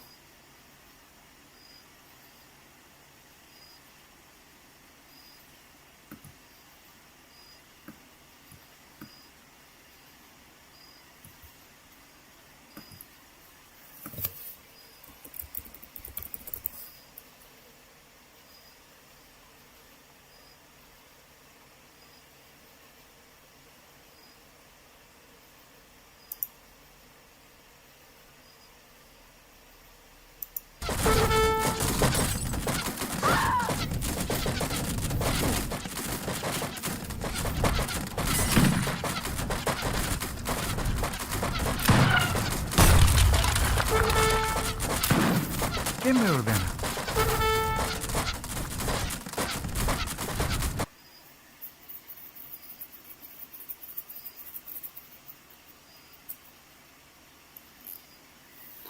Eek. Eek. Wow. I don't know, man. Crazy. Try to see if we can set up some Wildaro, perhaps. Perhaps we could get some Wildaro in. Could be a fun idea. What do you think? Bet you'd like that, right? Totally. Now we'll go for D then. So I'll ping Wildaro now and see what we can fill in.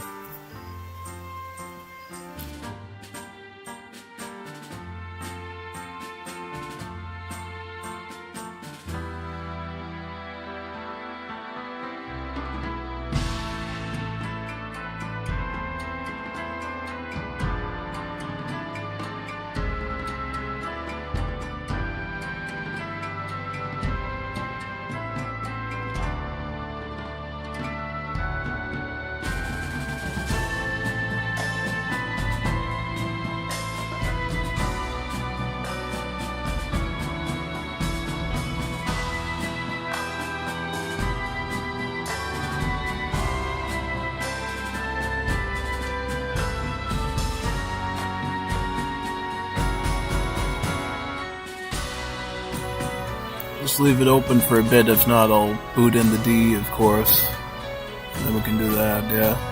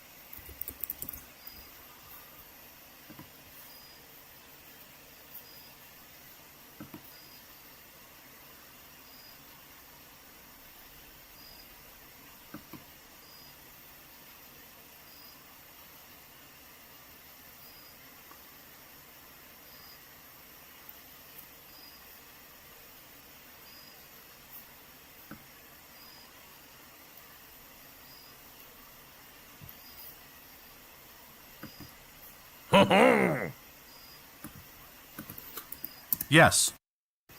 I say yes, let's do it. Should be neat. I'll find a proper civ to do, though. I don't think I'll go in Afghan against what you're doing.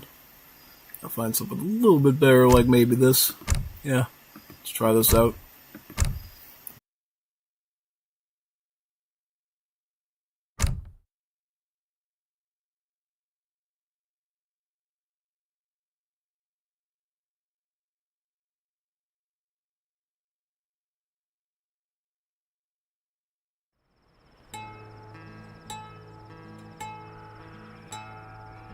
¡A las armas! Sí. ¿Cuál es su comando? ¿Sí? ¡Al ataque! Preparados.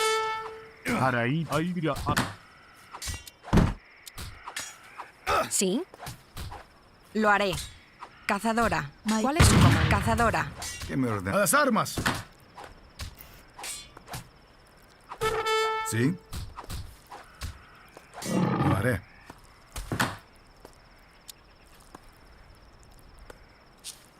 Preparado. Sí. Oí Yapi. Alba. Ay, Muñan Guama. ¿Qué me ordena? Lo haré. Sí. Che Yapi. ¿Sí? Lo haré. Voy a hacerlo. Yes. Sí. Voy a hacerlo. Sí. Sí. Preparado. Sí. Lo haré. Sí. Voy a... Sí. Lo haré. Sí. ¡Al ataque!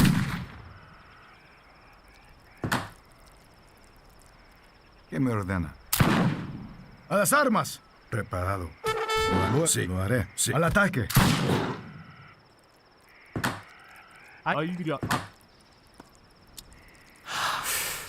¿Qué me ordena? Sí. Sí. Lo haré. Sí. Lo haré. Voy a hacerlo. ¡Al ataque! Sí.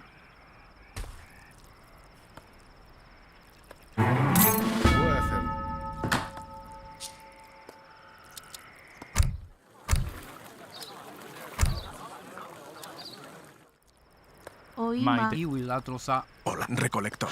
Che yo o. Preparado, sí. Sí, Oima. voy a hacerlo. Lo haré. Recolectora. ¿Qué me ordena?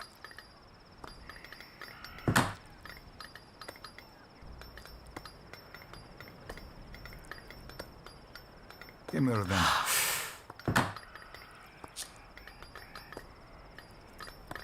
Alba. Ay Munyan Guama. Maite Aima. Yapi. Koana. Yapi. Maite ko aga. Ayapota. Ahama. Yapi. Correcto. Cazadora.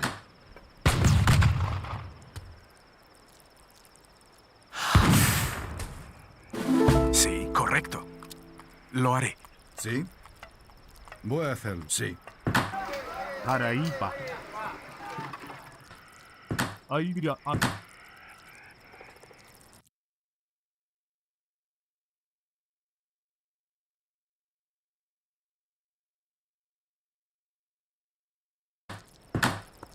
Voy a hacerlo, sí.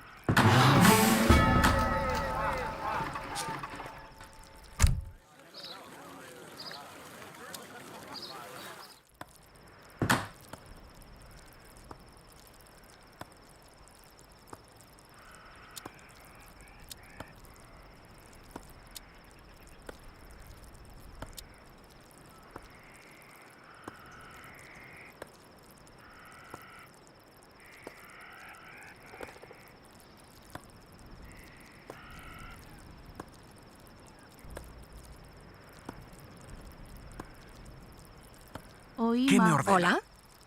Che. Prepara, leñador, leñador. Oima. Maite Ubiratrosa. Oima. Yapi. Che. Maite Ubiratrosa. Preparada. Leñadora. Sí, leñadora.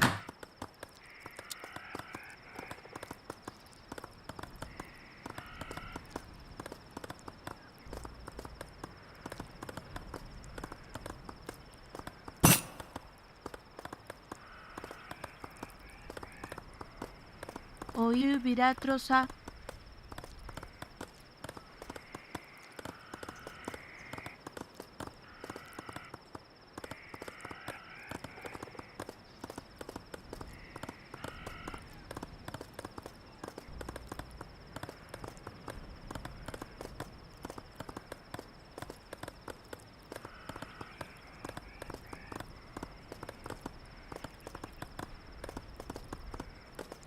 ¿Sí?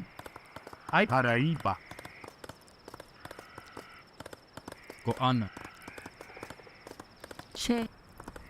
Ko aga. Ahama. Oui, oui. Correct. Prepara. Sí. ¿Qué me ordena? ¡Al ataque! Prepara el ataque. Ay Atobenye. Ay Munyan Guama. ¿Cuál es su comando? Leñadora. Sí, voy a hacerlo. Maitei Ayapota. Alba. Ay Munyan Guama. Preparado. Voy a hacer, sí. Voy a hacerlo. Oima. Ayapota. Yogapo.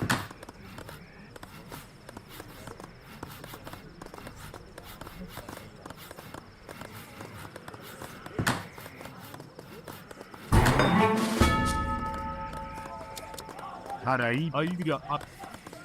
Yeah, if you know what you're doing, those Uzbek Turkmen raids are usually pretty simple to counter. Hola. As you see Leñadora. right there. Leñadora. That's what you want to do. If you notice there's a Turkmen raid heading into your base from an Uzbek player, try to garrison, your bills into the TC and just blast them down while they're constructing.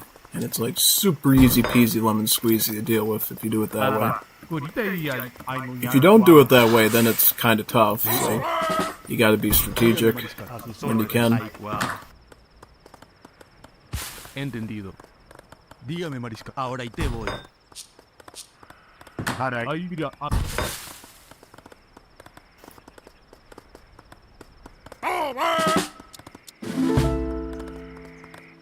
Sí, Oima. lo haré. Preparado. Aikwa.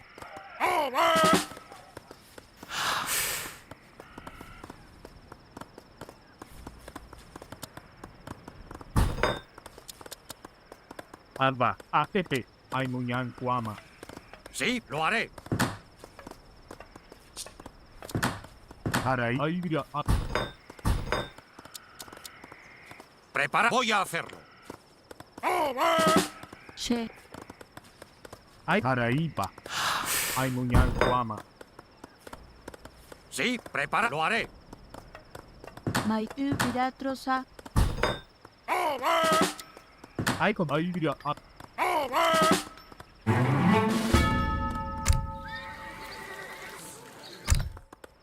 ¿Qué me ordena? Alba. Aso ben. Ahorita y Aimunyan ¿Qué me Guama. voy a hacer? ¡A las armas! Sí. Sí, lo haré. Oima. Go aga. Haraipa. ATP. Aimunyan Guama.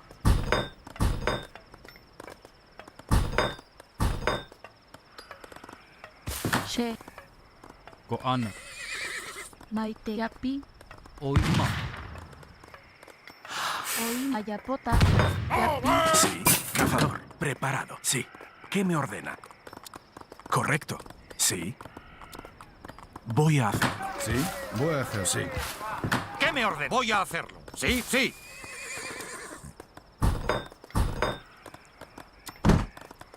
Alba. Ahorita y ATP. Aimunyan Guama.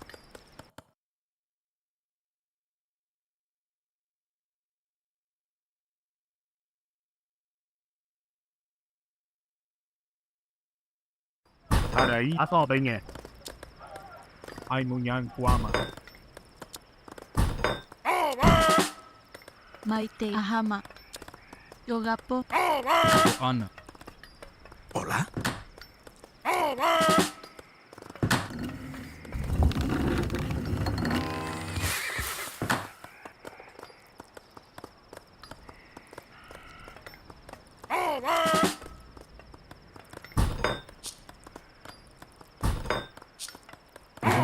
Hola, cazadora.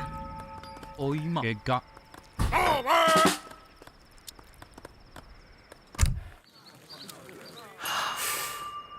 Oima. Yapi. Correcto. Cazador. Nada. Cazadora. Ahorita y ATP. Aimunyan Guama.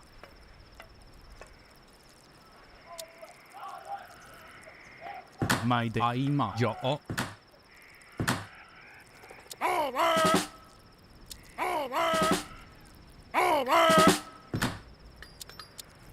Alba. Aidra.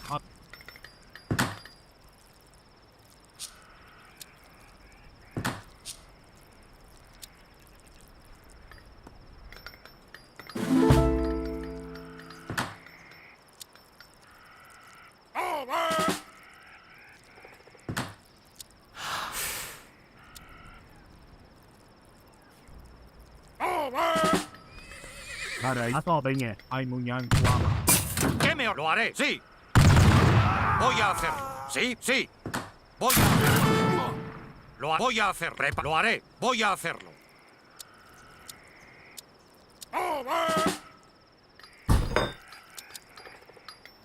Ahorita y Aimunyan Guama.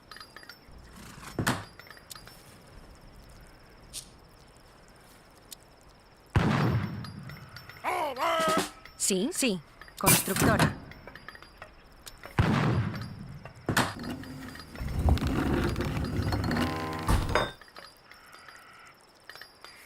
Aiko ben. Aimunyan Guama. Haraipa. Aimunyan Guama.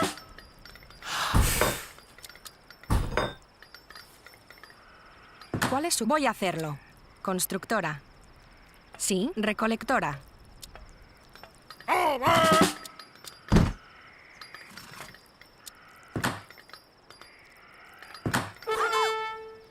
¿Qué me... Sí, al ataque. ¿Cuál? Recolectora. Por vencer o morir. Por vencer o morir. A la guerra. Preparo así. Entendido. ¿Qué me... Voy, sí, al ataque. Sí, voy, sí.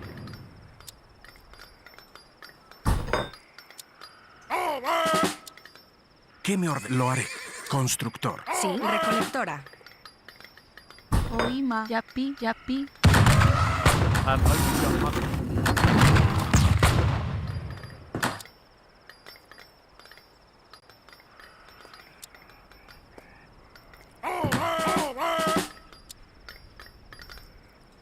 Preparado. Dígame. Ahora y te voy. ¿Qué me ordena? Voy a hacerlo. Sí.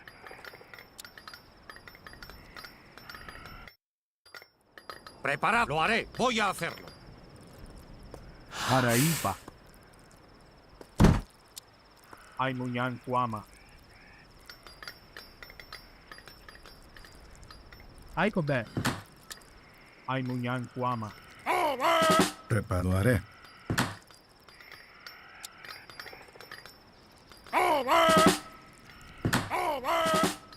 Votre ordre, je le ferai.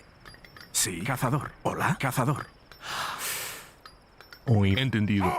Sí. Voy a cazador. Oima. Yapi.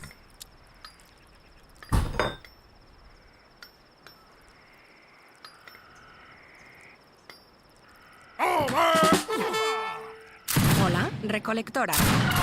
Preparado. Ahora y te... Aikwa. Por la paz. Vencer o... a la guerra. Vencer o morir. Sí, lo haré. Sí. Oí. A la guerra. Por la patria. Vencer o morir. Por la... Vencer o morir. Oí. Entendido. A la guerra. Preparado. À l'attaque! Oí. Por la... a la guerra. Por la patria. Al ataque. Vencer o morir.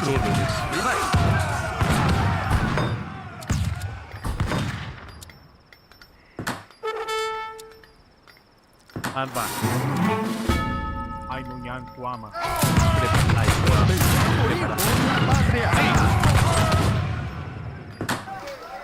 Che, yo, oh. Ubira, troza. Araipa. Sí. Sí. A las armas. Sí.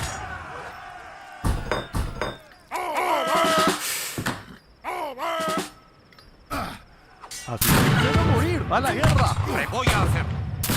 Sí. Maidega. Yapi. Sí, cazador.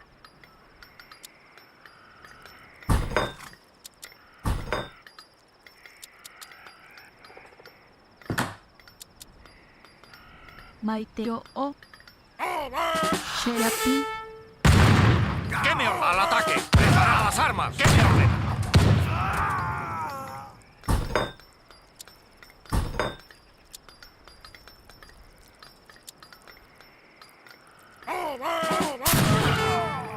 Dígame, mariscal. ¡A la guerra! Ahora y te... Aikwa. Entendido. ¡Vencer o morir! Ahora y te voy. ¡Vencer o... a la guerra! Sí. Voy a hacer. Al ataque. ¿Qué me ordena? Aikobe. Aibira. ¿Qué me ordena? Sí. Oui, oui. Sí. ¿Qué me ordena? Lo haré. A las armas. Prepara. ¿Qué me ordena? Sí. Sí. A las armas. Sí. Prêt, très bien. Oui. ¿Qué me ordena? Sí. Voy a hacer. ¿Qué me ordena? Sí, sí. Lo haré. Sí. Lo haré. Voy a hacer. Preparado. Araipa. Aso benye. Aimunyan Kuama. ¿Qué me ordena? Sí.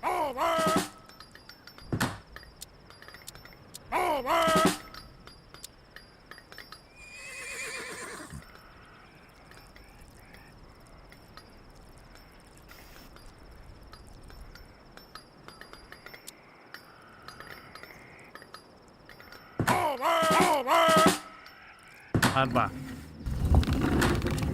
Aimunyan Kuama. Aimunyan. ACP. Aimunyan Kuama. Hola. Sí. Leñador.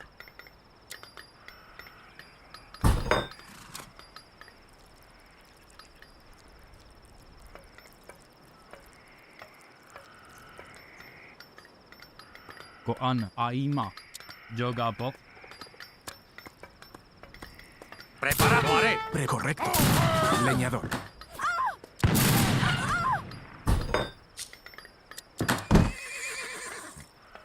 Aikobe. Asobenge.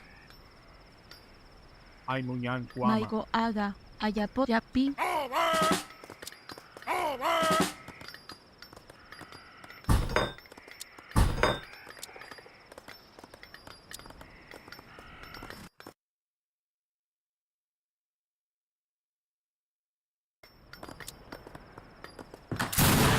Recolector. Shahama.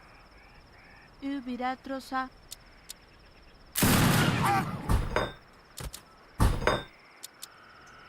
Sí, voy a hacer. ¡A las armas! Lo haré. ¡Al ataque! ¿Qué me... Sí, a las armas! Sí, al ataque! Sí, a las armas! Sí, a las armas! Sí. ¡A la guerra! ¿Qué me... Sí, a las armas! Ahí. Sí, ¿qué me... A las armas! ¡A las armas! Preparado.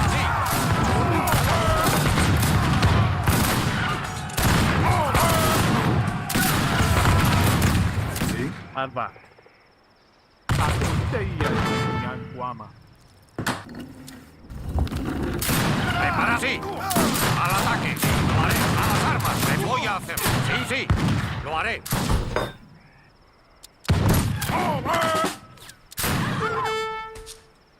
Prepara. Voy a hacerlo. Sí, lo haré. Voy a hacerlo. ¿Qué me ordena? Lo haré. Sí.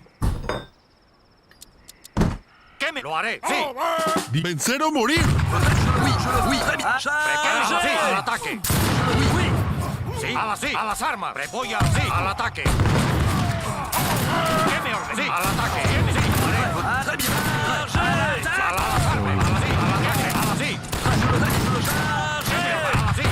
Sí, al ataque.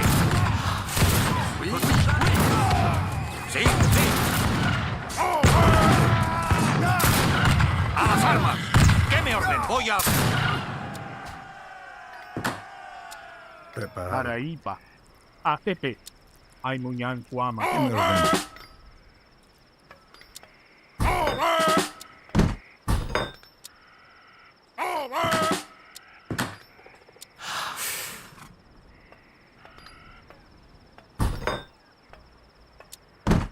Maigo Aga. Yo.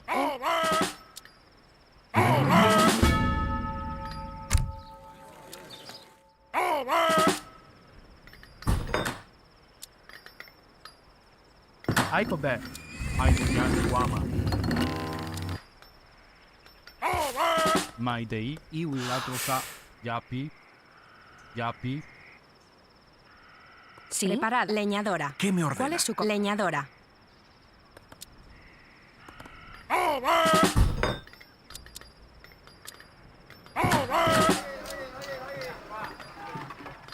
Alba.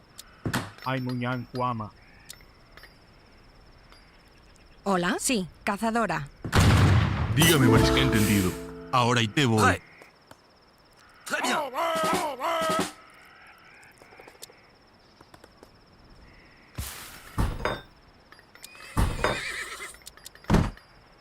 Sí, sí. Hola, leñador.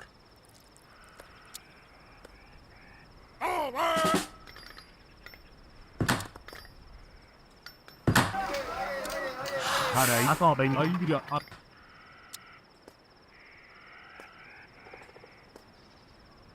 Prepara. Lo haré.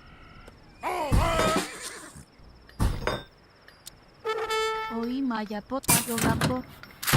Aima. Y Wilatrosa. Prepara. Aikua. ¡Por la patria! ¿Qué me voy a hacerlo? Sí, lo haré. A sus órdenes. Aikua. Sí, voy a hacerlo. Sí. Preparado. Ahora y te voy. ¡A la guerra! ¡A la guerra! ¡Vencer o morir! ¡Vencer o... ¡Por la patria! Entendido. ¡Vencer o morir! ¡Por la patria! Sí, sí, sí. Al ataque. Sí, sí. Al azar. ¿Qué me ordena? Voy al ataque. ¡Vencer o morir!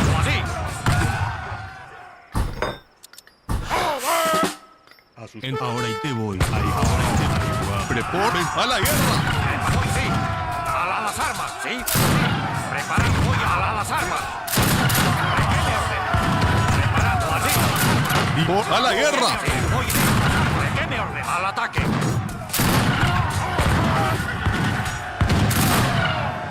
Sí, sí. Lo haré.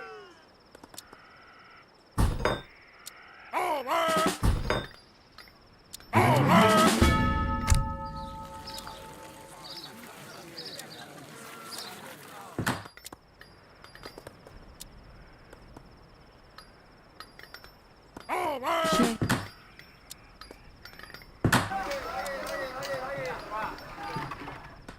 Preparado. Cazador. Cazador.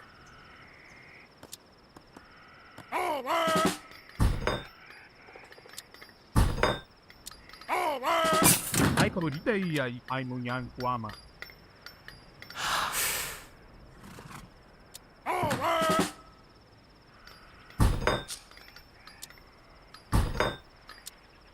Sí. Preparado. Entendido. Ay, mira. Sí, voy a hacer. Sí. Lo haré.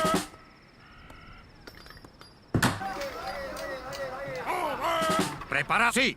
Prepara. Aikwa. Sí, cazador. Sí, Oima. cazadora. Oima. Por la patria. ¿Qué me lo hará a las armas? Mai ahama. Yogapo, yogapo, yogapo. Sí, sí, lo haré. Entendido. ¿Qué? Sí, lo haré. Sí, sí, lo voy a hacer. ¿Qué? Preparado. Sí. Sí, lo haré. ¿Qué? Voy a hacerlo. Oima. Yogapo, yogapo. Araipa. Aso benye. Ay, muñan guama.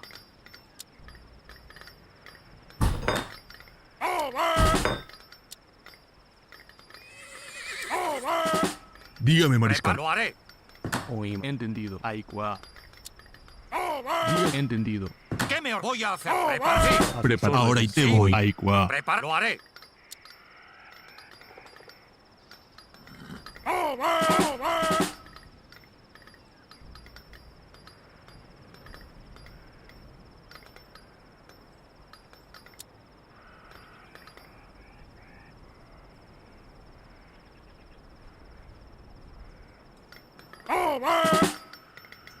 She. Ubiratrosa.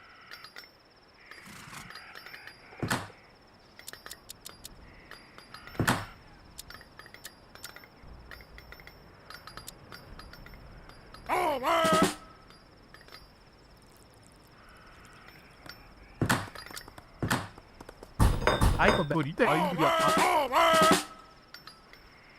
Entendido. Ahora y te voy. Aikwa.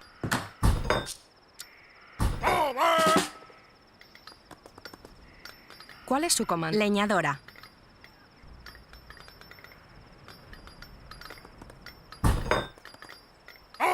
Oima. Maite. Ubiratrosa. Dígame, mariscal. Oima.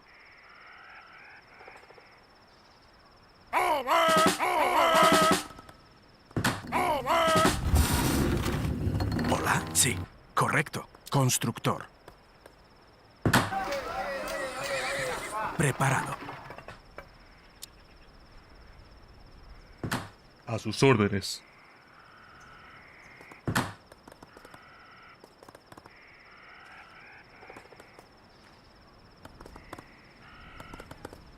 Alba. AGP. Aso benye. Ay, muñan guama. Sí, voy a hacerlo. Hola. Leñador. Sí, leñadora. Hola, leñadora. Votre ordre, je le ferai. Très bien.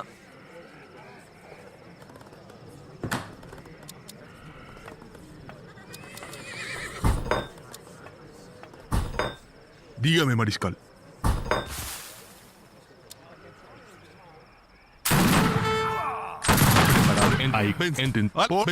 A la guerra. ¿Qué me voy a hacer? Sí, sí. Preparado. Ahora y te voy. Lo haré. Ahora y te. A la guerra. Vencer o morir. Sí. Entendido. Ahí, entendido. Vencer o morir. A la guerra. A la guerra. Preparado. Preparado. Voy a sí. À l'attaque! ¿Qué me ordena? Sí. ¿Qué me ordena? Sí. A la guerra. A la guerra. Sí. Al ataque. Sí. Al ataque. Al ataque. ¿Qué me ordena?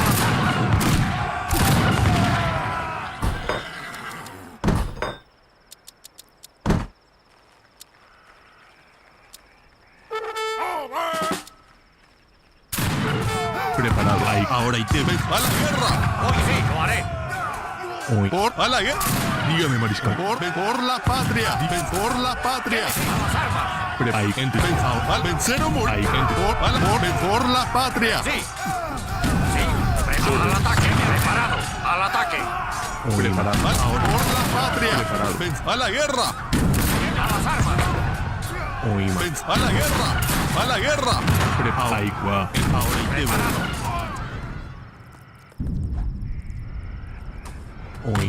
Preparado. Ahí, entendido. Ahí, entendido. Votre ordre? Je le ferai. Oui, je le ferai. Dígame, mariscal. Ahora y te voy. Dígame, mariscal. Entendido. A la guerra. Ahora y te... Por la patria. Sí, sí, sí. Lo haré.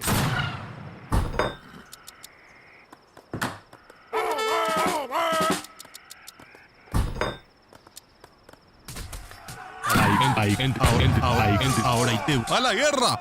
Dígame, mariscal. A la guerra. Sí, lo haré. Hoy sí, voy a, lo haré, sí, lo haré, sí, lo haré, voy a hacer, lo haré, lo haré, voy a, sí, lo haré, sí. Oye, sí. Sí, ¿qué me ordena? Al ataque, ¿qué me ordena? Sí, a las armas. Sí, sí, al ataque, sí. Sí, ¿qué me ordena? A las armas. Sí, ¿qué me ordena? Sí, al ataque, a las armas, sí. Oye, sí, sí, sí. Por la patria, por la patria.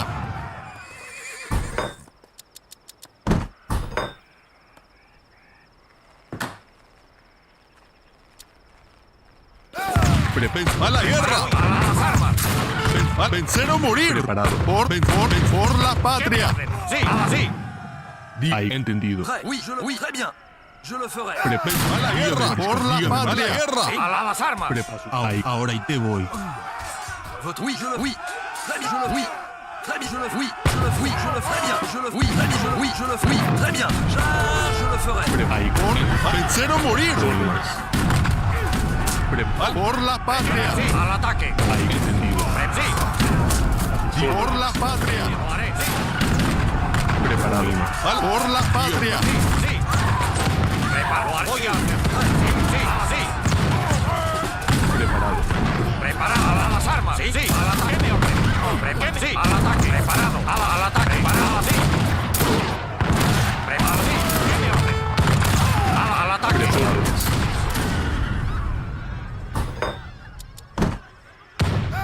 Sí.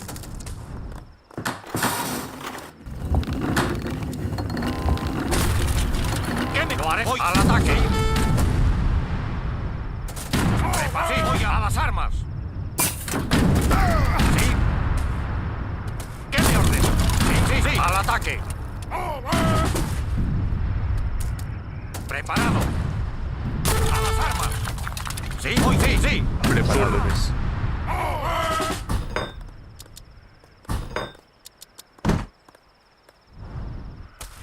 A las armas. Oui, oui. Sí, sí. A las armas. Sí. Por la ¿Qué me patria. al ataque?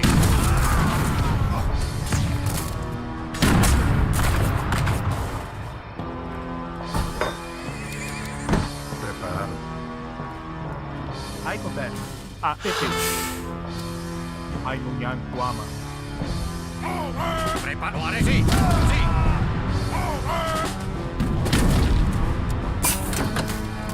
Sí, al ataque.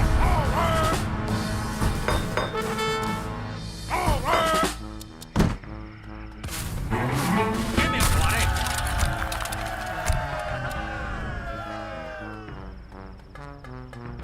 Sí, voy a hacerlo. Lo haré.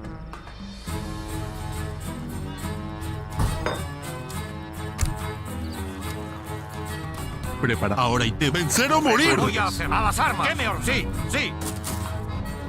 Dígame. Ahí, entendido.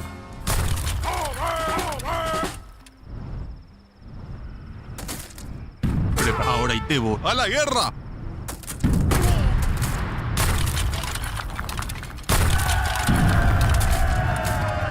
Prepara, lo haré. Al ataque. Aigua. Entendido. ¡Vencer o morir!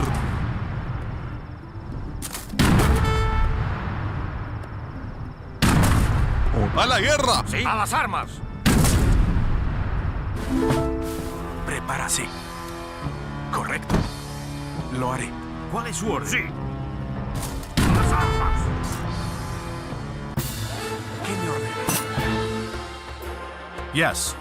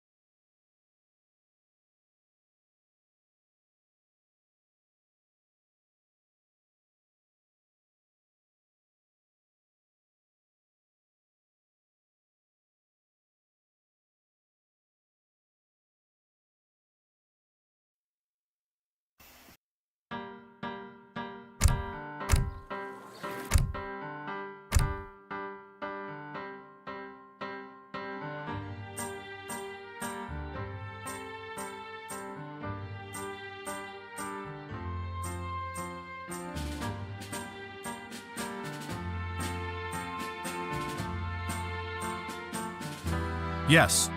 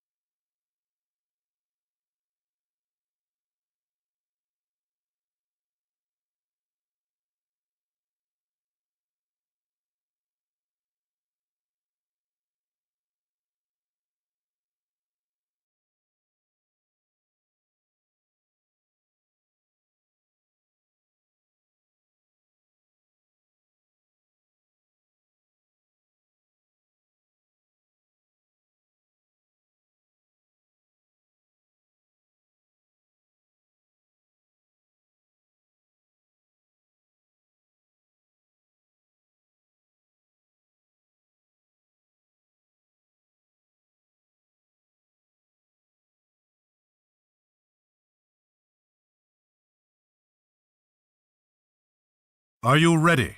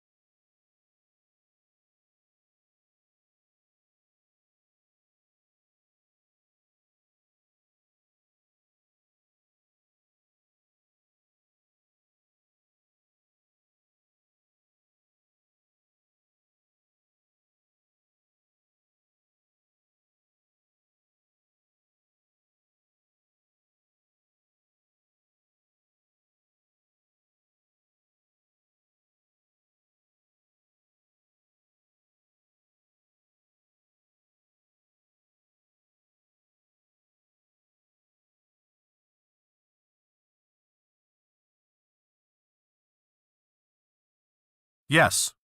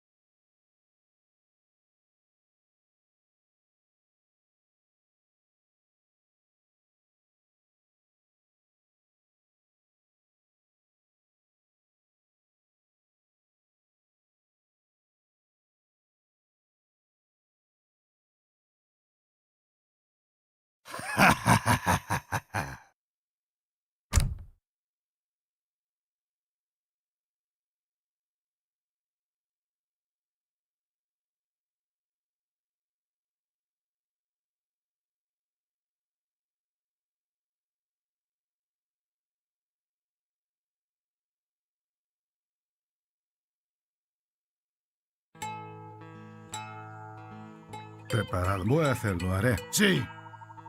Sí. Ko'an Ayapota. Hola, leñador. Sí, correcto. Al ataque.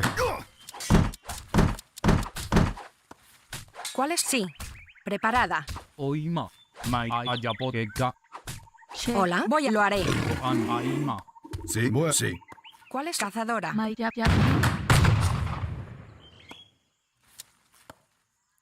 ¿Qué me ordenan? Voy a hacerlo. Sí. A las armas. Lo haré. Sí. Voy a correr, cazadora. Sí. Sí. Lo haré. Sí. Sí.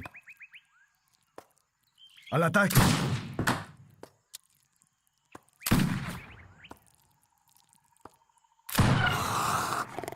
Prepara. Voy a hacer. Sí. Mai de Ayapota. Aima. Aikobe. Aimunyan Kwama. Ko'an Yapi. ¿Qué me lo haré? Voy a hacerlo. Sí. Voy a hacerlo. Sí.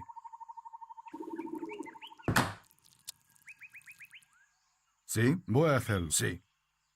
Preparado. Voy a hacerlo.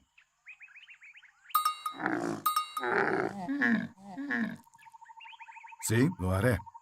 Voy a hacerlo.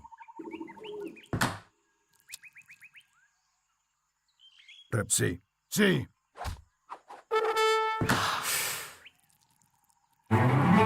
Sí. Preparado. ¿Qué me ordena?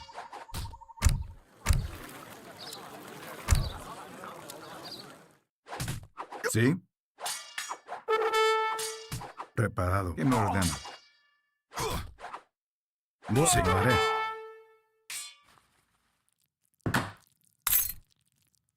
Sí, sí, lo haré. Sí. Voy a hacerlo. Sí, lo haré. Voy a hacerlo. Sí, lo haré. Mai Jo'o. Preparado.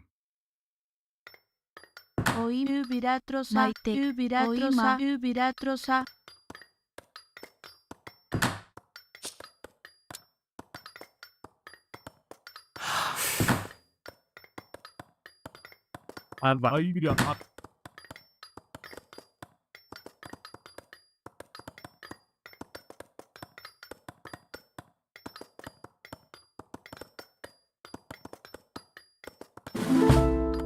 Prepara, voy a hacerlo. Lo haré. Hola, lo haré. Voy a hacer. Cazadora. ¿Cuál es? Cazadora. Sí, cazadora. Aikobe. Uritei ai. Aimunyan Kwama.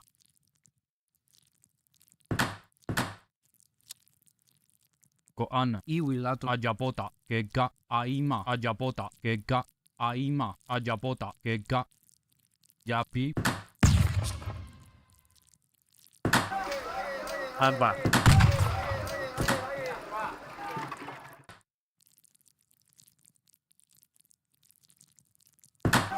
Haraipa. Alba. Aikobe.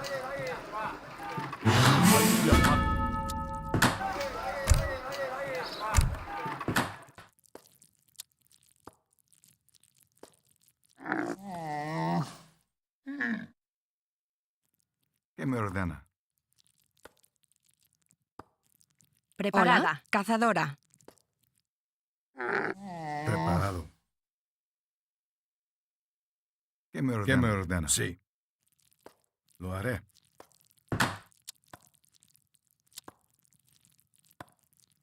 Oima. ¿Qué me ordena? Correcto. Leñador. Preparada. Leñadora. Oima. Che. Ubiratrosa. ¿Sí? Voy a hacerlo.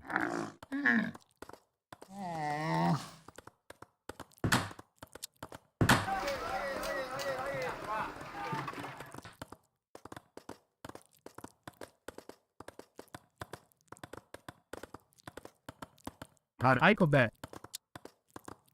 Ay munyan kuama. Alba. Paraiba. Ay mira. Hola, cazadora.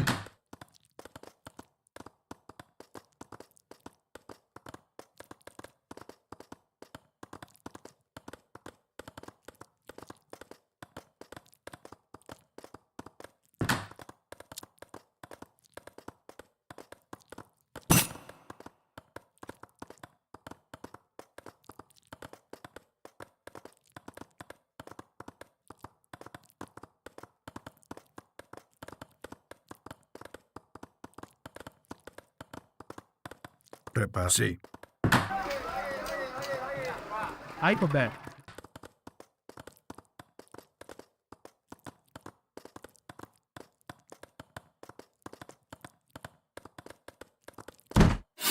Ay munyan Votre ordre, très kuama. bien.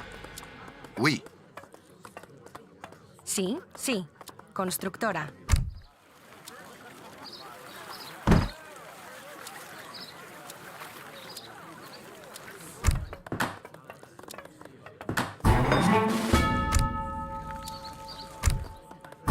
Alba. ATP. Ay munyan kuama.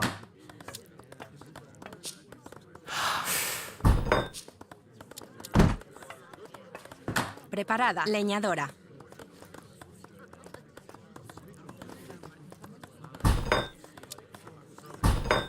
Parai. Ay mira.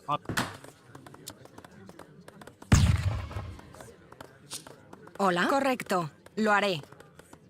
Cazadora.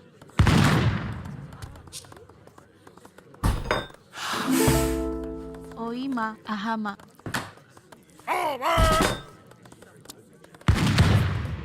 ¿Qué me ordena? Lo haré. Voy a hacer. Sí. Aiko be.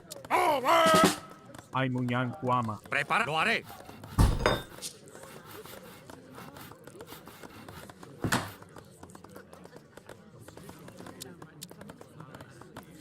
Parai. Ay mira.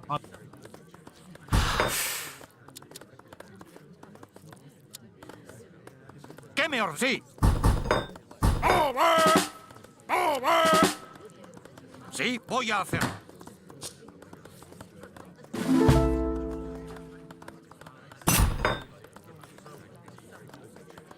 ¿Qué me ordena? Sí. Alba. Aso ben. ATP. Ay munyan kuama. Prepara. Voy a hacer. ¿Qué me ordena? Lo haré.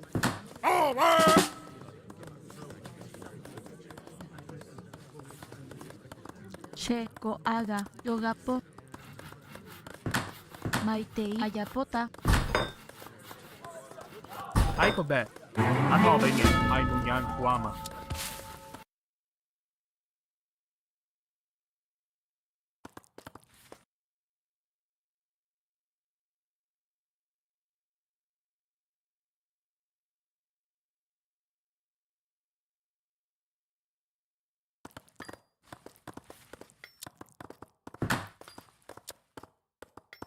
¿Qué me ordena? Oima. Ubirat. Ahama. Ubiratrosa.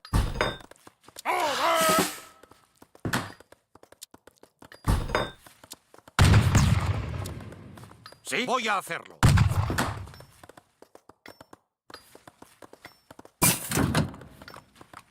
Sí. Sí. Voy a hacerlo. ¿Hola? Sí. Correcto. Preparado. Sí. ¿Qué me ordena? ¿Hola? Correcto.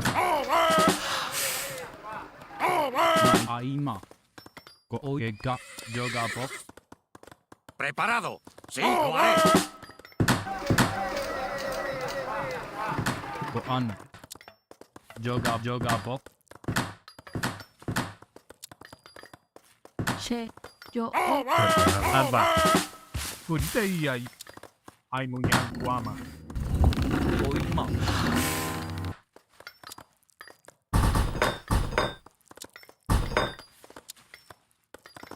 My day iwilatrosa.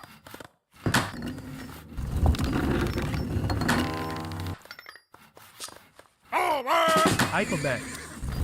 Ay munyang guama.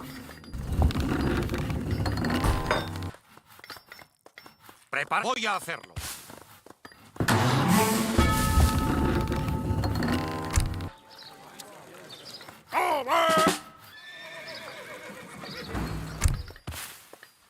Aba ay munyang guama.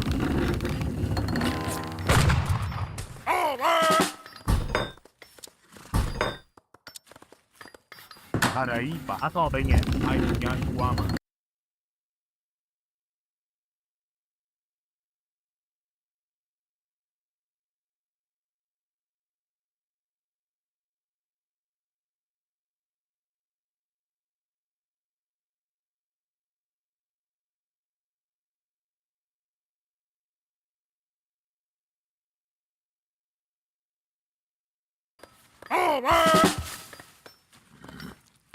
Ay kobe. Ay gria up.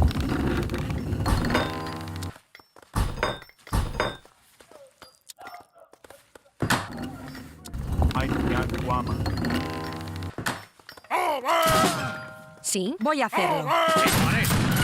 Oima. ¡Vencer o morir! Lo haré. Sí, sí, voy a hacerlo. Ahora y te voy. Lo haré. A las armas. Prepara. Ahora y te voy. Ahora y a la guerra. ¿Qué me orden? Sí, a las armas.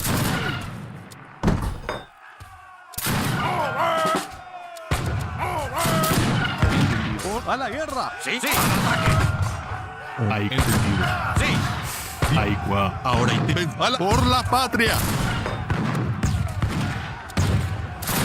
¿Qué me hagas? Sí. Ahí, por la patria. A las sí. Al ataque. ¿Qué me sí? Voy a las armas. Sí. Lo haré. ¿Qué me a las armas?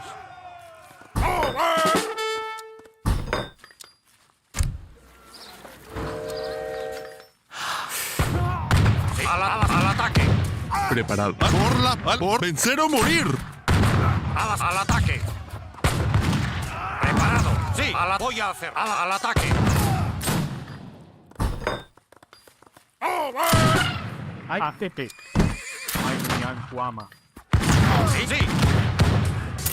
Lo haré. A las armas. ¿Qué me voy a hacerlo? Sí. Sí. Al ataque. Lo haré. A las armas. Voy a hacer. Sí. Voy a hacer. Al ataque. Sí. Sí. Voy a hacer.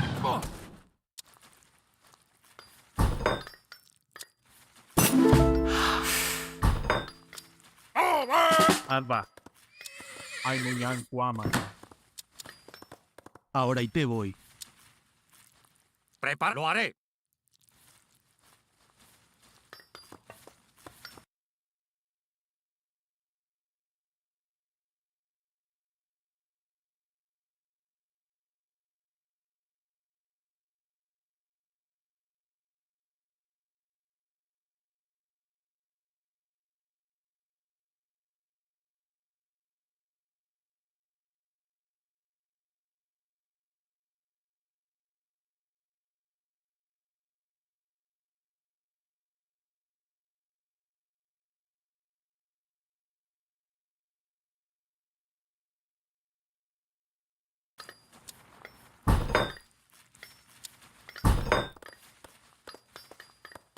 ATP. Ay munyang guama. Abastecedora. Sí, lo haré. Constructora.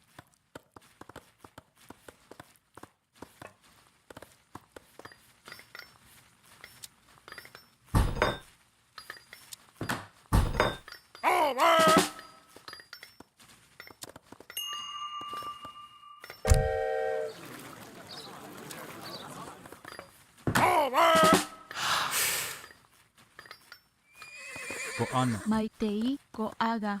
Yogapo.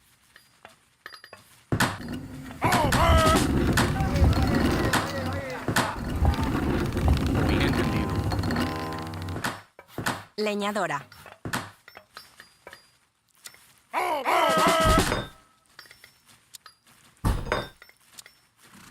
Aikwa. Oima. Ñate. Aikwa. Vencer o morir. Preparado. Vencer o morir. Uima. Vencer o ¿Qué me morir. ordena? Sí, al ataque. Uima. A la guerra. Aikwa. Ahora y te voy. A la A guerra. sus órdenes. A la guerra. Vencer o morir. Uima. Por la patria. Por Por la patria. Dígame, por vencer o morir. sus órdenes. Vencer o morir. Vencer o morir. Vencer o morir. Vencer o morir. Entendido. Ahora y te voy. Ahora y te. Aikwa.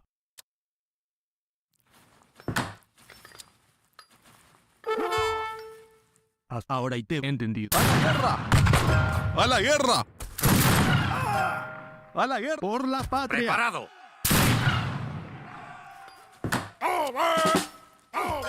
Dígame, Maris. Vencer o morir. Preparado. Dígame, vencer o morir. ¿Qué me ordena? Sí, voy a hacer. A las armas.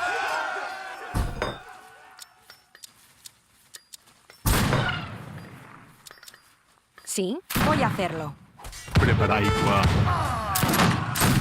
Lo haré. ¿Qué voy a hacer? Sí.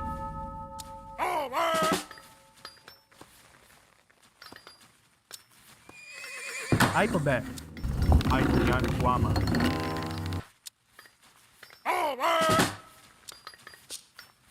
Ana. Prepara. Lo haré. Ahora y te voy. Entendido. ¿Cuál es correcto? Leñadora.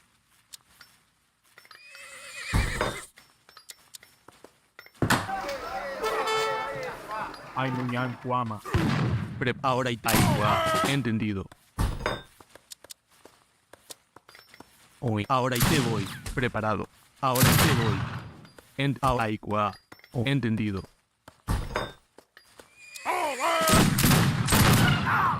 Vencer o morir. Dígame, Mariscal. Ahora y te voy. Ahora entendido.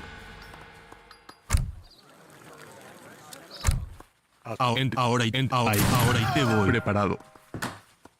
Entendido. Aikwa. Entendido. Vencer o morir. Entendido. Aso Benye. Ainuyan Guama. Aikwa. Preparado. Ahora y te voy. Entendido. Preparado. Entendido. Dígame, por la patria. A la guerra. A la guerra. Dígame, Aikwa. A sus órdenes. Preparado. Entendido. Por la patria. Por la patria. Vencer o morir. Dígame, por la patria. Entendido. Ahora y te voy.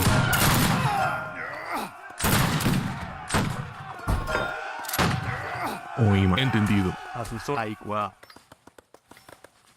Preparado. Ahora y te voy. Entendido. Aikwa. Preparada. Ahora y te voy. Por la patria. Al vencer o morir. Dígame, Mariscal. Preparado. Ahora y te voy. Por la. Entendido. Ahora y vencer o morir. Aikwa. Entendido. Ahora y te. Aikwa. Ahora entendido. Ahora y te voy. Ahora y te voy. Aikwa. Por la paz. Entendido. Ahora y te voy. Ahora y te voy. Preparado. Vencer o morir.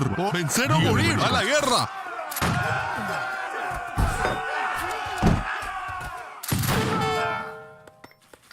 Entendido.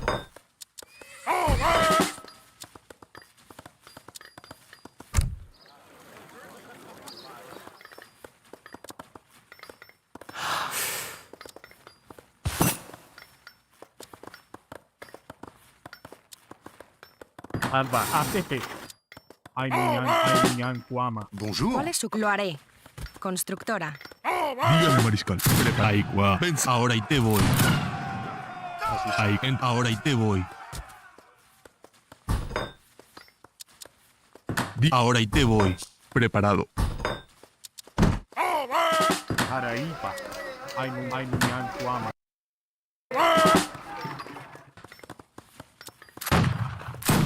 sus órdenes. Dígame, ahora y te voy. Preparado. Ahora y te voy. A la guerra. A sus órdenes. Entendido. A sus órdenes. A la guerra. Dígame, mariscal. Oima. Ahora y te voy. Por la patria. Vencer o morir. Por la patria. A la guerra. Por vencer o morir. Vencer o morir.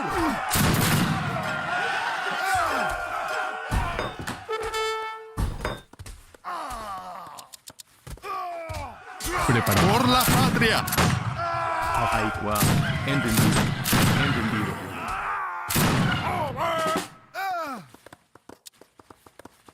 Prepara leñadora. Yo.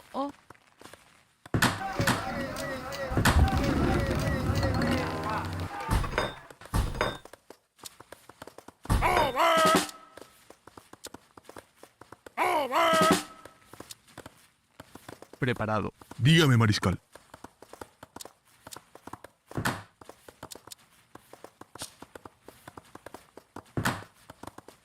Entendido.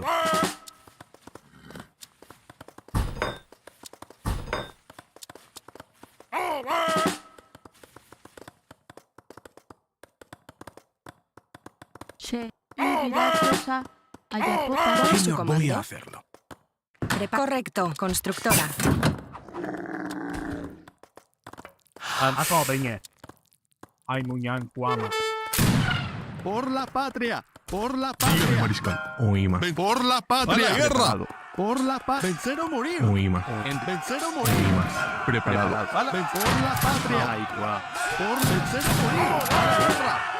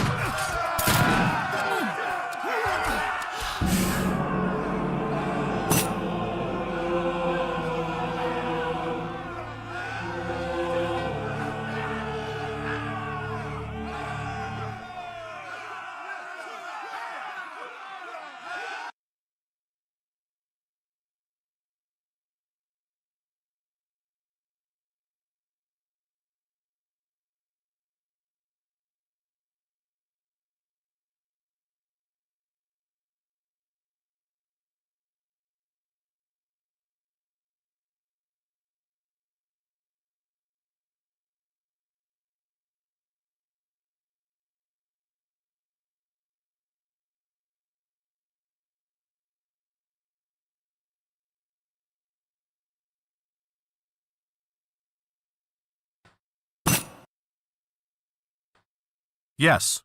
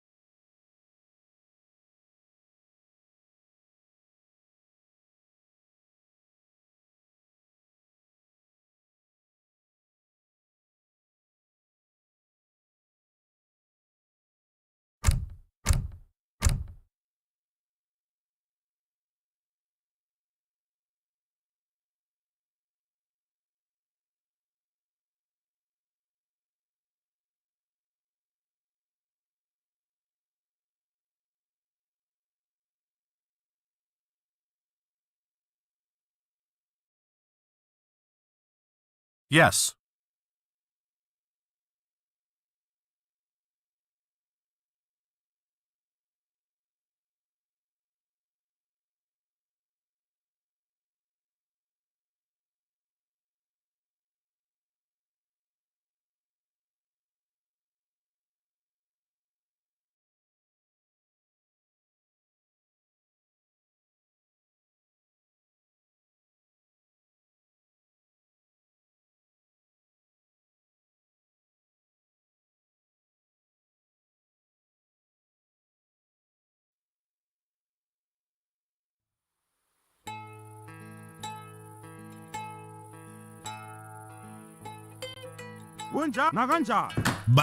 Kulungile. Ngempela. Yebo baba. Nezokuwe ukuhlasela. Ngiyavuma. Ngempela ngiyavuma. Kulungile. Ngempela ngiyavuma.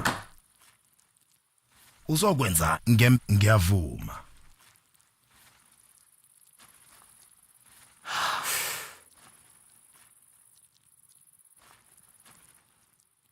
Kulungile.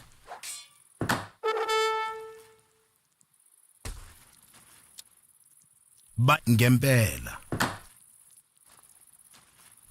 Ngiyavuma. Ngempela ngiyavuma.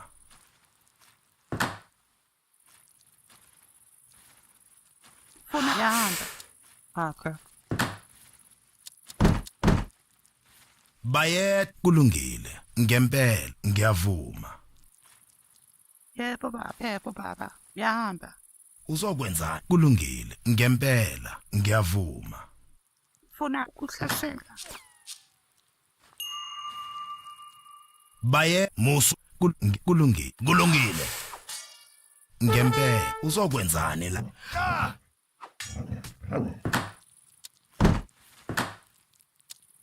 Yebo yahamba. Okay.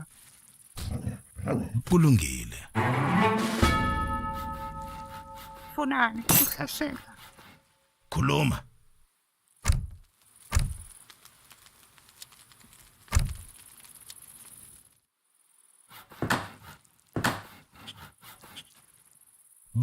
Ngempela kulungile.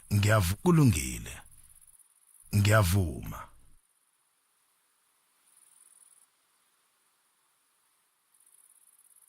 Kulungile. Ngempela kulungile. Komanda ukuhlasela. Ngempela kulungile. Ngempela kulungile. Ngempela.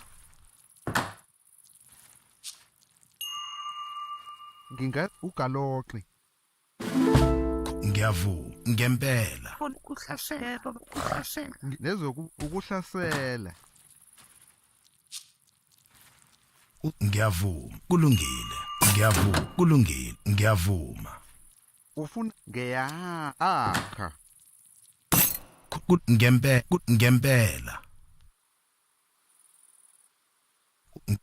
Musukanga. Khuluma.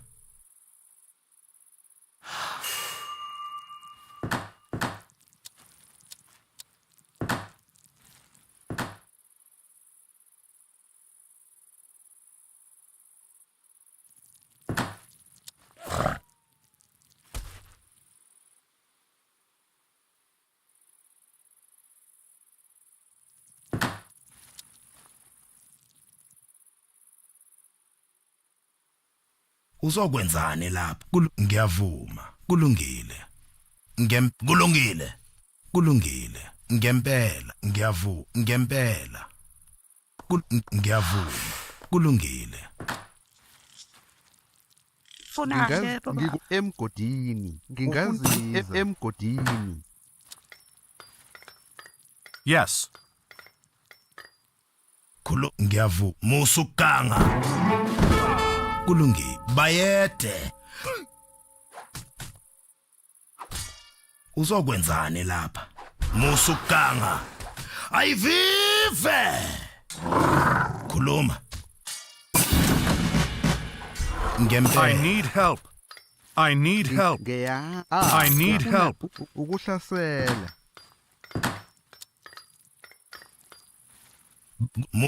Ayivive. Ukuhlasela. Uzokwenzani lapha? Ugaloqi. Ngiyahamba. Ukuhlasela. Komane ukuhlasela. Yebo ukuhlasela. Ukuhlasela. Ya komane ba ukuhlasela. Ya komane ba wami. Ukuhlasela. Yahamba. Ya yebo baba. Yebo yahamba ukuhlasela. Komane ba wami ukuhlasela. Ya komane ba yebo baba. I need help. Komane ba wami yebo baba. Kulungile. Komane ba wami yebo baba.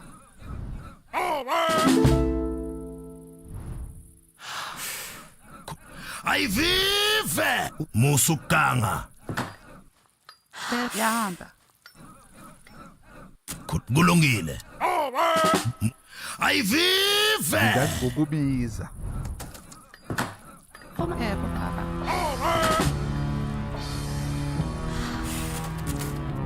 Kulungile.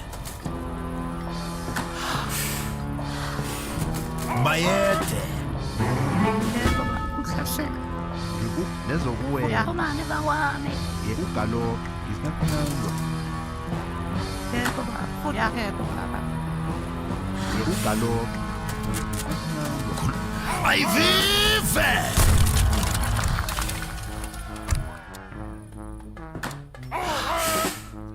Yahamba. Yahamba.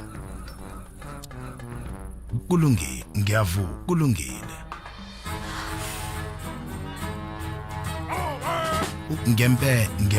Kulungile. Khuluma. Ayivive. Khuluma. Ayivive. Musuka uzokwenza khuluma. Uzokwenza. Kulungile. Ukubiza. Ukubiza. Yebo yahamba. Yebo baba. Yebo baba.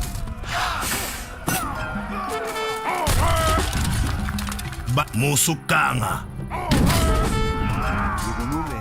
Yahamba.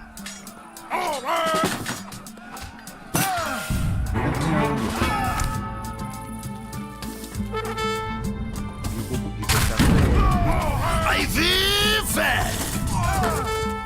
Komane ba wami. Ufuna ugaloqi uzohlasela. Yahamba. Yebo baba. Yahamba. Isiphulo.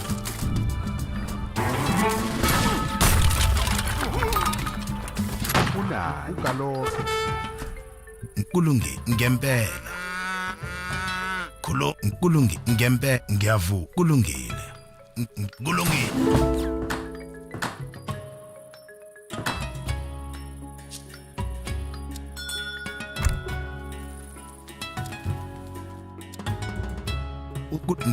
Ngiyavuma. Kulungile. Nezokuwela. Ngiyahamba.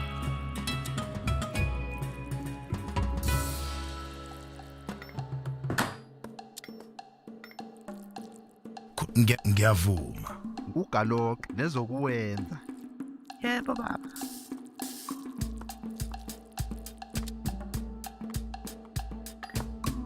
Funani.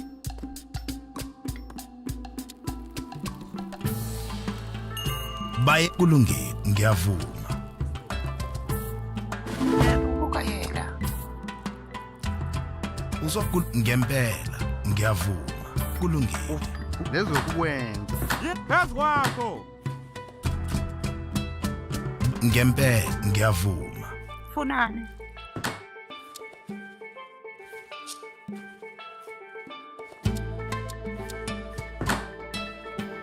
Uzokwenzani? Kulungile.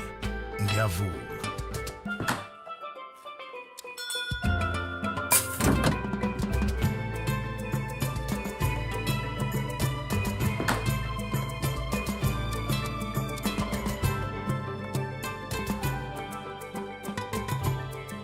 Khuluma, kulungile, ngiyavuma. Isigodo.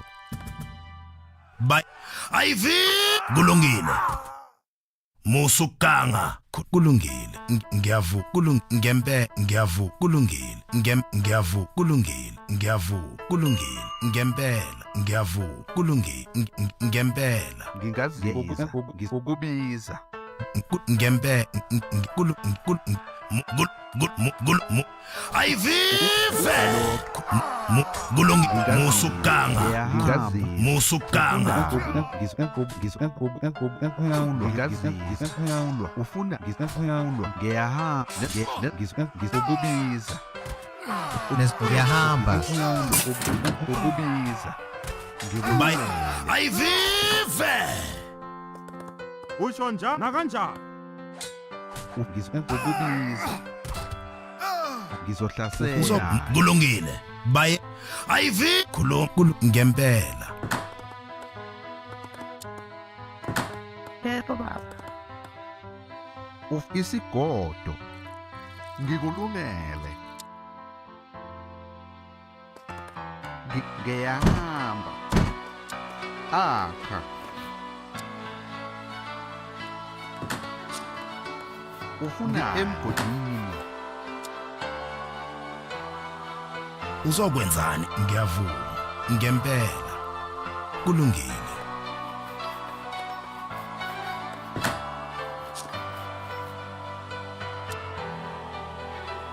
Bye ngempela. Ugalokhe. Ngempe kulungile. Ngiyavuma. Ugalokhe. Akha. Isigodo. Kulungile. Ngempe musukanga. Ngizohlasela.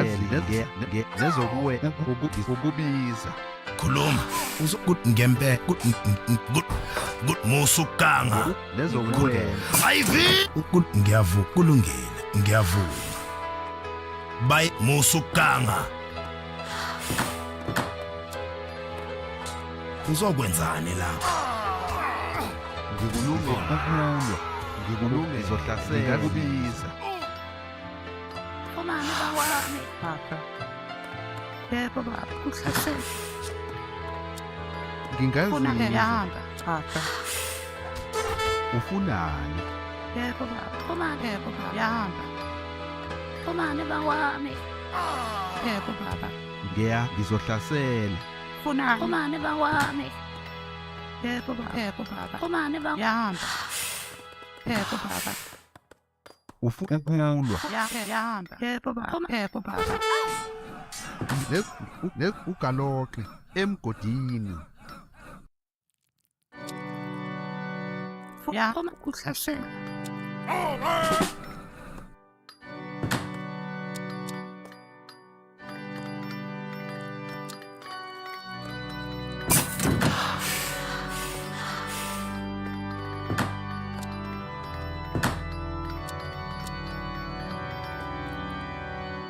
Ufunani?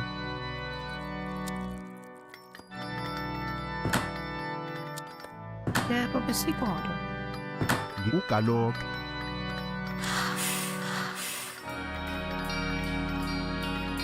Yebo besigodo. Bayet kulungile. Yebo besigodo. Uzokwenzani? Ngempela khuluma. Kulungile. Ngempela ngiyavuma. Kulungile. Ngiyavuma.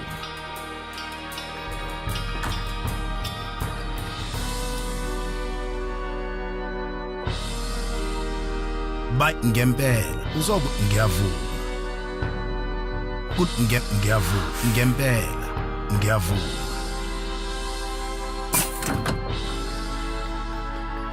Ya, yebo komani bawami. Funa ya yebo baba. Ya, yebo baba. yahamba ngiyahamba phepho baba Umane bawami. phepho baba Umane bawami. phepho baba yahamba funa phepho baba yahamba phepho yahamba phepho Umane. phepho funa yahamba musukama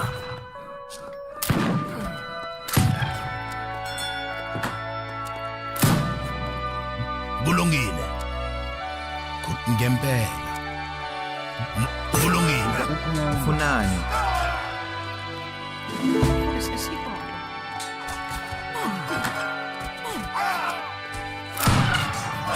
ukubiza uzokwenza musukama ukulwa ngingavika ayivi uzokwenzani la kulungile ngempela baye ngiyavuma ngingazezokwenza akha khuluma kulungile uzokwenza ngiyavuma ngempela kulungile ngempela ngiyavuma kulungile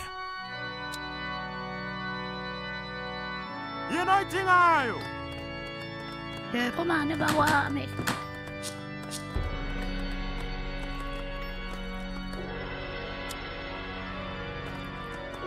funa phepho baba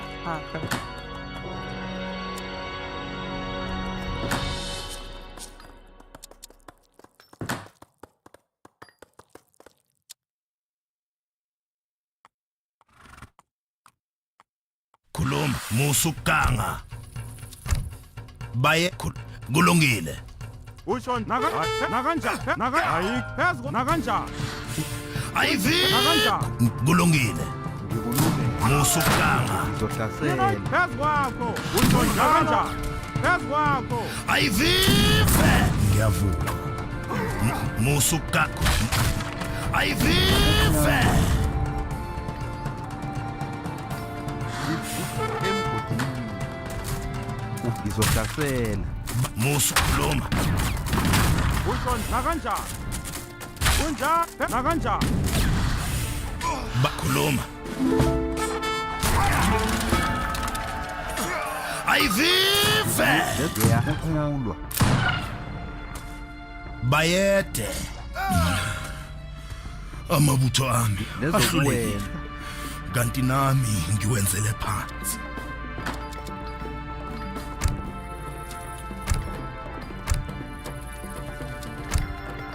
ufuna ugaloke akha usho njalo Umane. phepho baba Umane bawami. phepho baba yahamba phepho baba yini ayikho kwakho ngiya ukubiza usho ayikho nakanjani ayikho inkinga ukubiza nakanjani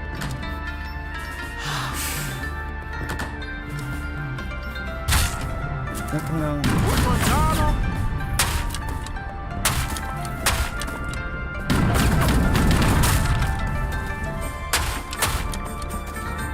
ngikulungele ugaloke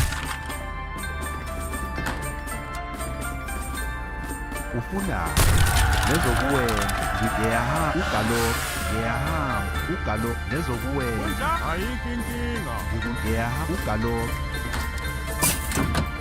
funa yahamba Umane bawami. funa phepho baba kulungile ngempela baye ngiyavuma uzokulungile yini oyidinga nakanjani nezokwenza usho njalo ayikho inkinga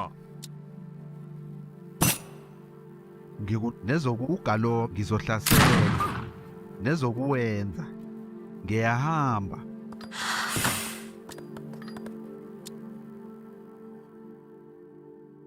nezokwenza ugaloke ngiyahamba ugaloke ngiyahamba ugaloke ngiyahamba ugaloke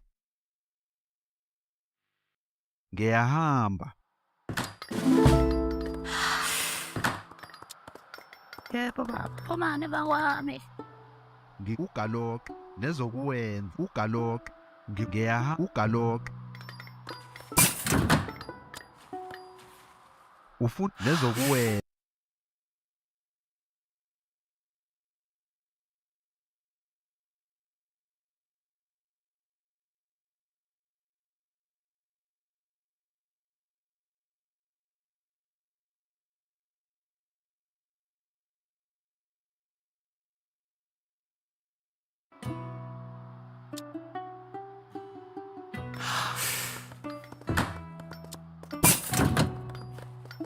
Futhi baba yahamba.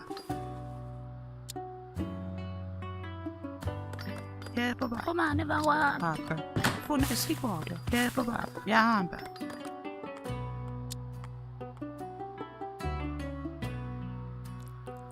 Funa isikolo. Kuhlasela.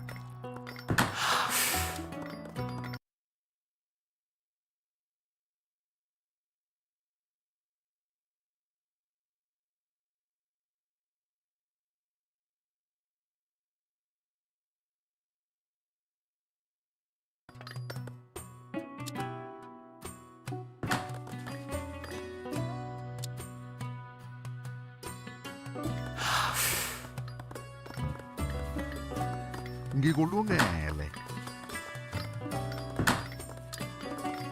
Yebo Umane bawami. Ngingazizwa. Ufunani? Ngikulungele.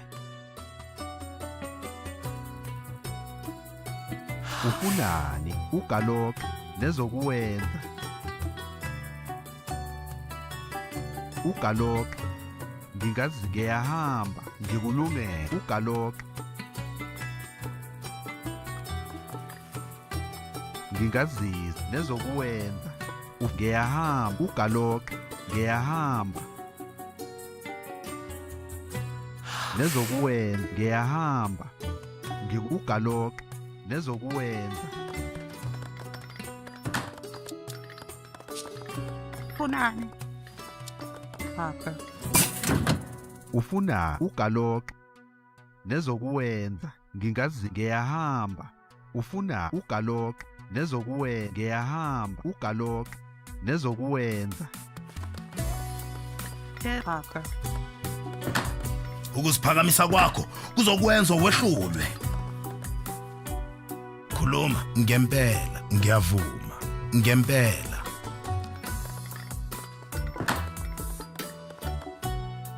Uzokulungile ngempela. Khuluma ngiyavuma. Ngempela.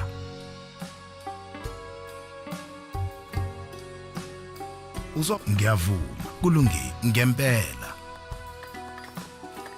Funa baba.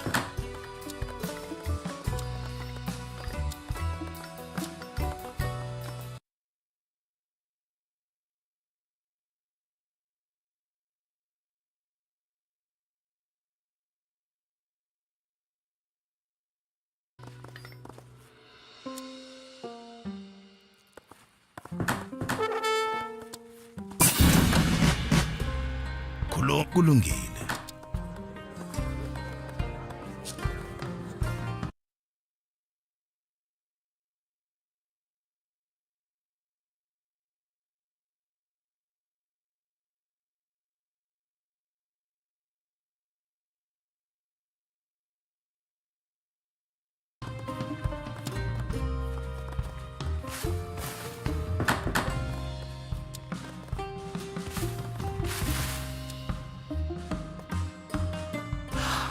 Yebo baba.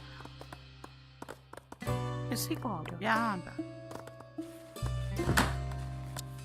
Funani? Yebo umlimi.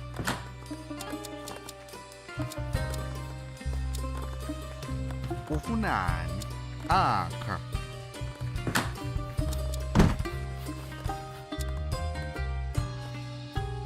Ngikulungele. Isigolo. Ugaloki. Akha. Ufunani? Umlimi.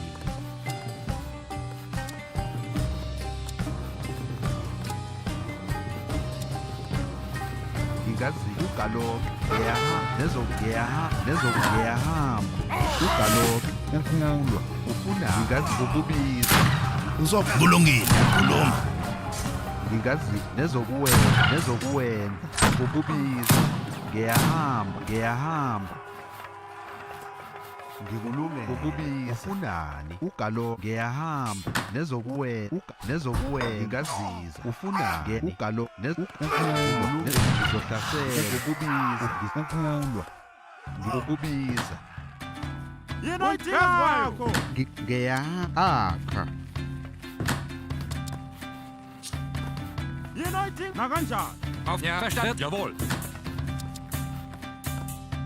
ngikulunge enkulwa nezokuhlasela ngiyahamba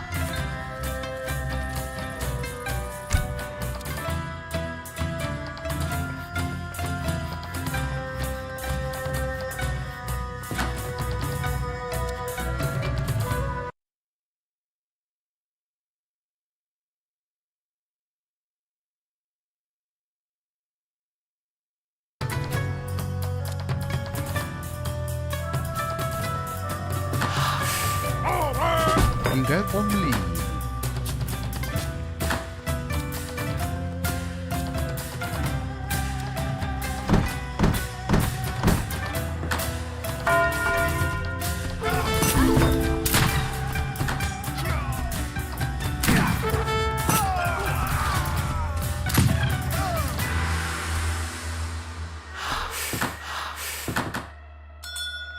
funani phumani bakwami ngempela ngiyavuma kulungile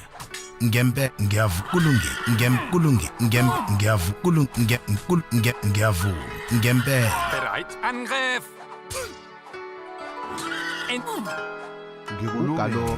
ugalo ngizohlasela ngikulume ukubiza kulungile ngiyavuma Auftrag verstanden. khuluma kulungile ugaloke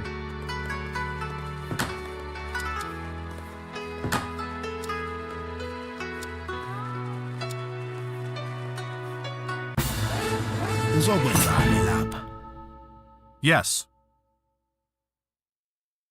ngingazizwa ngikulungele usho njalo Yes.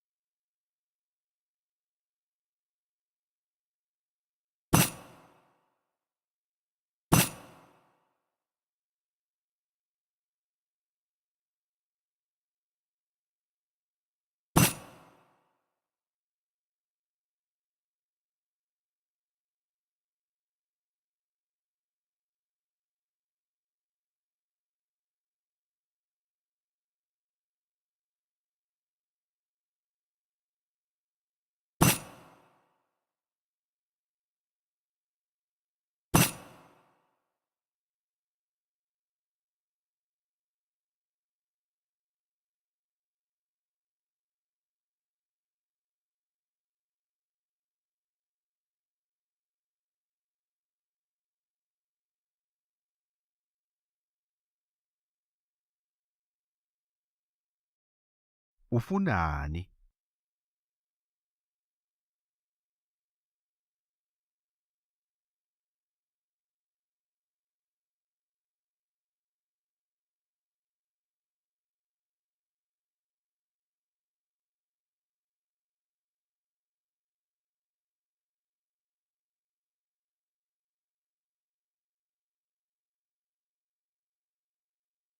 Yes.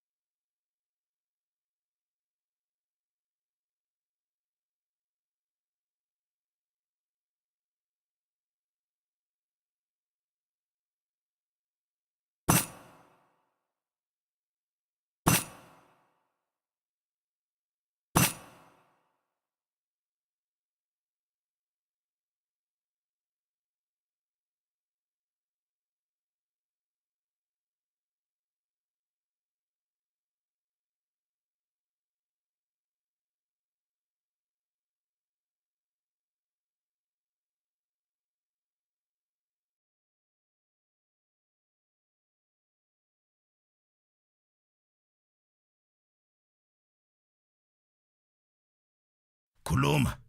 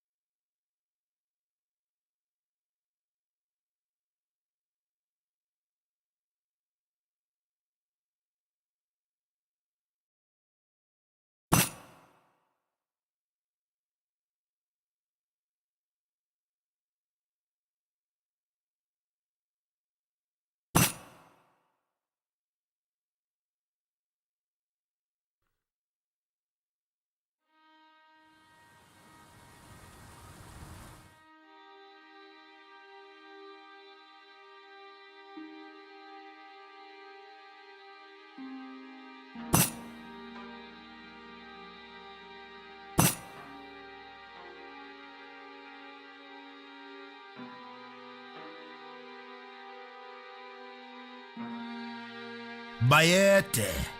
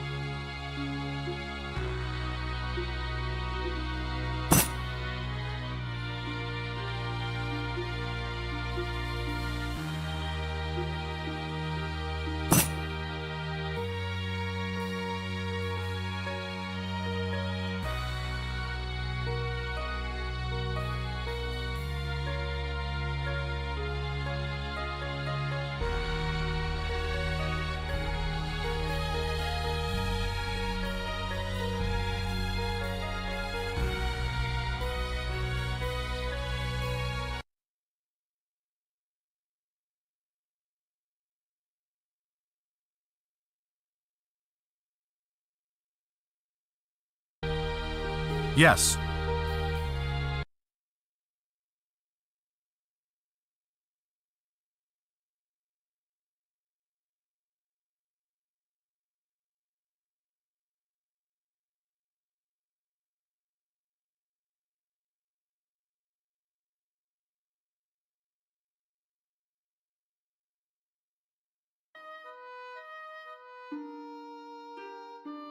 Yes.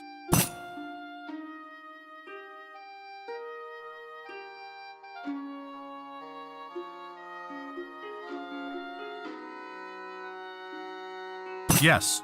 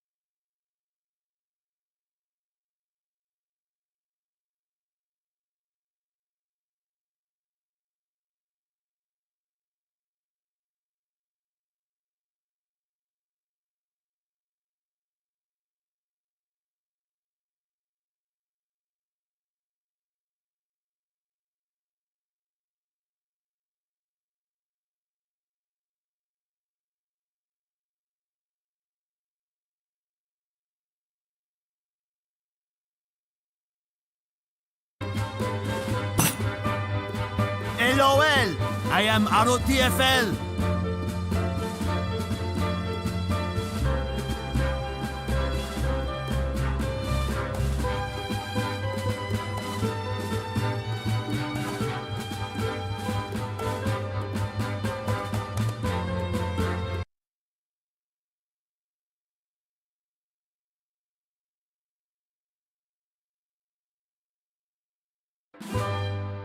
Yes.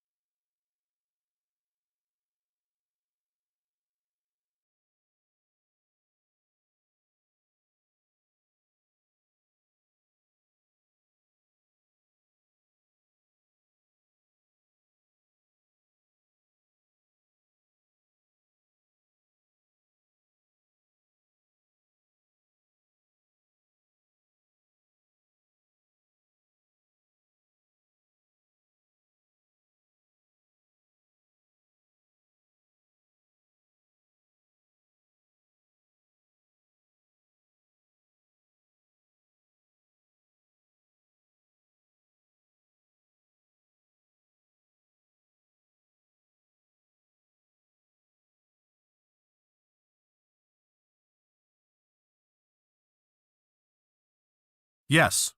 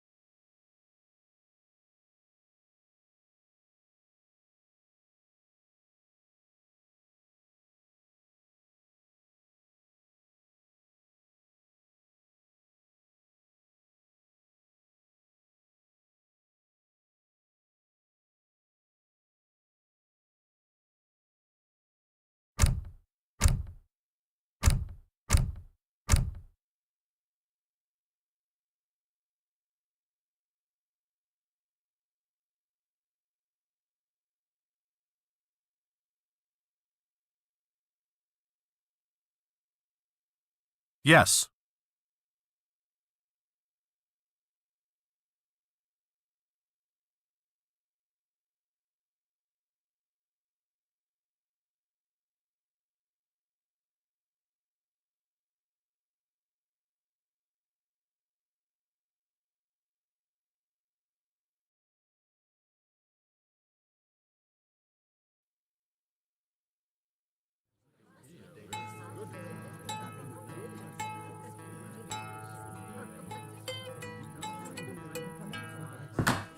An excellent cabinet. Du HVNY. Unrhyw bryd, boss. On my way. Be unrhyw mi nai ar unwaith mi nai track it. Let's see what an excellent... Now that will never do. On the hunt. Beth ydw i'n ei adeilad? Come on, jolly, open fire. Very good. Now that will... An moving to... On my... Open fire. Very good show. All set unrhyw bryd mi nai. Capital. Jolly good show. Beth dyna le mi nai. On the hunt. Let's see. Very good show. Capital. Jolly good show. An excellent suggestion, sir. What's the good? Jolly good show. Beautiful. Very good show. On my way. Let's... An excellent suggestion, sir. Sir? Jolly good show. Very good show. Capital. On my way. An excellent suggestion, sir. Capital. Jolly good show. On my way. Now that will never do. Capital. Push off. Jolly. Moving to it. Very good. Push off. And open fire. Now that cap. Push off. That's jolly good show. All right. Mi wna'i. Unrhyw bryd. Yeah. Ar unwaith. On the hunt. Capital. An excellent suggestion, sir. Ah, yes. Capital.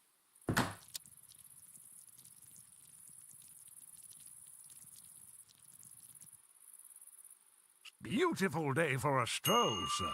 An excellent suggestion, sir. Sir? Capital. An excellent suggestion, Good sir. dump ar unwaith. Mi nai. Don't pester me ar unwaith. Track it. Can I help? Jolly good. Let's see what's out. Let's see what's out there. Jolly good show. Capital. Very good show. Beautiful. On my way.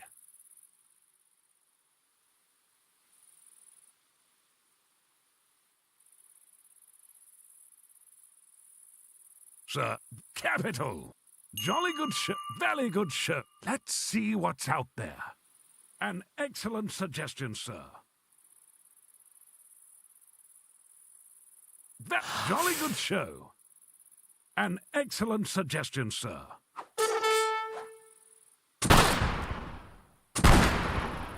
Let's see what... An excellent... Now, let's... On my way. Open fire! Yes.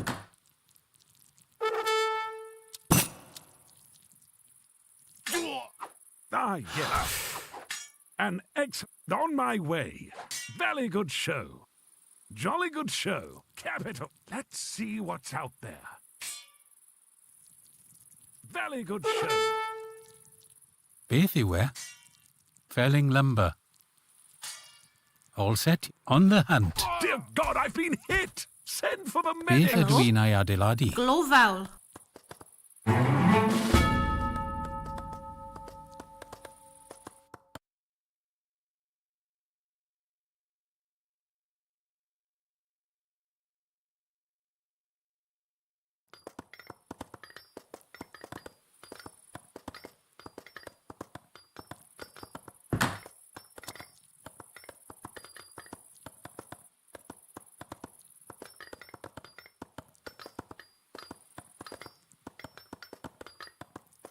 Good day, sir. torri coed. Dyna le, on the hunt.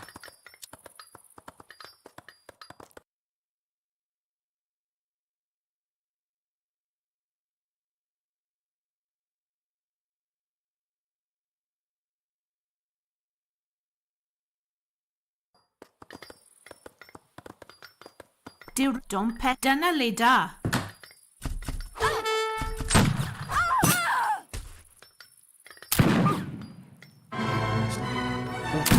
Hwna iawn. O man efo. Ym gwedi. Beth yw e?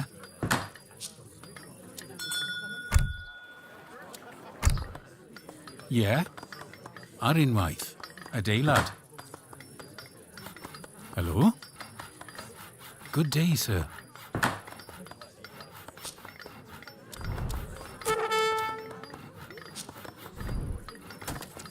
Oh, building the British Empire. Be building the British Empire. Beth ydw i'n ei adeiladu, Good sir? ar mi nai. Be dompes dyna le da. Ie, all right. Unrhyw bryd bod They i'n are in braf, waith. inte? Iawn.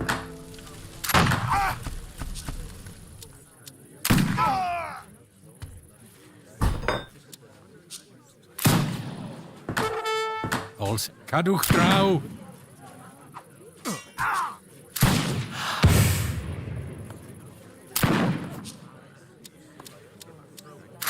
Felling lumber. Hello? Dyna le da. Open! Right away, sir. Form up right! Let's get moving. Open fire! What needs to be? Nice, sir. Relocate. First right. Fire! Aside! O man efo wa. Aside! Aside! Yes? Recht, aside! Commandement, aside! Imenes, aside! Yes.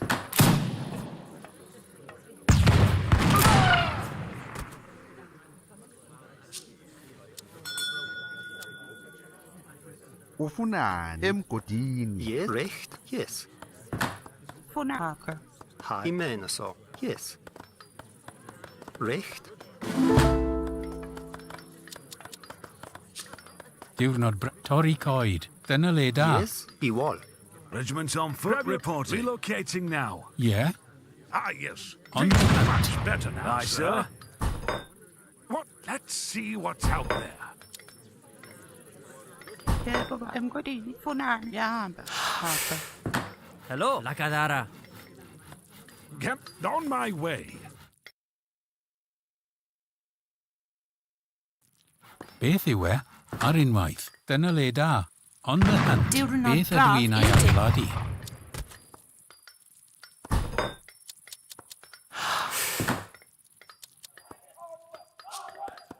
Ym gwedi. Jolly good show.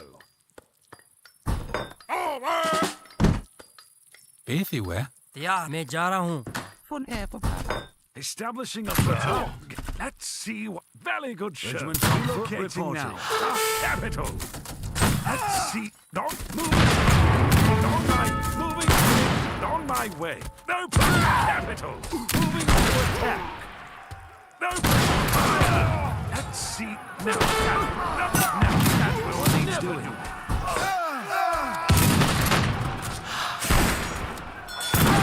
La cadara. Aye, sir. Learn these tunics, lads. Some foot reporting. First rank. Fire. Reload. Fire. Hello.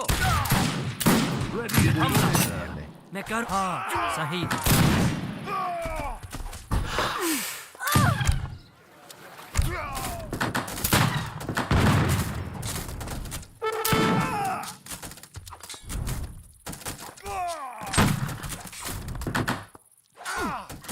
सही मैं जा रही हूँ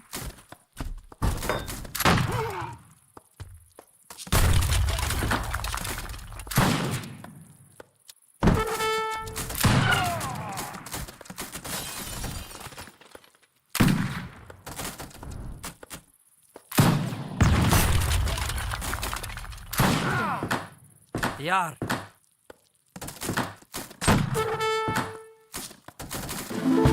Aye, sir. At once. Swift and fire at well. आदेश मैं करूंगी. What is your command? Attacking at powders beyond. Ready, rifles. Attacking as ordered.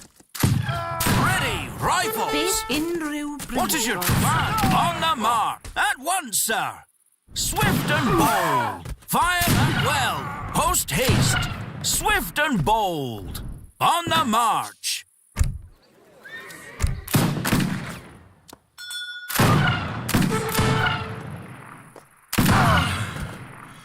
Amabutho ami ahlulekile.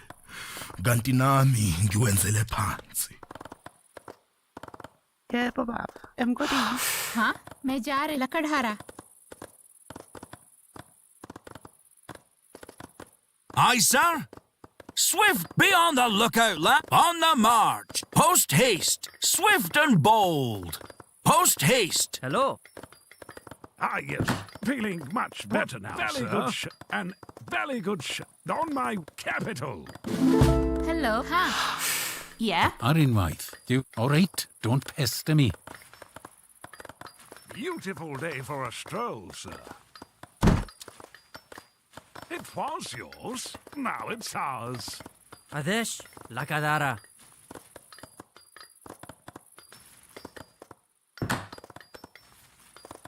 On the march. Good day. Dana Leda Adelad. Building the British Empire. Felling lumber.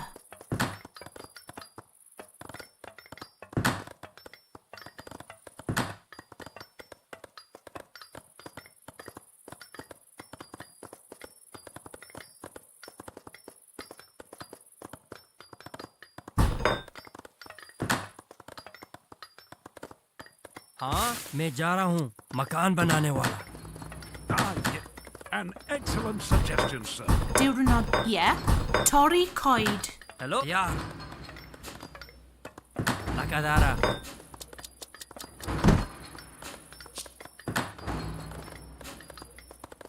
हाँ मैं करूंगी.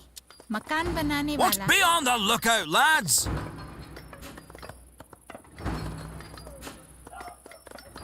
Hello मैं करूँगा मकान बनाने वाला. Beth ydw i'n ei adeiladu? Mi wna'i. On the march. Post haste. At once. Ready, rifles. At once, sir. Powders dry, swift and bold. Ready, rifles. Aye, sir. On the march. Attacking as ordered. Fire at well. What needs doing? Aye, sir. Ready. Be on the lookout. At what? Ready. Rifles. Fire at well. Ready. Rifles. Rifles at the ready. Fire at well.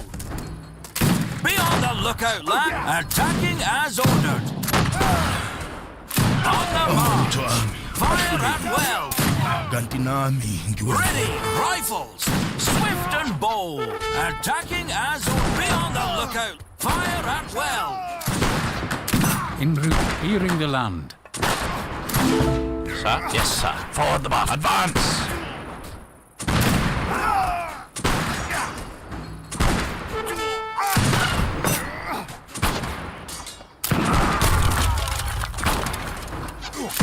Dyna le mi wna Arinwaith.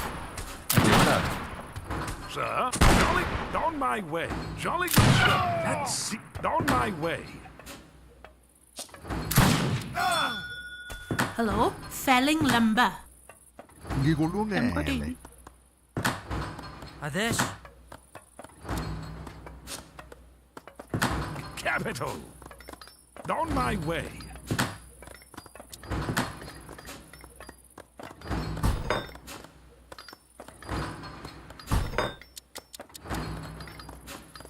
For now. Hello, Gloval. Very good show. It was yours. Now it's ours.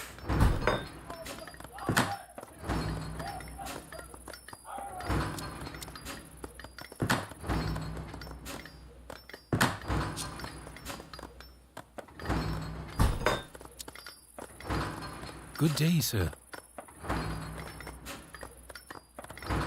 Unrhyw bryd, boss. What's the good word? All's all right. Destiny. Rifles on the march. What is your command? Swift and bold. Out attacking as rifles on them. Swift post haste. Sir. Aye, sir. Powders dry, on the lookout, lads. What is your swift and bold? Powders dry, haste. At once, sir.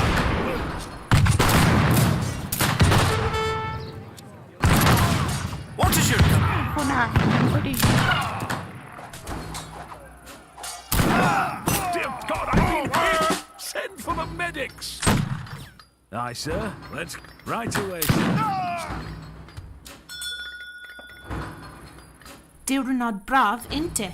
Dumpeth unrhyw bryd, What boss. needs doing? Relocating now. Yeah, dyna le da. All right, don't pester me. On the hunt, beth ar unwaith.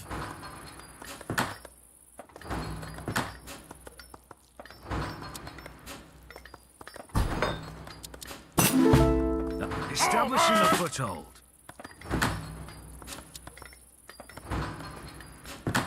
Right away, sir. Valley, let's see what's out there.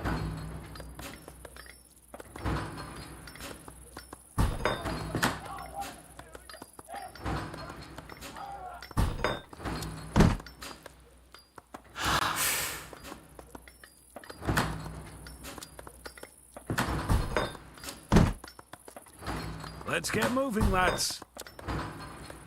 Right away, sir. Powders, be on the lookout, lads. On the mark. Be on the lookout, lads. Good show.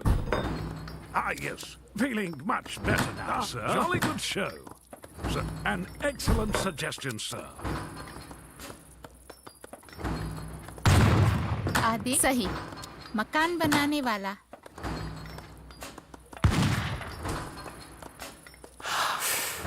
Hello, mi wna i. All right, unrhyw bryd, boss. Dyna le da. Moving to attack. No position. Moving to capital. Don't cap it. Don't. Now, can I? These shooting. Aye, sir. Open. Let it happen.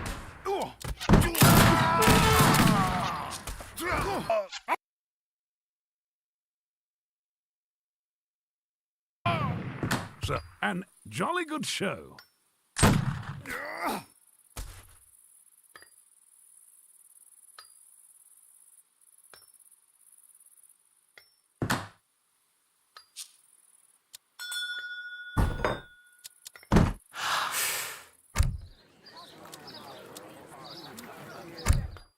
Funan. Ufunani? Yeah? Ngingaziza. Emgodini.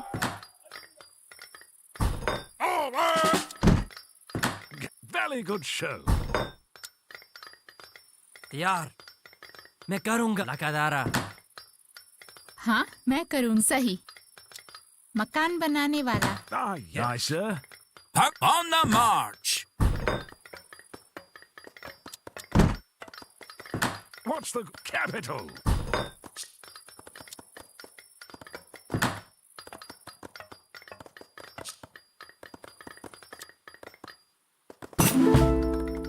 Ah, yes. Feeling much better. I post haste. You are in one. All right, don't pester me. आदि लकड़हारा Yep, an excellent suggestion. Jolly good show. हाँ लकड़हारा लकड़हारा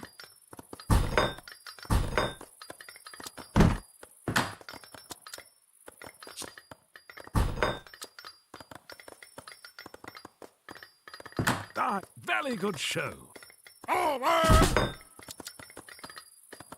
On my way.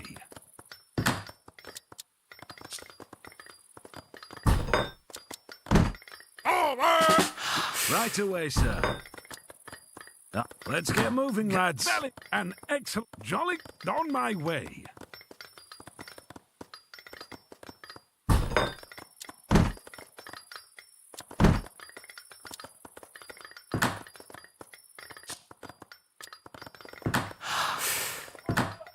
Capital.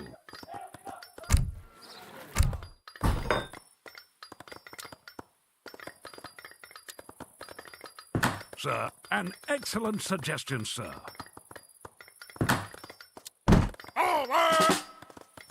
Hello हाँ मकान बनाने वाला Valley, let's see what's out there. तैयार मकान बनाने वाला What need? Right to establishing a Adesh? foothold. मैं करूँगी On my way. No मैं जा रही हूँ What is your command? An excellent now. I sound Mimnai. Tynalid Mimna on the hunt. Rifles at the ready.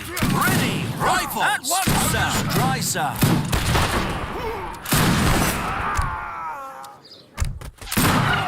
What's beyond? At once, sir.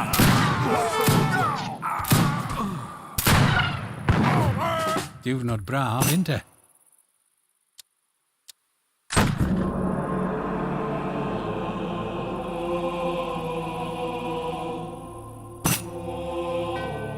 Yes.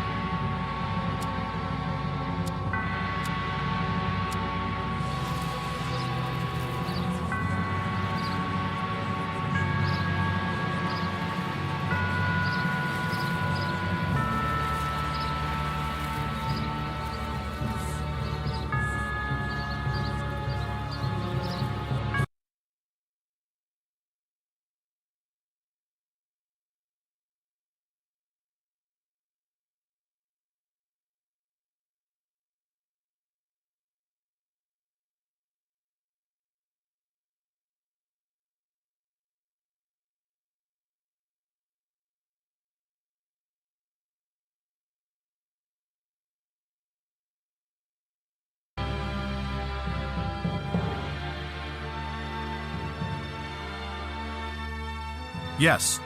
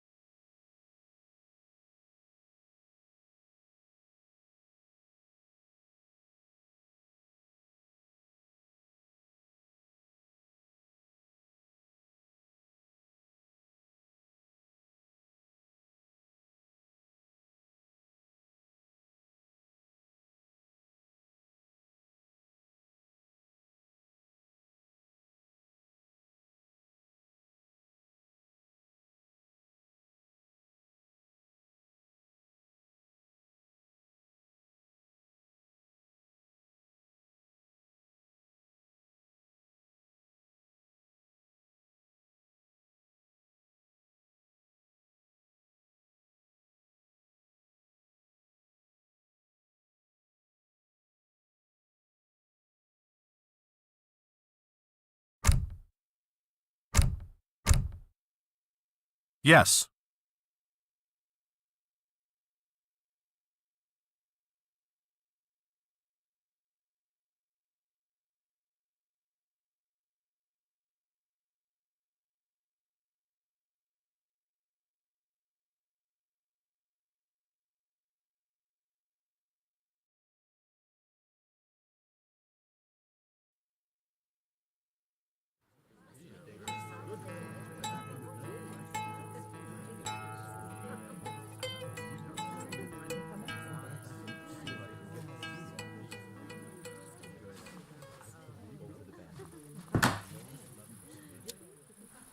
All set here, sir? Right, mi wna'i, ar unwaith. Dyna le da, on the hand, mi wna'i. Yeah, ar unwaith.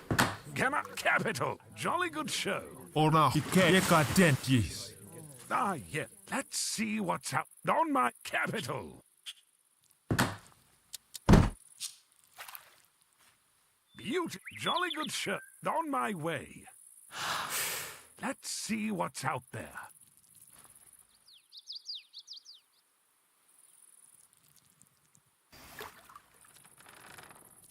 Hello? Building the British Empire.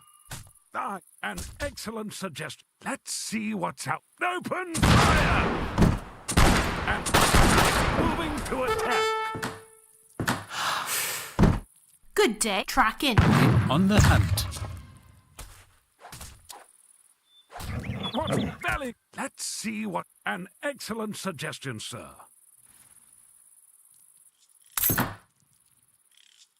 Beautiful day for a stroll, sir. Jolly good Let's see what capital.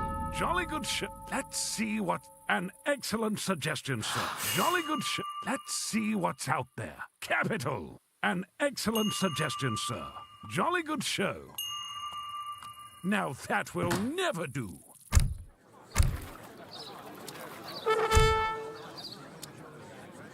What's the good word? That's very good open on my way. An jolly good an capital. An excellent suggestion. Capital. Let's see what's out there. Ah, yes. Jolly good show.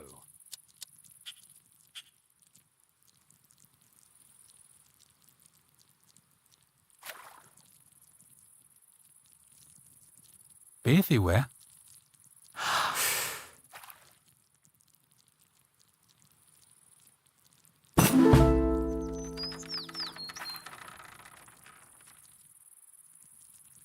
Good days. All right. Don't pest. Dyna le da. On the hunt. Very good show.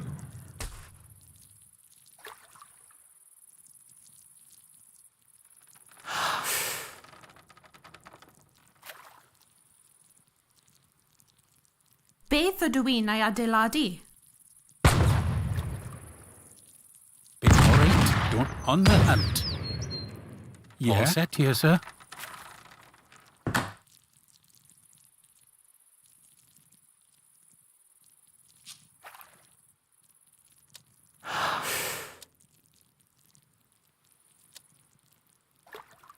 Good day, sir. Beth ydw i'n ei adeiladu? Helo, HVNY, glofawl. Diwrnod braf, inte. Beth torri coed. Good day, sir. Good day. Torri coed. Aye, an excellent suggestion. Beth ydw i'n ei adeiladu?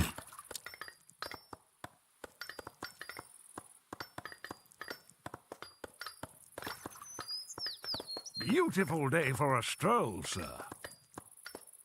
On my way. Capital.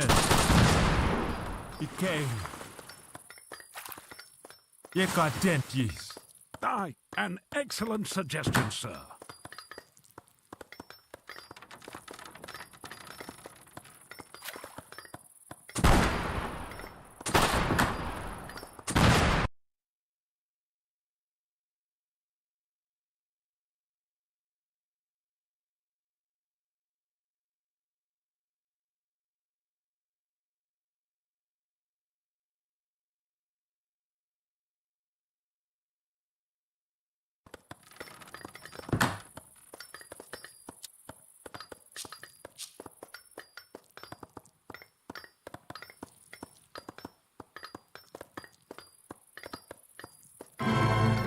Ufunani emgodini.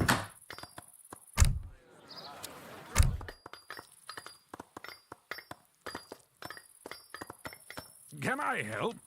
Kakak, Kratahwa, Tegis, Kratahwa, Sagah. You on my way. It was yours. Now Good it's day. ours.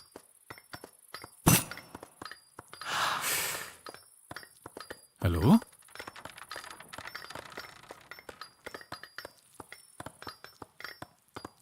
Dyna le da. On the hunt.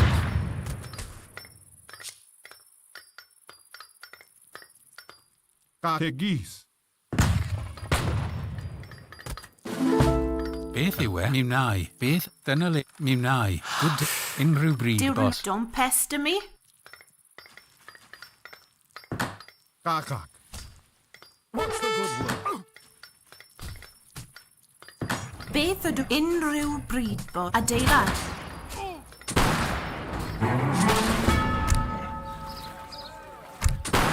All set here, sir. Clearing the land. Mi wna... Adeilad. Good day. Dyna building the British Empire. All clearing the land. Hello? Diwrnod braf, ynde. Good ar unwaith. Mi nai.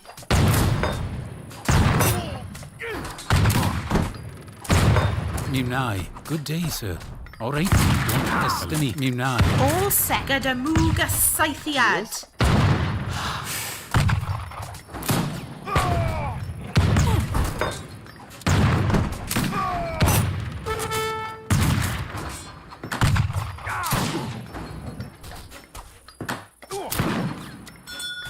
Beth ydw mi na unrhyw clearing the land. Beth yw e? Ie. Ar unwaith. Ready, Rick, I won, I menos. Asai, asai, asai. Richt. Asai, asai. Yes, Richt. Let's see what's out there. It was yours. Now it's ours. Ie. Clearing the land. Good ar unwaith. Ready. Beth ydw i'n ei adeiladu?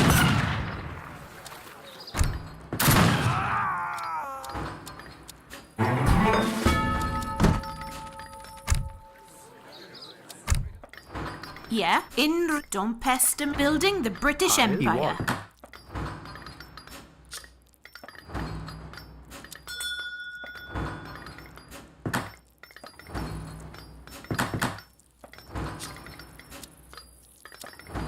All on the hunt. Ready, Menaso. You capital.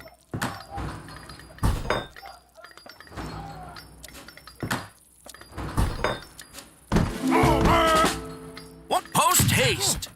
Aye, sir. Post haste. Ready, rifle. Swift at fire at well. Powder's dry, sir. On the post haste. Swift and bold. Rifle, be on the lookout, lads. What is your command? Swift and bold.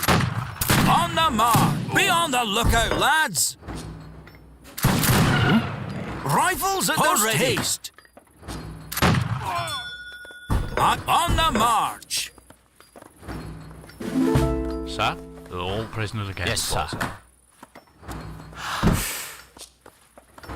What post haste?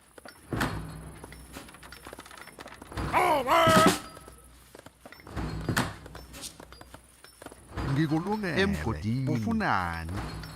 Beth... All right. Don't pester me. Adeilad. Emgodini. Powder's dry, sir. Post haste. Be on the lookout, lads.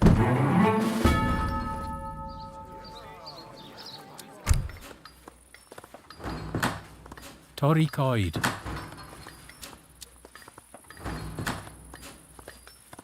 All set? Mi wnau. Building the British Empire. Much better now, sir. On the march. Very good show. Can I? An excellent suggestion. Sir, attack immediately. What's the... Open fire! Powders, fire and rifles at the ready. Aye, sir. Moving. That will... Moving to it. Can I help you? Ready for a stroll. Very good show. Hello, Pescotta.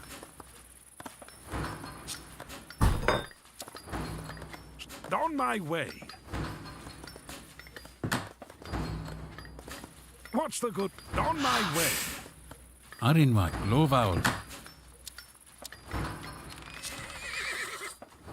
An excellent suggestion, sir. Ah, yes. Let's see what's out there. It's a jolly good show. Capital. Over! Over! Dyna le da. All right, don't pester me. Diwrnod fel glofawl. Beth ydw dyna le da, adeilad?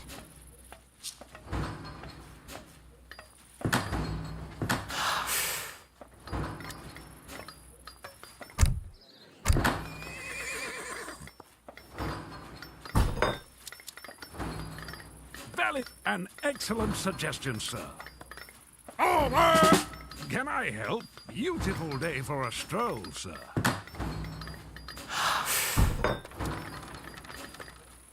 Don Capital. Hello? Don't pester me. आदेश सही. Unrhyw bryd, boss. Can I help?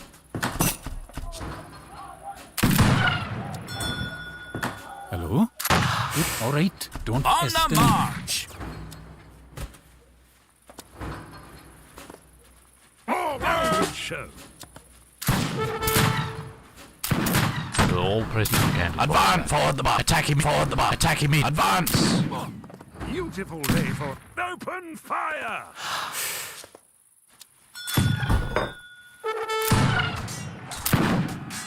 Aye, sir. Aye, sir. What is your command? Be on the fire and well. Let's see what's out there. Moving to attack.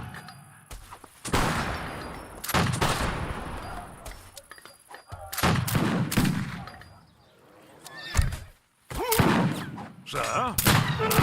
Now that's a beautiful show. Fire! Dear God, I've been hit! Send for the medics!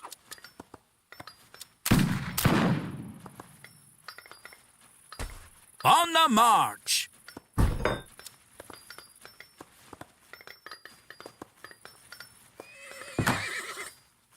Yeah?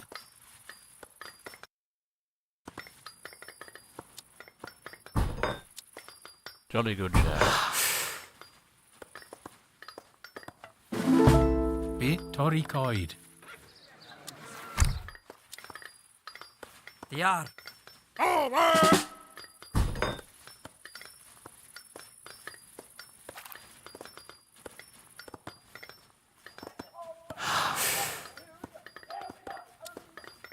Good, dyna le da. तैयार.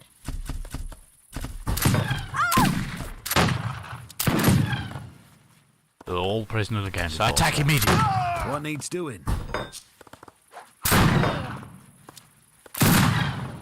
What needs doing? Yes, sir. Yes, sir. What? Advance. Yes, sir. Forward the buffs. Fire! Earn these tunics, lads!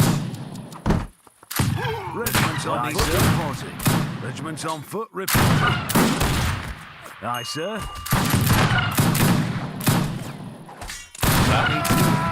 Aye, sir. What needs doing? Grab your rifles, boys. We're moving, sir. What is your command? All set, you? Aye, sir. Yes, sir.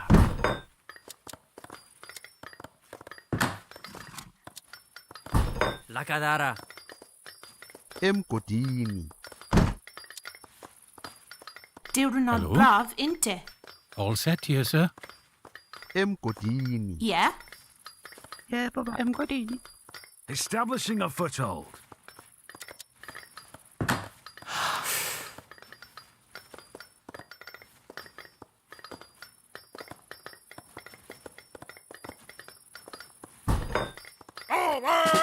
Ready and eager, sir.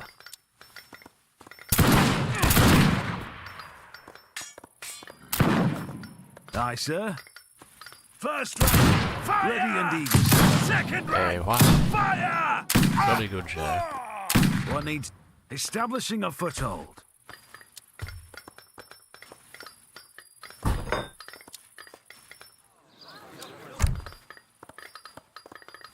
Beth yw e?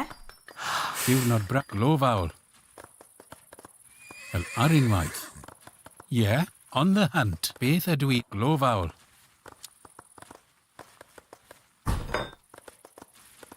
Unrhyw adeilad? Let's get moving, lads.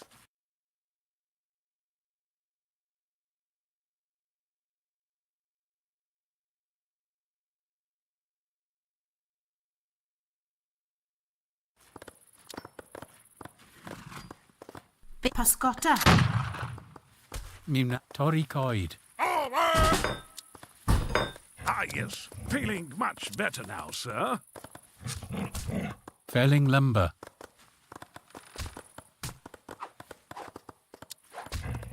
Right away, sir. Unrhyw bryd, boss. Mi wna. Unrhyw bryd, boss. On the hunt. Dyna le da. Adeilad.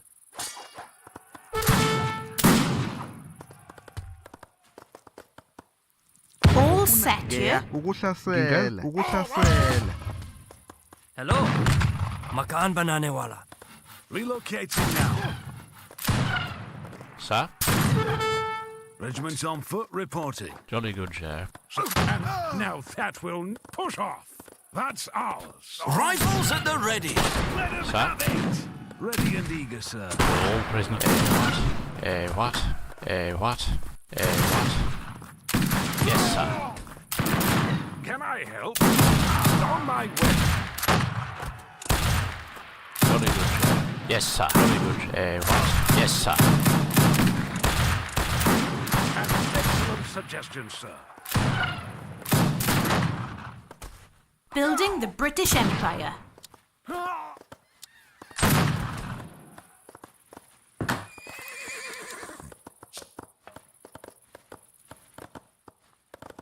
La Cadara. All prisoners accounted for, sir.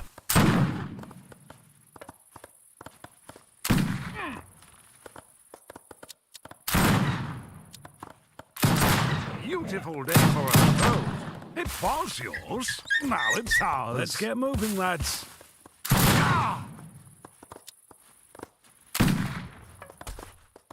Establishing a foothold.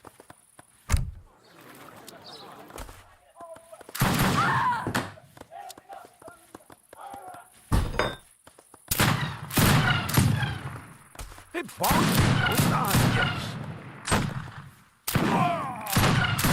Jolly good, sir. What's the good word? It was yours. Now it's ours.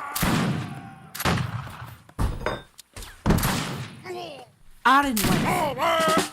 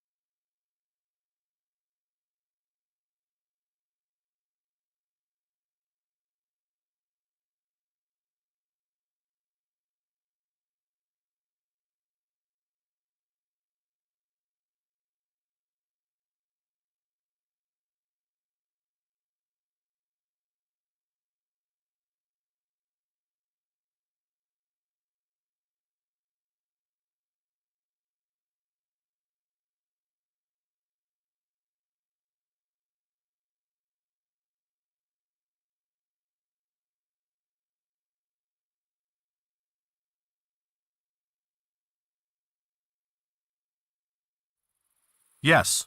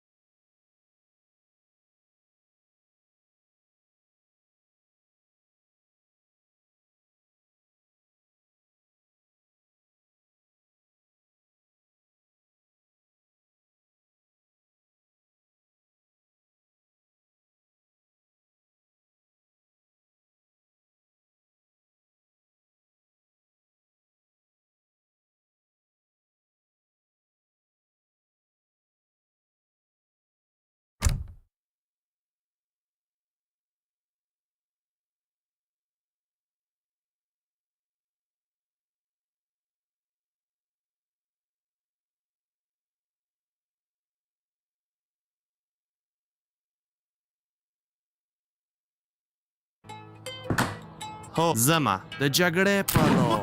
ریشخندول.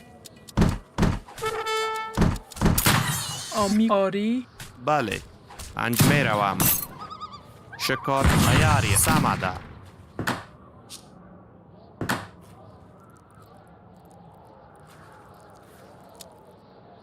چمتویم. زما سمه ده. زما صد پکار سمه ده. سلام. زما سمه ده. جنگ تا. Yes. بله. سلام می کنم. معمار آماده. درست است. هو زما سمه ده. ليش مخكي؟ ميارد ریشخندول.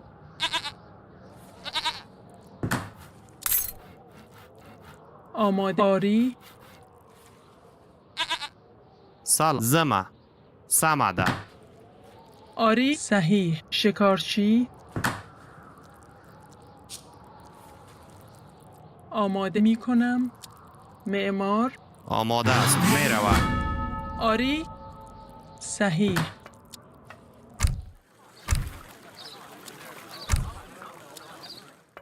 سلام می کنم. آری شکارچی آماده. شکارچی حکمونه ومنه. هو میارد. بچی خواهم کرد. شکارچی تیاریم. کوما زما سمه ده. د جګړې په چمتوی سمه ده. کوما زما سمه کوما. برید.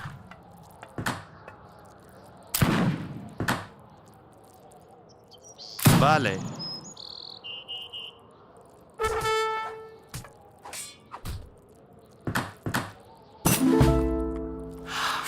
زه ټپیم او حرکت نشم کولای.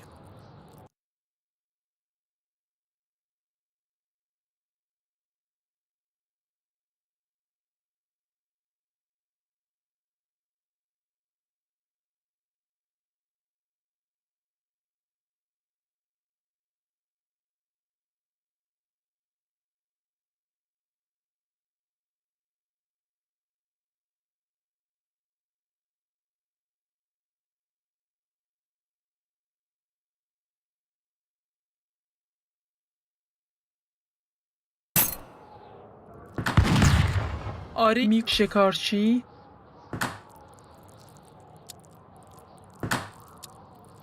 بله. معدنچی آماده. آری معدنچی آماده. صحیح. شکارچی بیرخته.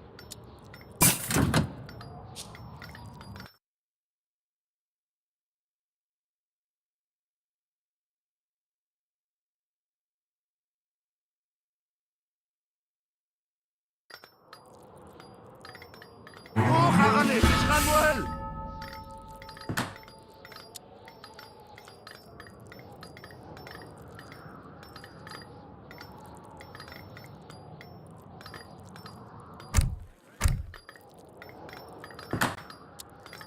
شکارچی سلچوب بر.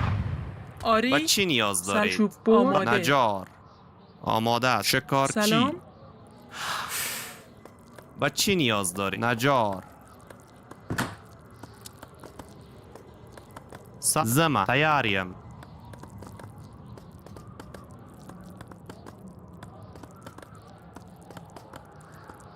آماده. ليش میارده.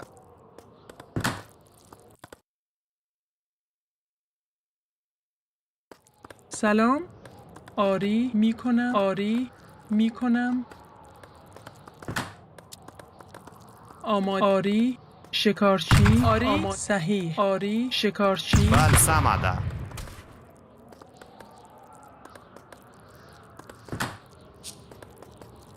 تیا کوما.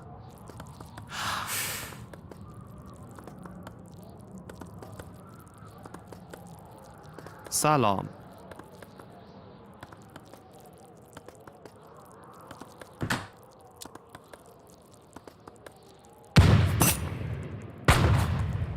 آری چوب بر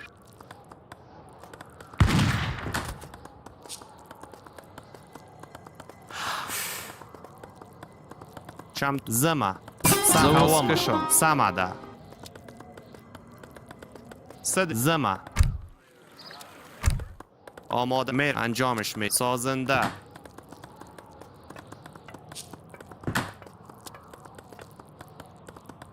هو صد سماده کوام جنگ تا د جګړې په سلام جنگ تا هو زما بچی نیاز شکارچی سلام خواهم کرد سازنده آماده هستم معدن چی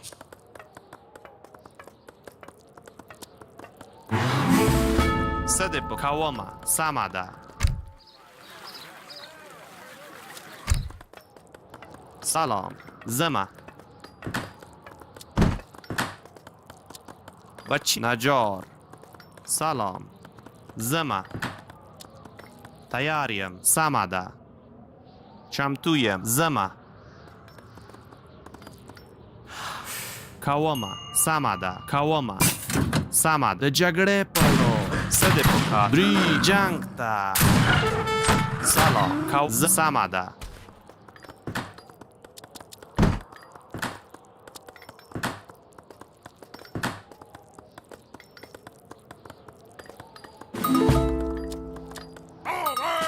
تیاری کو د جګړې په لور بیرغته میارته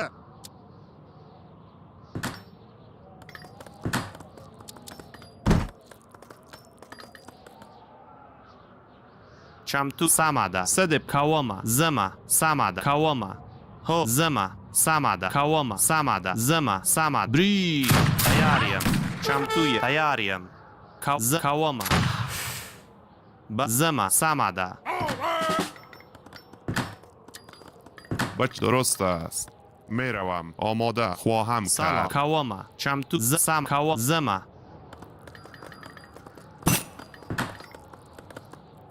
با سمده کوما زما هو آماده ان خواهم کرد چمتویم سال سمد زما کو زما بچی میروم درست است انجامش درست است میروم هو کو زما آماده است انجام حمله خواهم میروم انجامش میتونم سالا سمده بچی نیاز خواه درست است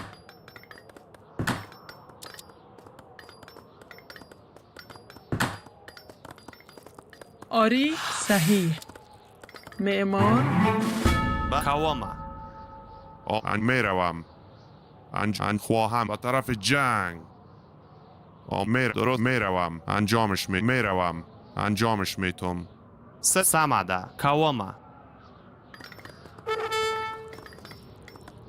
بچی درست است انجامش میتونم هو سمده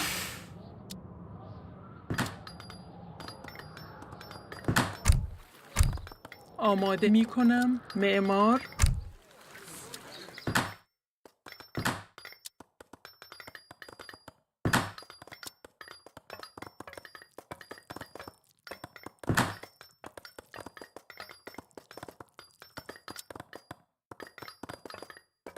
آری شکارچی آری سلام صحیح چوب بر آماده می کنم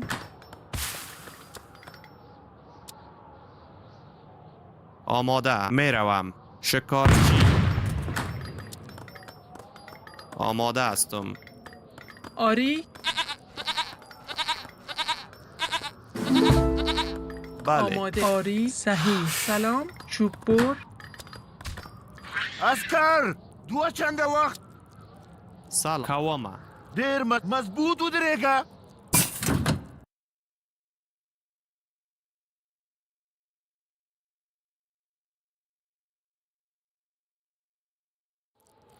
هو زما سمده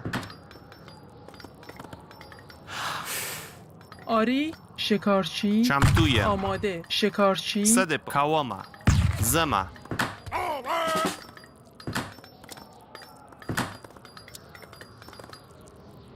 هو جنگ تا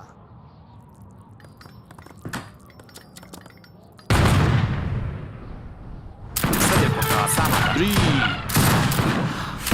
جگره بری تیاری جنگ تا جگره بری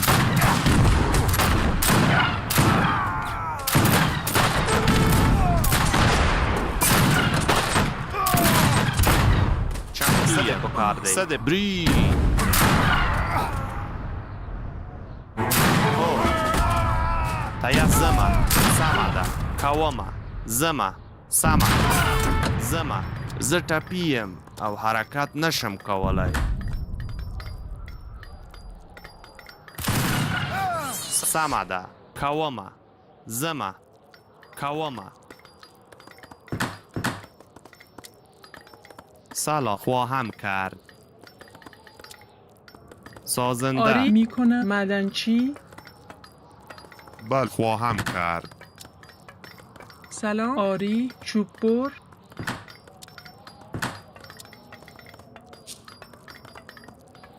تیاری زما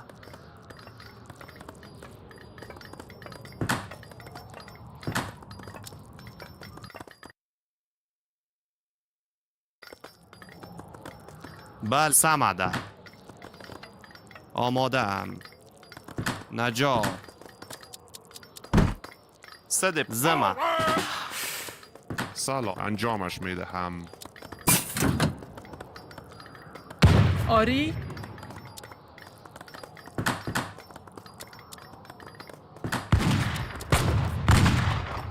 چمت سامادا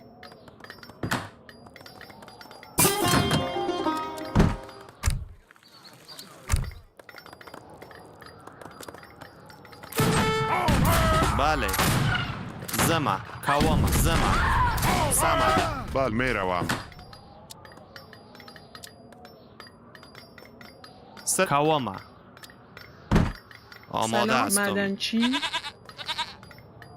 انجامش آماده میدم صحیح سلام خواهم باغبان آماده ام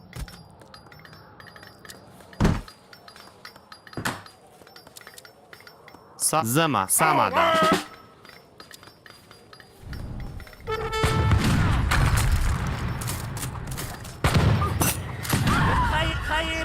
با چی نیاز سامادا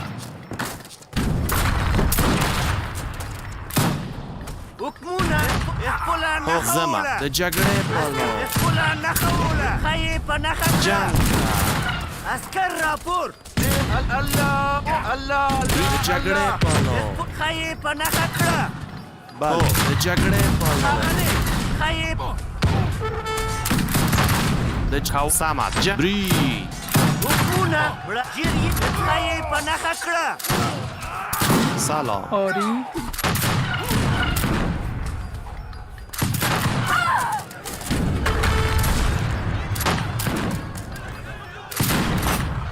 درسته خواهم کرد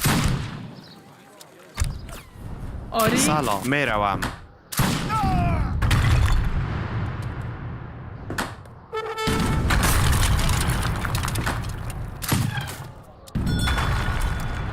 آماده چوب بر سلام میکنم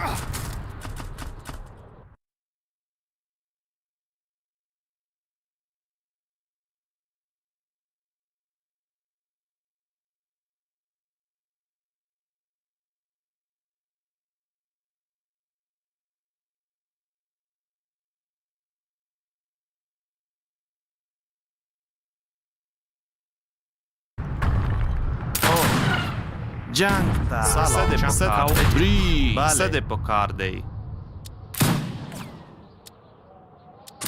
تیاریم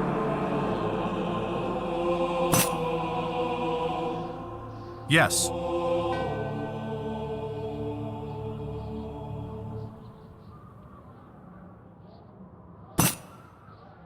Ho ho!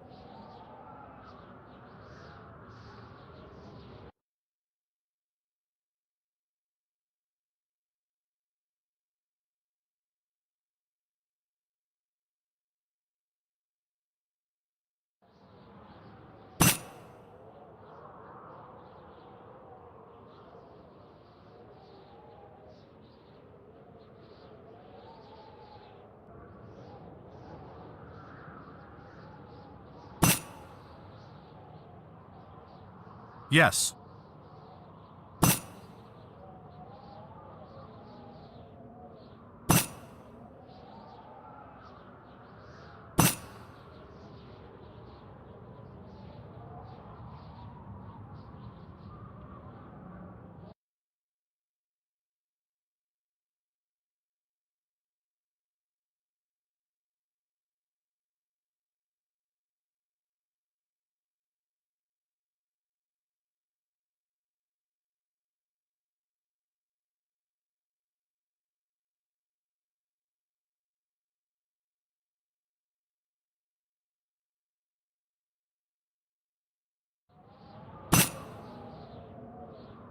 Yes.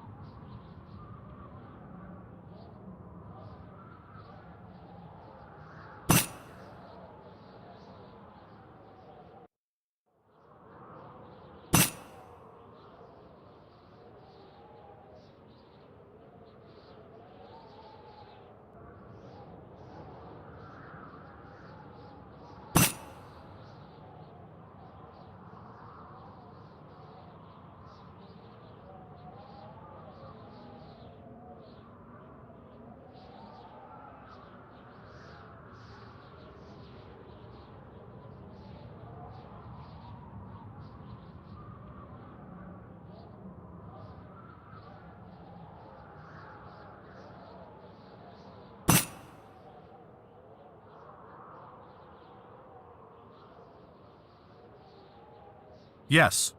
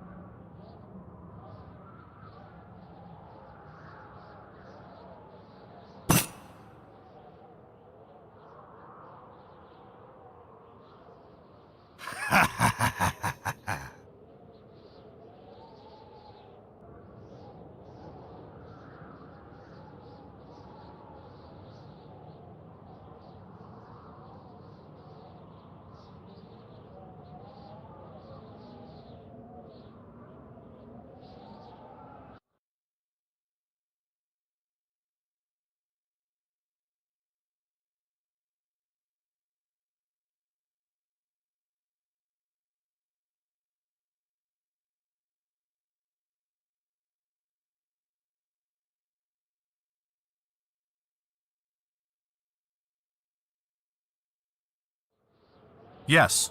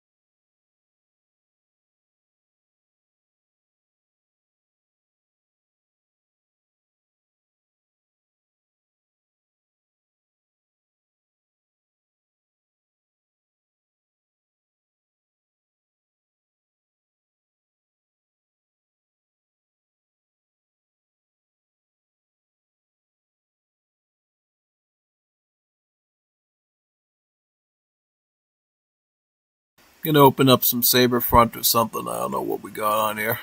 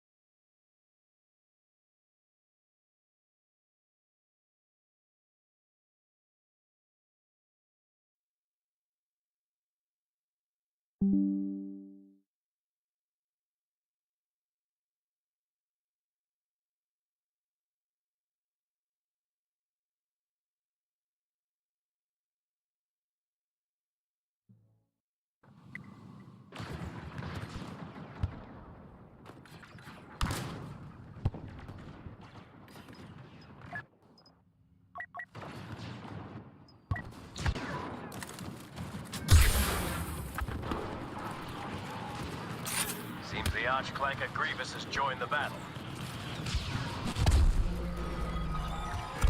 Target hit! MTT damaged!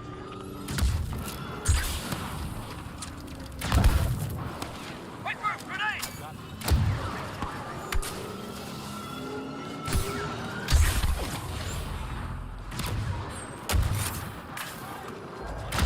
The ion weapons are working. We're running out of time. Ready another ion disruptor. MTT preparing to fire. I can get us past them.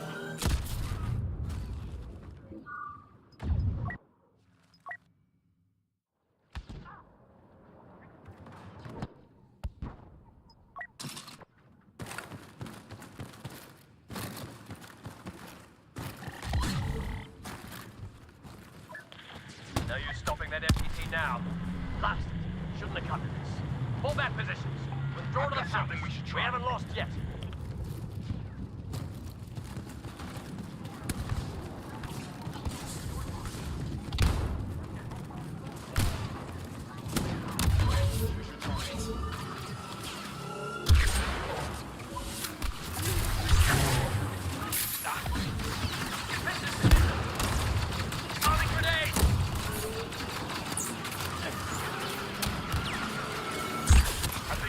Right by.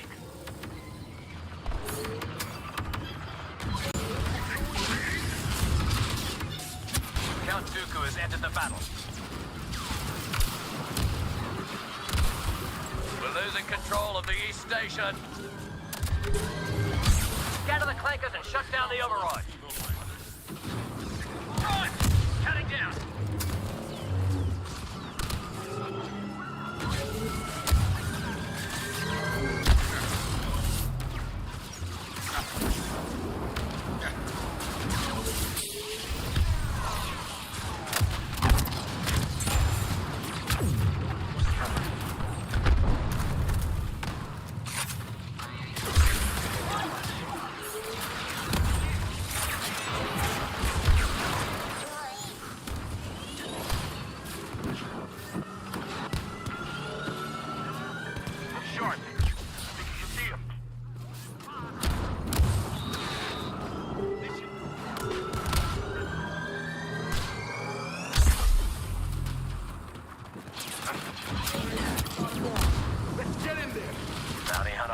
Just joined the enemy.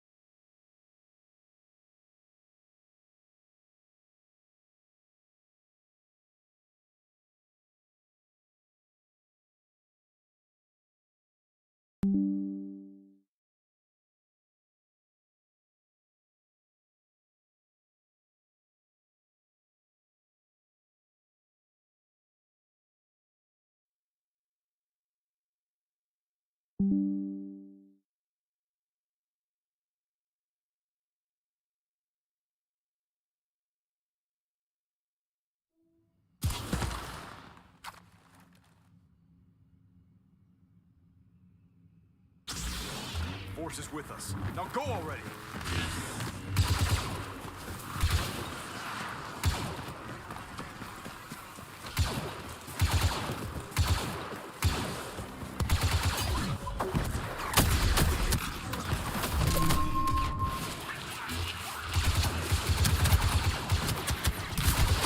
The battle's barely underway, and already a villain has fallen.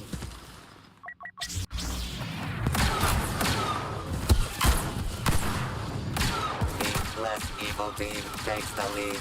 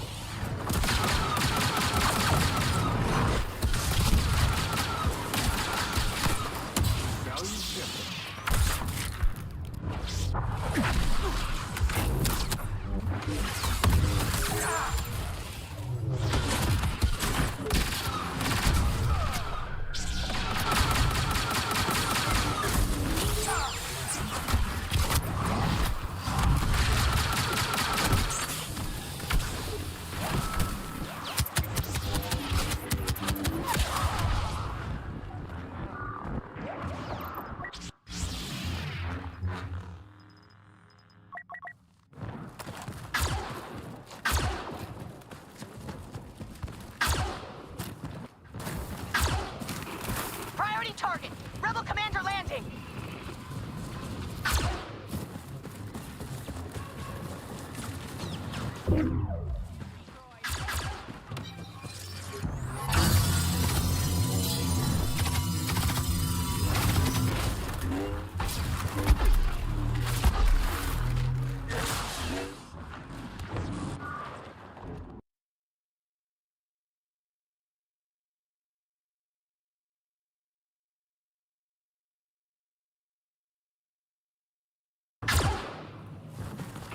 Got a rebel commander making trouble!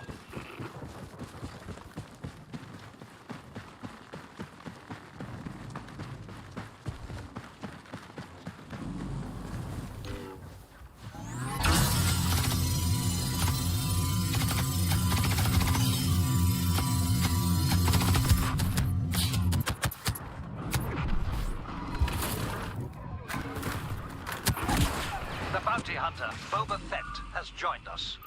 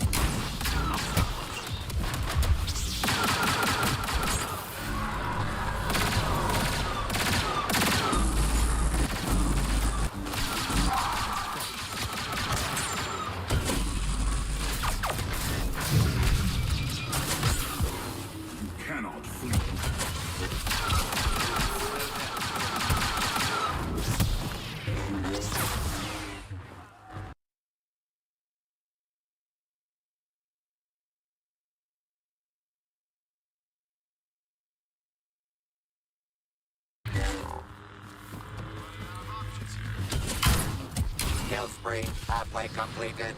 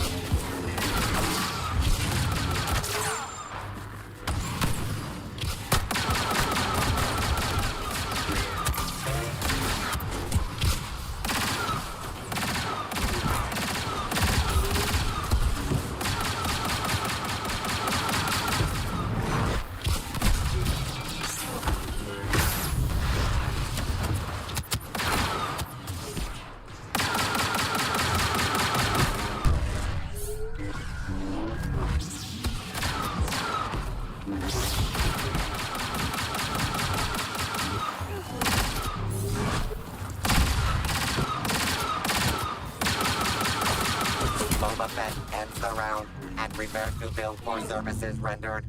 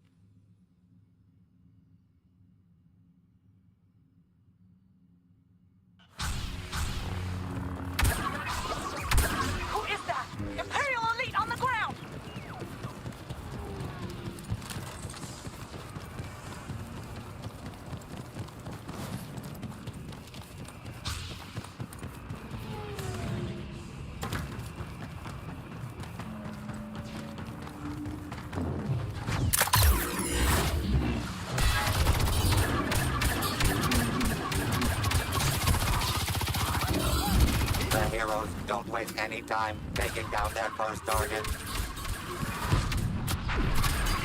When We're getting Jedi support. Luke Skywalker is here.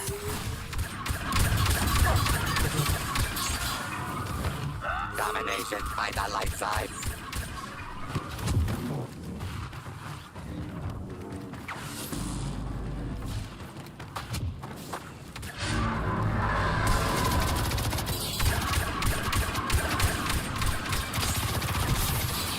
Enemy elite on sight! Watch out!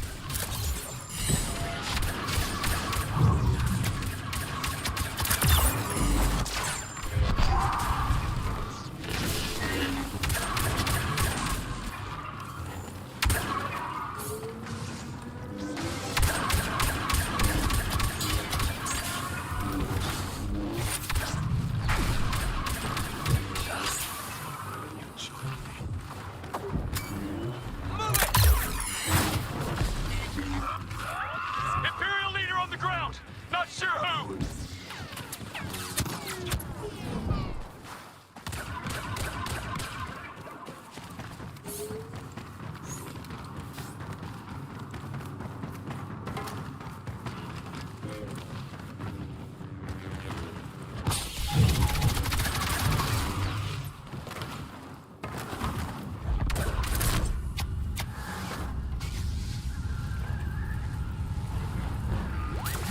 Commander Skywalker is here to aid us.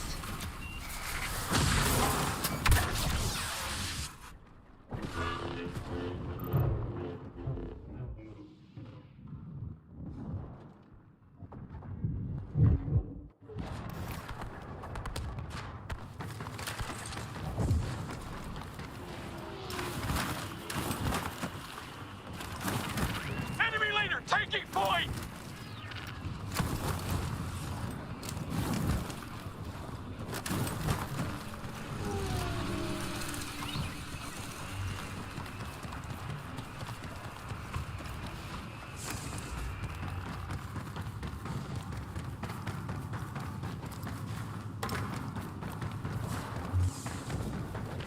Some kind of special combatant on the ground!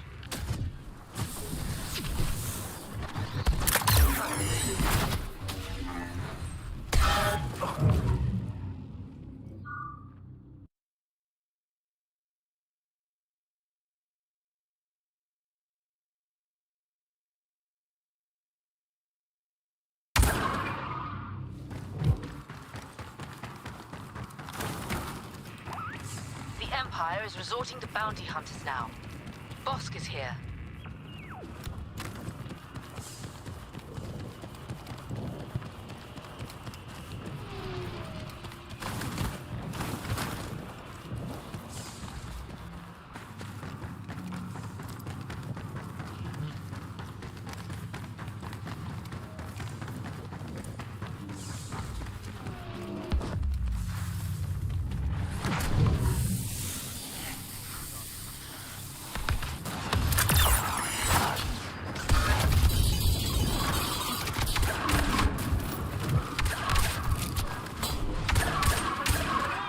Luke Skywalker has joined the battle.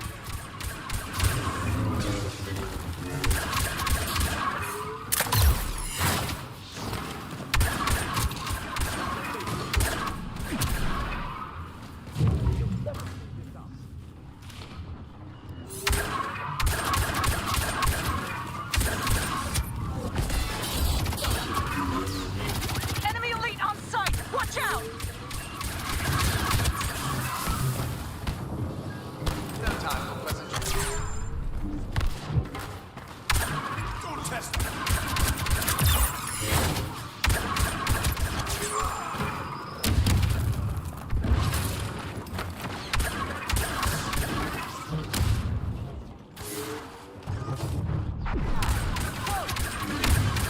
You've achieved 50% of the required carnage.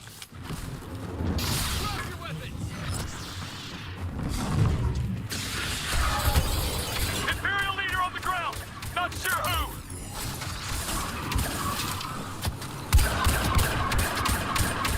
Last chance!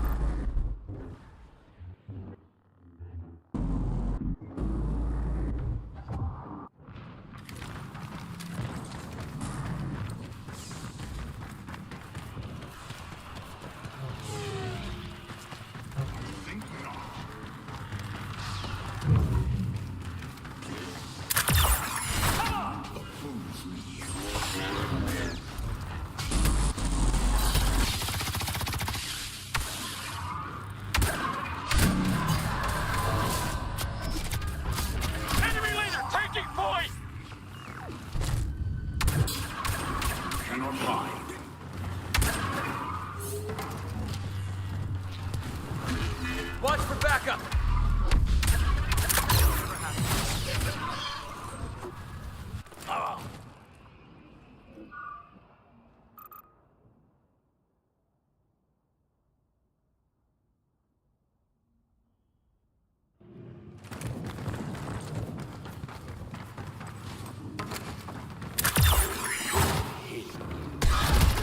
Some kind of special combatant on the ground.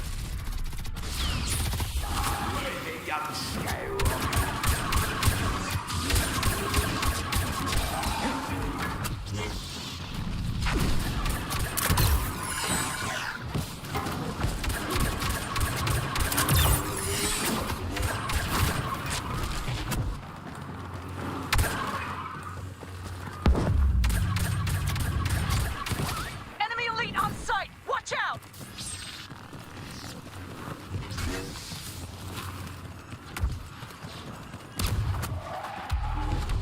You have seen your destiny.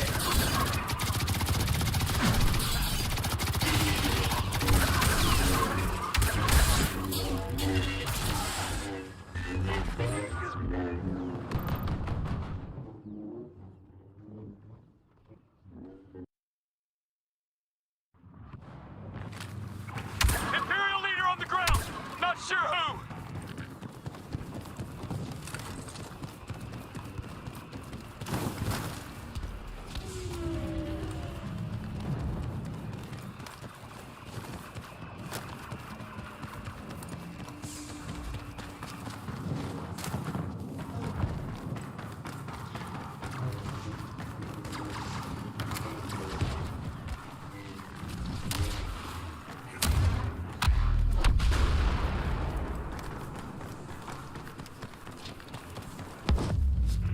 Who is that?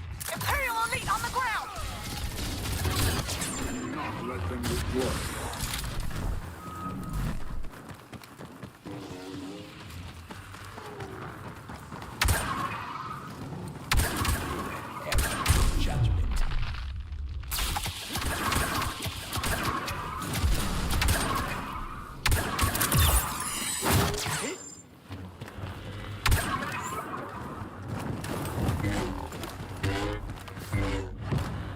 Some kind of special combatant on the ground!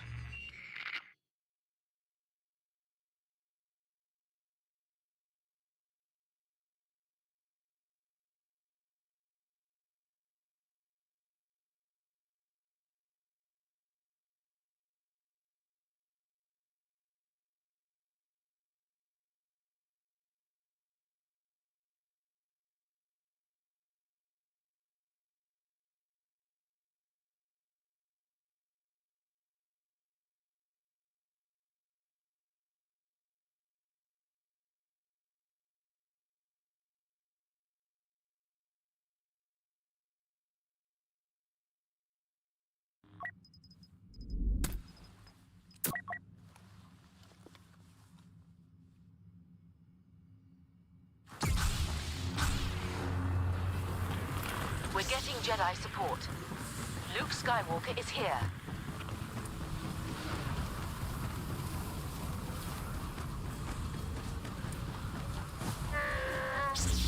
Evil, circuit to a murderous start.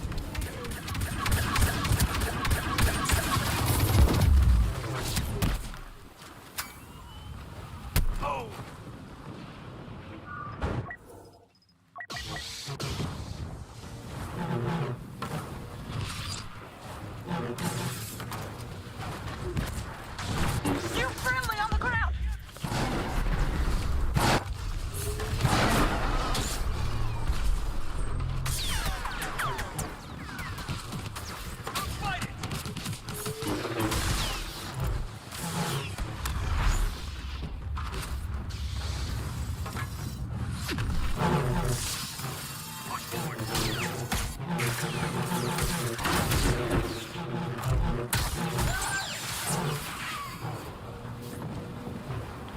Enemy leader taking point! A historic game by the Masters of Cruelty.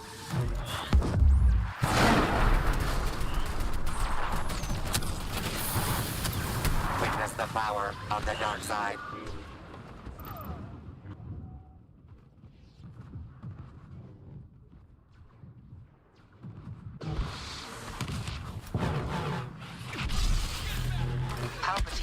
joined the Imperials. We must be cautious. The less evil team takes the lead. Villainy plots a path toward victory. Keep trying!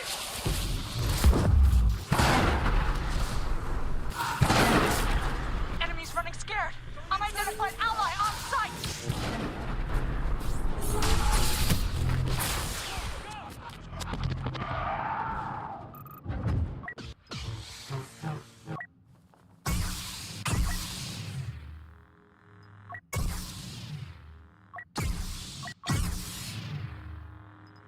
Down and dirty tactics pay off for the dark side.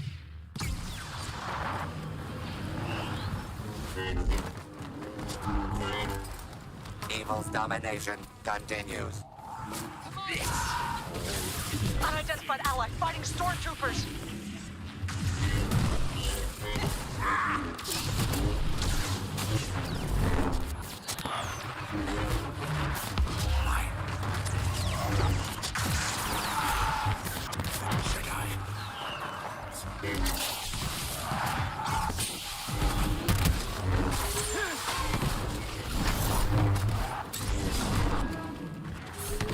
Moving back!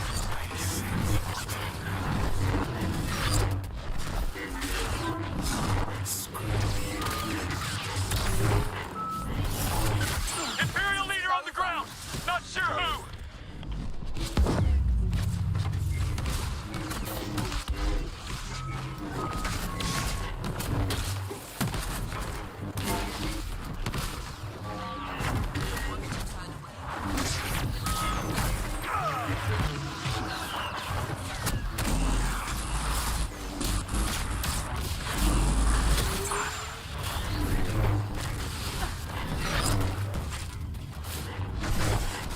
Don't get sloppy.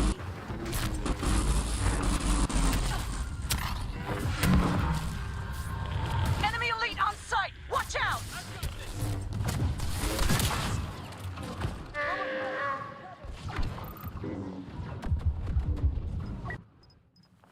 The dark side continues to eclipse the light.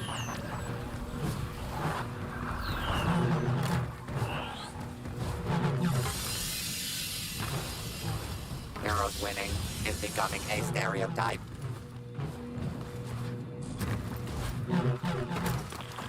Some kind of special combatant on the ground.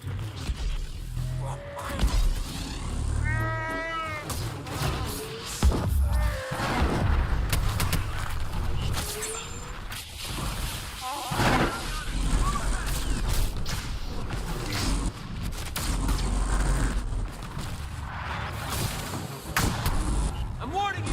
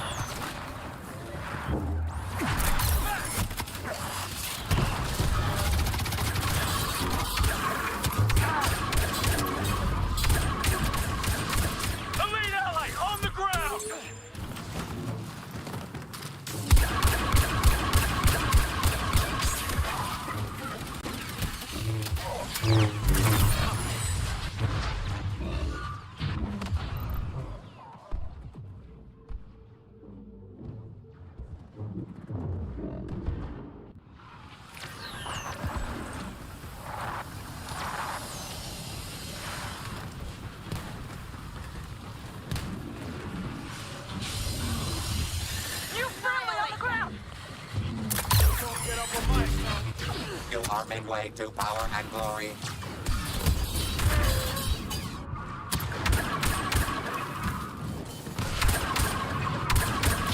Say farewell.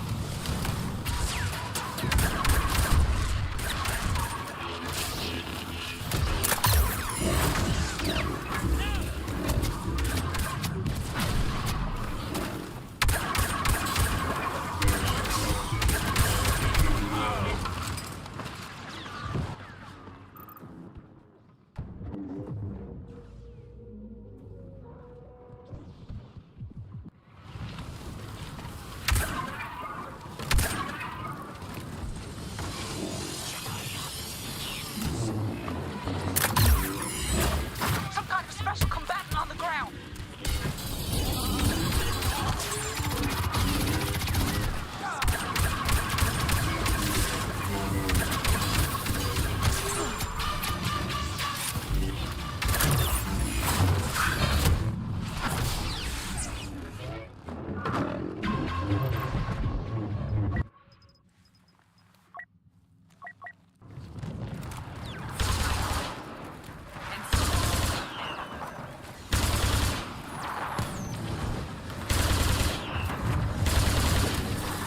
Show 'em what we can really...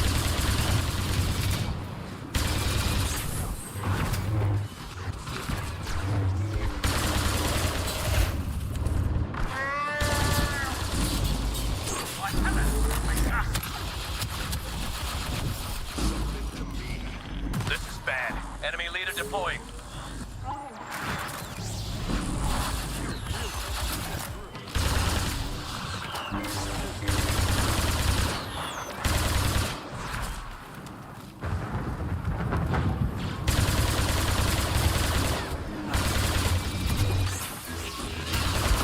Setting up a shot. Superior ally deployed to our site.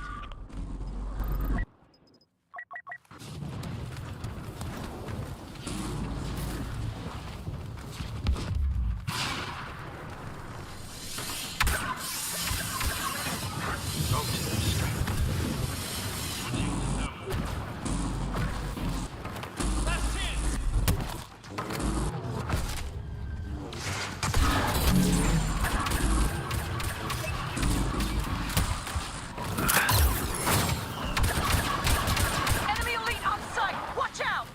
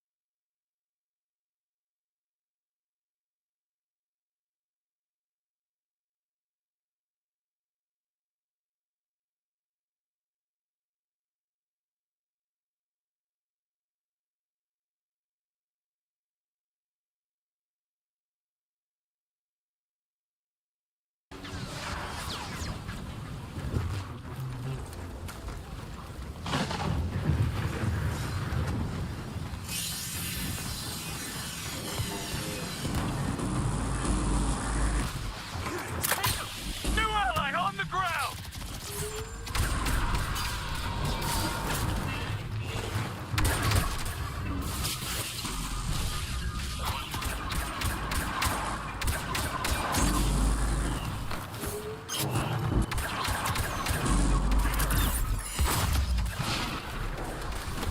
Turn it on.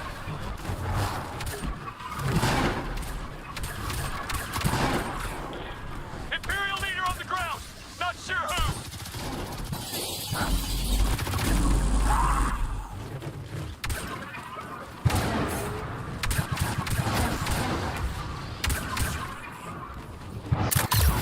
Domination by the light side.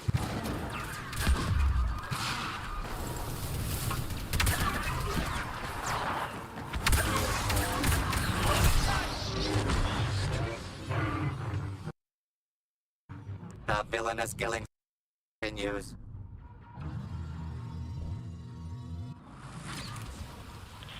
LA landing! Looks like we got a friend!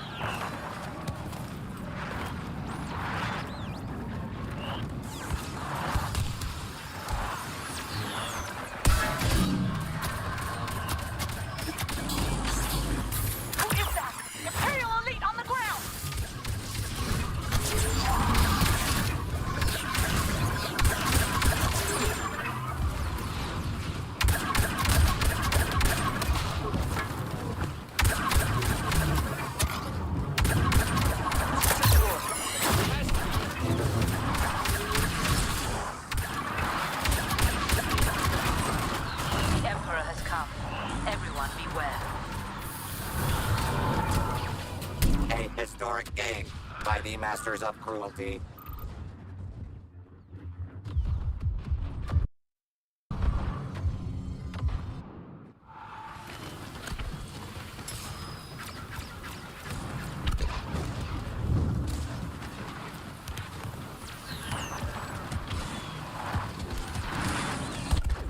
Down and dirty tactics pay off for the dark side.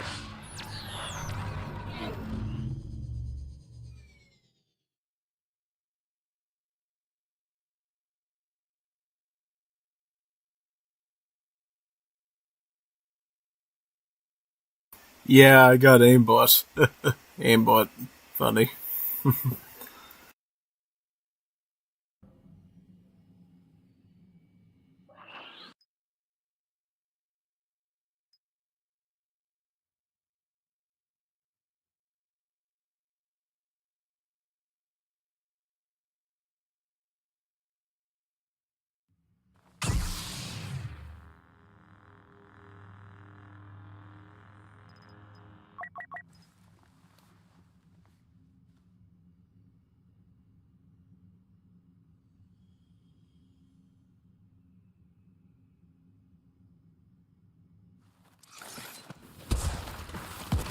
Enemy elite on site! Watch out!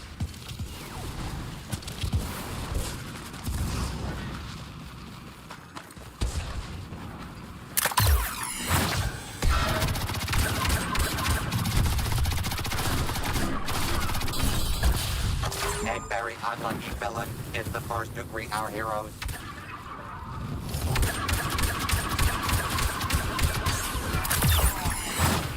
Down and dirty tactics pay off for the dark side.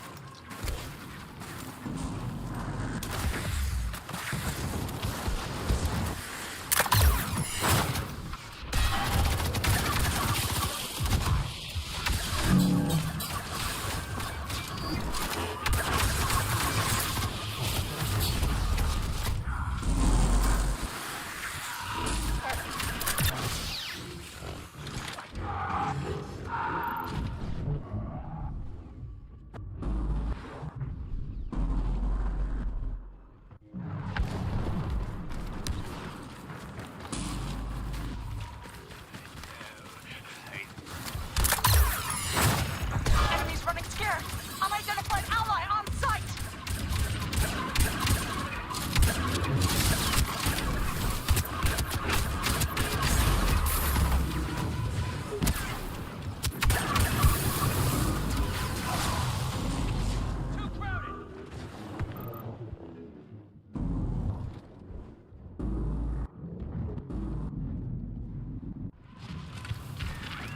Commander Skywalker is here to aid us.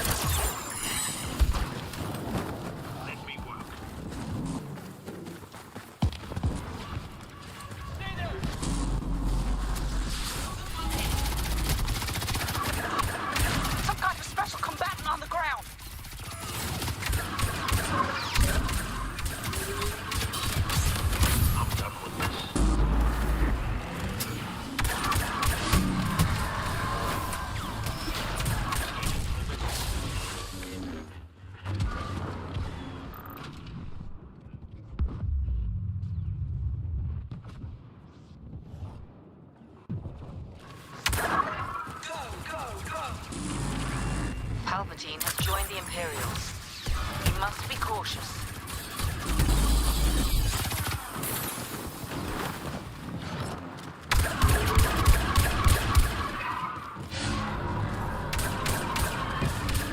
Can't let you.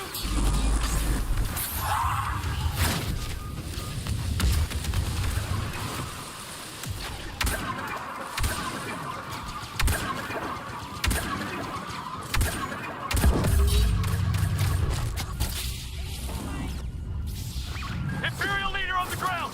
Not sure who!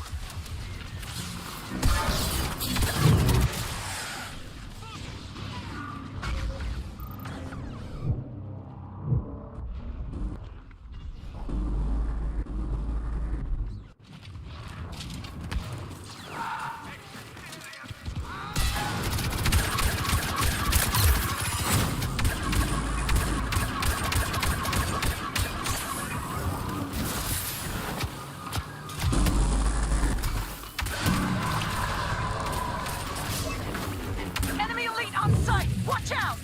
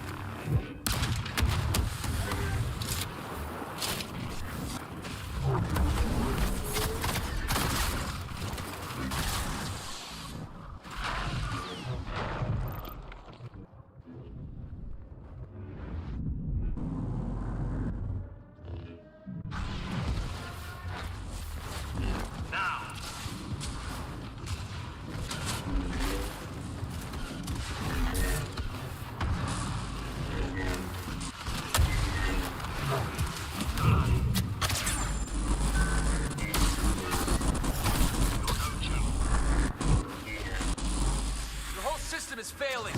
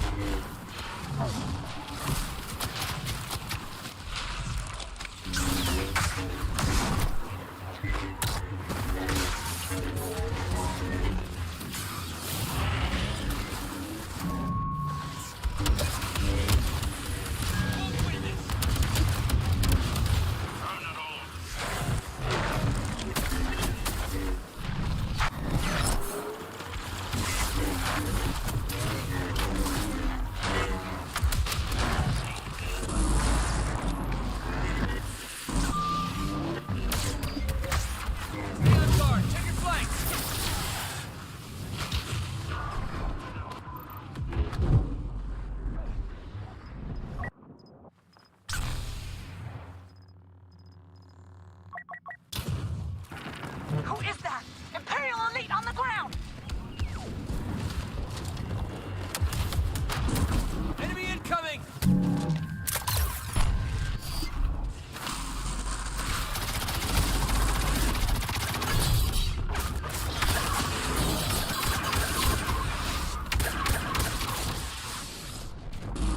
Kill spree halfway completed.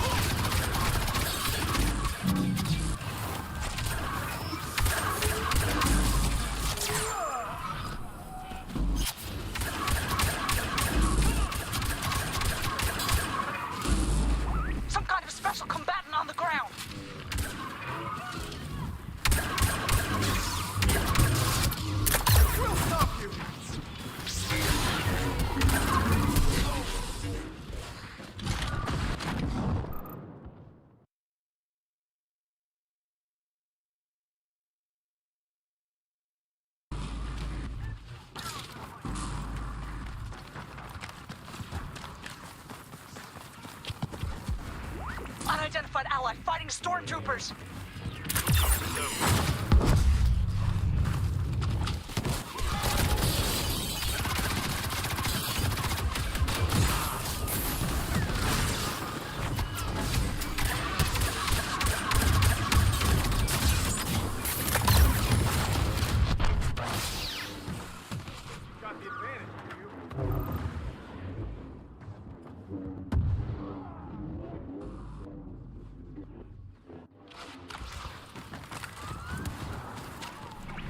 Imperial leader on the ground! Not sure who!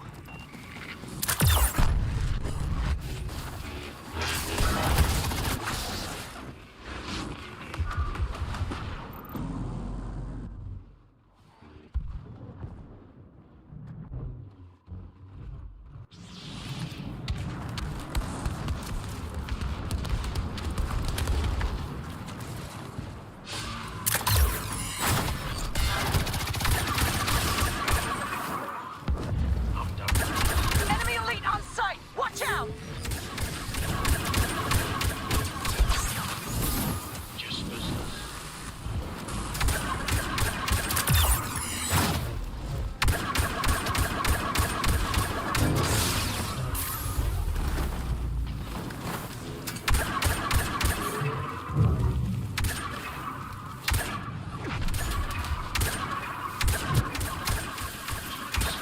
Luke Skywalker has joined the battle.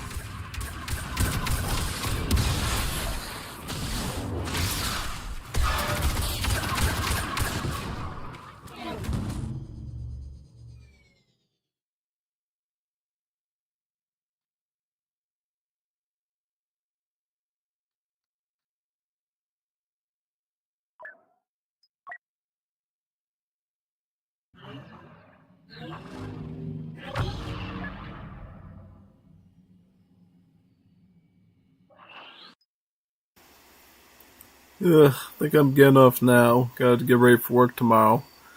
Thanks for coming to the stream, everybody. It was great. I got a special surprise for you tomorrow that just came in tonight, so we'll probably get the stream that tomorrow. You'll enjoy it. It's actually Wars Liberty related.